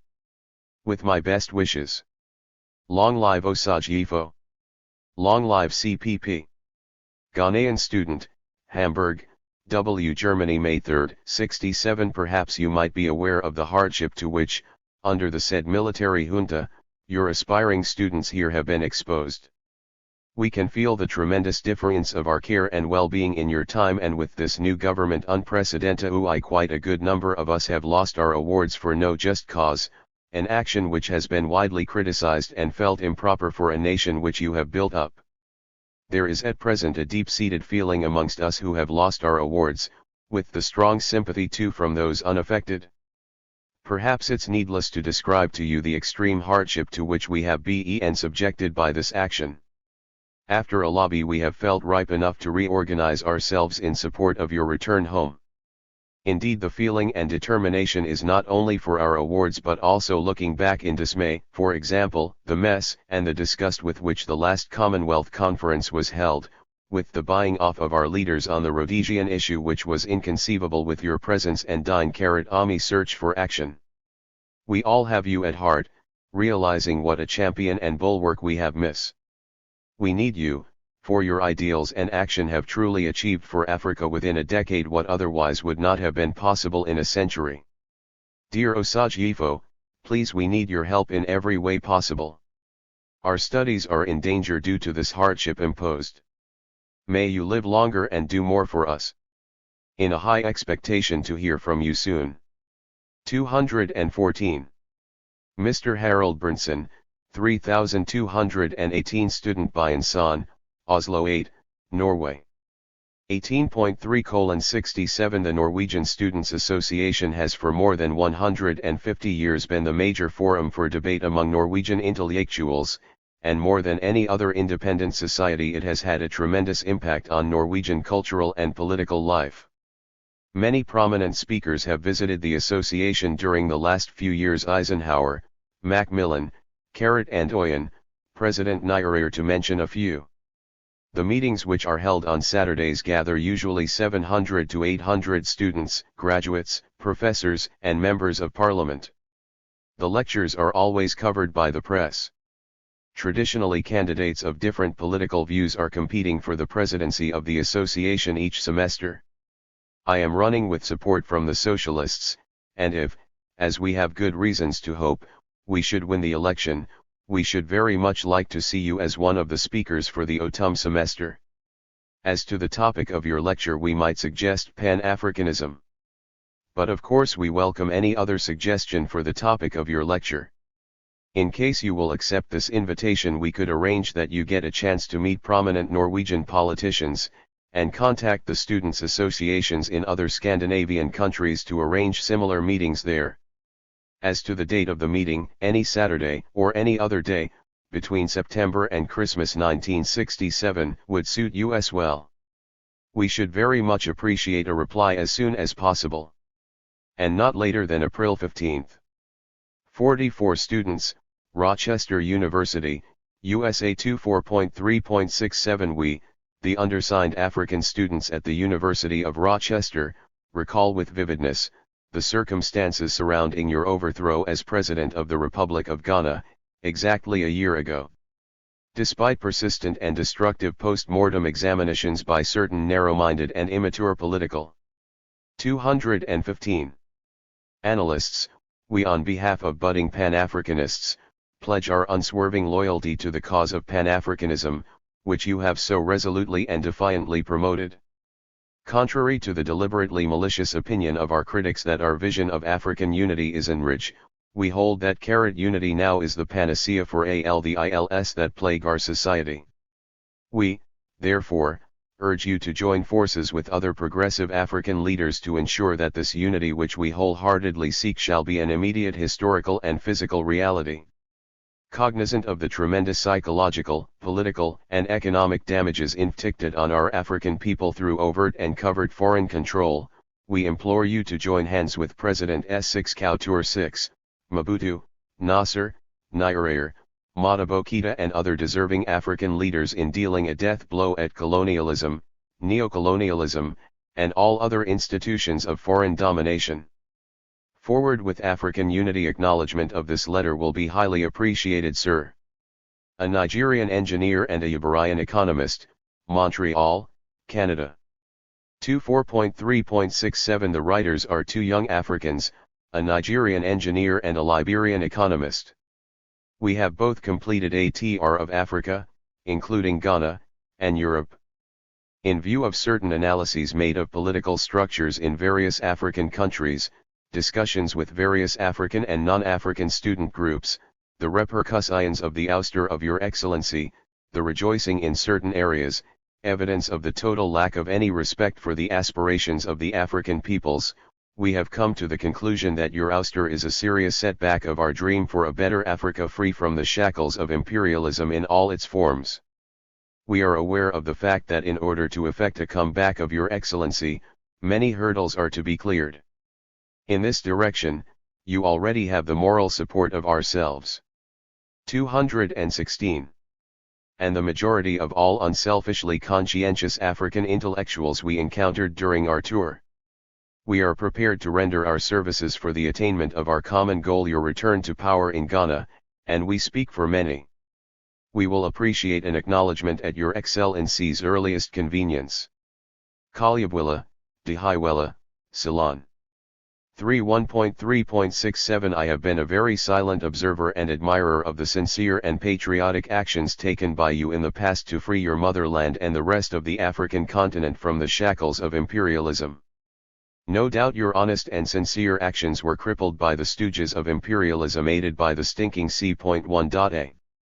It no doubt is crystal clear to patriotic citizens of the Isra world that the only salvation and correct path to free the African continent from the designing imperialists and their stooges is through the sacred path of socialism, and that you have chosen the correct path.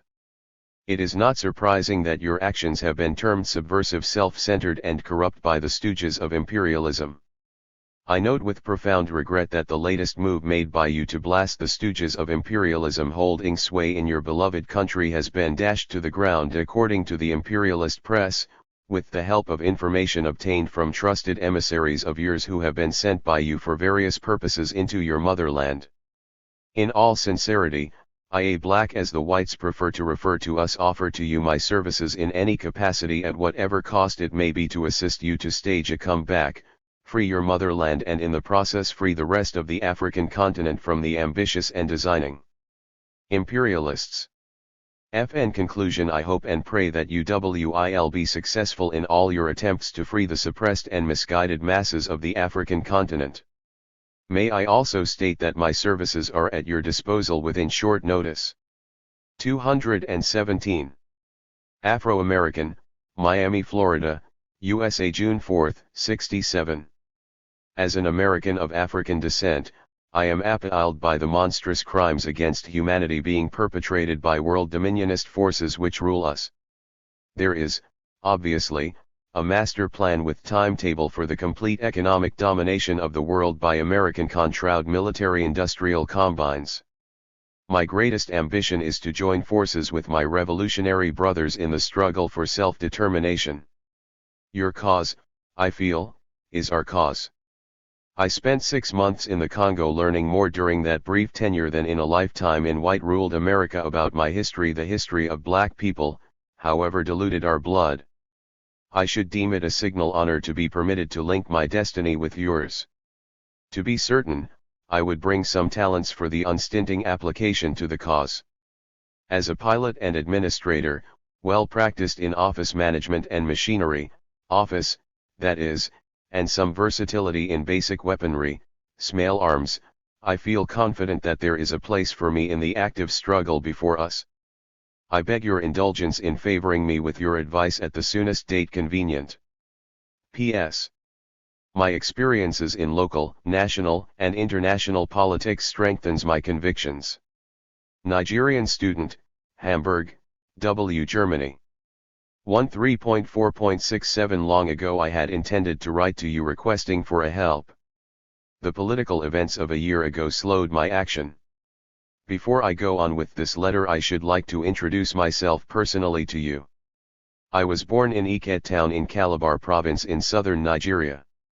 I had lived in Ghana during and after the struggle for independence under your able leadership. It was a memorable occasion. When I returned to Nigeria, I worked in the left-wing trade union movement for 7 years before being sent to study modern languages 3 years ago in Eastern Germany, NTUC. I left that country because the combination of languages 218 that I wanted to study did not exist in their universities. After living here in West Germany for some time, I am completely fed up with these people as a whole. The same thing applies to my friend, a Ghanaian student. We were together in Leipzig. He left because of the political situation created by the present idiots in Accra. We shall be very grateful if you can recommend us to the Soviet Union, preferably the Moscow State University, where we can continue our studies. Your temporary departure from Ghana has left a great political vacuum in African politics.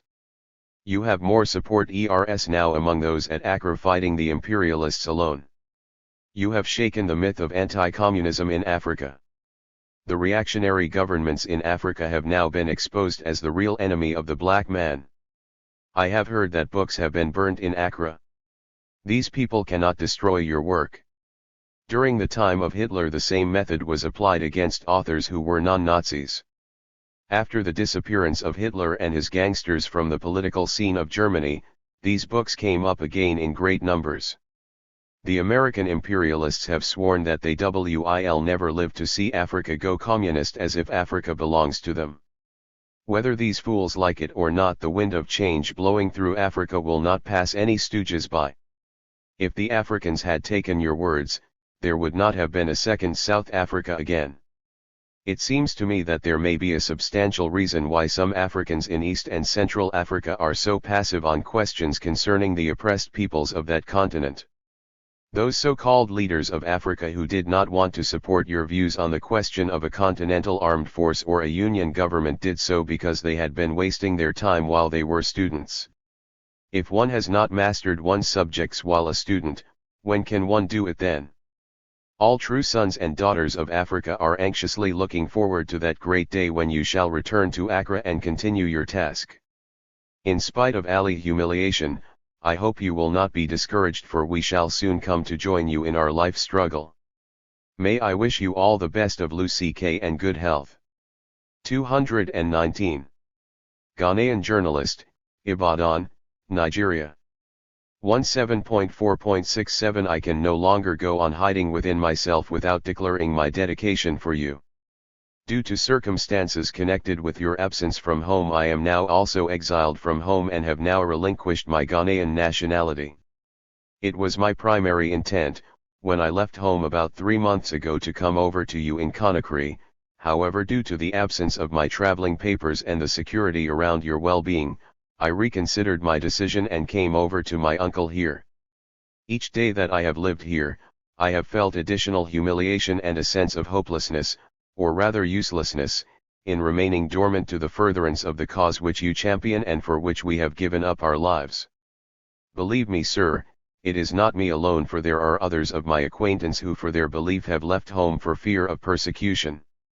I am a journalist, and until you were rebelled against, I was an employee of the Ghana Broadcasting Corporation, and in fact was on duty that night when the ungrateful soldiers, some of which were non-entities at school and owe their position to you, came over and made us surrender. Presently, I have nothing doing and practical cannot write, for without moral force of my belief I cannot bring myself to be a hypocrite, like others whom I knew and during your presence, wrote and spoke like they had some measure of sincerity in them. My only crime, for which I had to stay in Celis for 10 weeks at the special branch, was that I wrote an article giving my candid opinion about the rebellion. Fortunately enough, there was not enough, no. There was no decree to convict me, so by habeas corpus filed in for me I was released. Honored sir, sincerely, my whole life is at your disposal and I do not price anything more precious than the wish to be with you.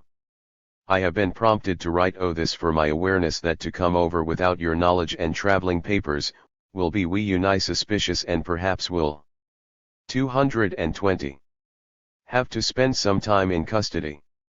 Despite the fact that the present press at home have been screaming about things going good, on my honor sir, I say things are bad, very bad indeed. As the days pass I become more than ever convinced that there is bound to be another bloody revolution. This time those ungrateful soldiers will have to answer, when the people of Ghana realize their folly. Even now, as I speak, I can call to mind 100 names of those who do THIRD like I do and will give up they have to be by your side. Dear sir, again I plead my request to be by your side, at your service. For no matter how small my part will be, at least I shall die contented that I did my part. Hoping to hear from you, I remain, sir. Ghanaian student, W. Germany. March 5, 67. I don't have to write much about the state of affairs in our dear Ghana today, because, without doubt, you have a true picture of everything. The poor, less educated armed forces and the police, in their own bid to ameliorate things in Ghana, have clearly demonstrated to the whole world their incapability to do so. Every situation, under greedy Ankara and his foolish capitalist associates, has been worsened, and Ghanaians, for that matter, are now wary of the military rule. Public opinion shows, honestly, that the flames of our confidence in you are now very much aglow. As for the students abroad whom you fed very well, it is perhaps not necessary for me to talk about the way they think about you, for they have been demonstrating their loyalty to you. Many students, including myself, would return home after our courses only when you have gone back to take upon your shoulders once more the task of ruling the state of Ghana. Being one of the many young men who are very loyal to you, I have left home to pursue a course in politics with the hope that I may give a helping hand in your administration. I wish you all the best of luck, long life, and prosperity. CPP will live forever and ever. 221. African student, Derby, England. 30.5.67. Can Africa be united? I have just read the commentary on the fate of the OAU on its 4th anniversary of fading dread, and the best demonstration to the world of the lack in Africa of any feelings for togetherness and unity. At this time, when you must be wondering whether all that you have lived for, the high ideals that you have always stood for on behalf of the African people, and the gospel that you tried to hammer home into African ting are crashed to bits, I consider it my duty to write to you and tell you that in many parts of Africa and the world at large exist many young men whose dreams were crashed with your downfall. One hopes that one day Africa will realize where she is and what a pathetic picture she now portrays to the world. What can the little nations of Black Africa do in themselves with their childishly clung to sovereignties, for themselves or even for Africa? That African personality you once portrayed, that African image which was once very clear in the minds of almost every young thinking African I met, and spoke to, now seems a nice dream that must be forgotten because it is too painful to think that that dream shall never materialize. It is my strong feeling, and I know I am not alone, that your return to Ghana and to the African political scene is a necessity to the entire Black African population, and I, every day, hope that I will read in the papers Nkrumah once more head of Ghana, a dream I myself would like to contribute to its materializing only if I knew how. But one thing I do know, the message you sent in your work, speeches, and literature did sink into your African hearts and still lives. Sometimes I wonder who is to blame now that Africa is not only divided, but quarreling amongst itself. But whatever you do, do not give up your DRMS and ambitions, because the ideals you stood for in themselves are very much worth living for, and they can survive the storms of mockery long after their originators are long gone. The question I always ask myself is, what is the destiny of the 222 little states of Black Africa, and for how long must they submit and condescendingly open out their arms and appeal for sympathy, aid, etc. from their white contemporary states? How can this everlasting humiliation be checked? P.S. I do not have to be an intellectual to feel strongly for the unity of Africa.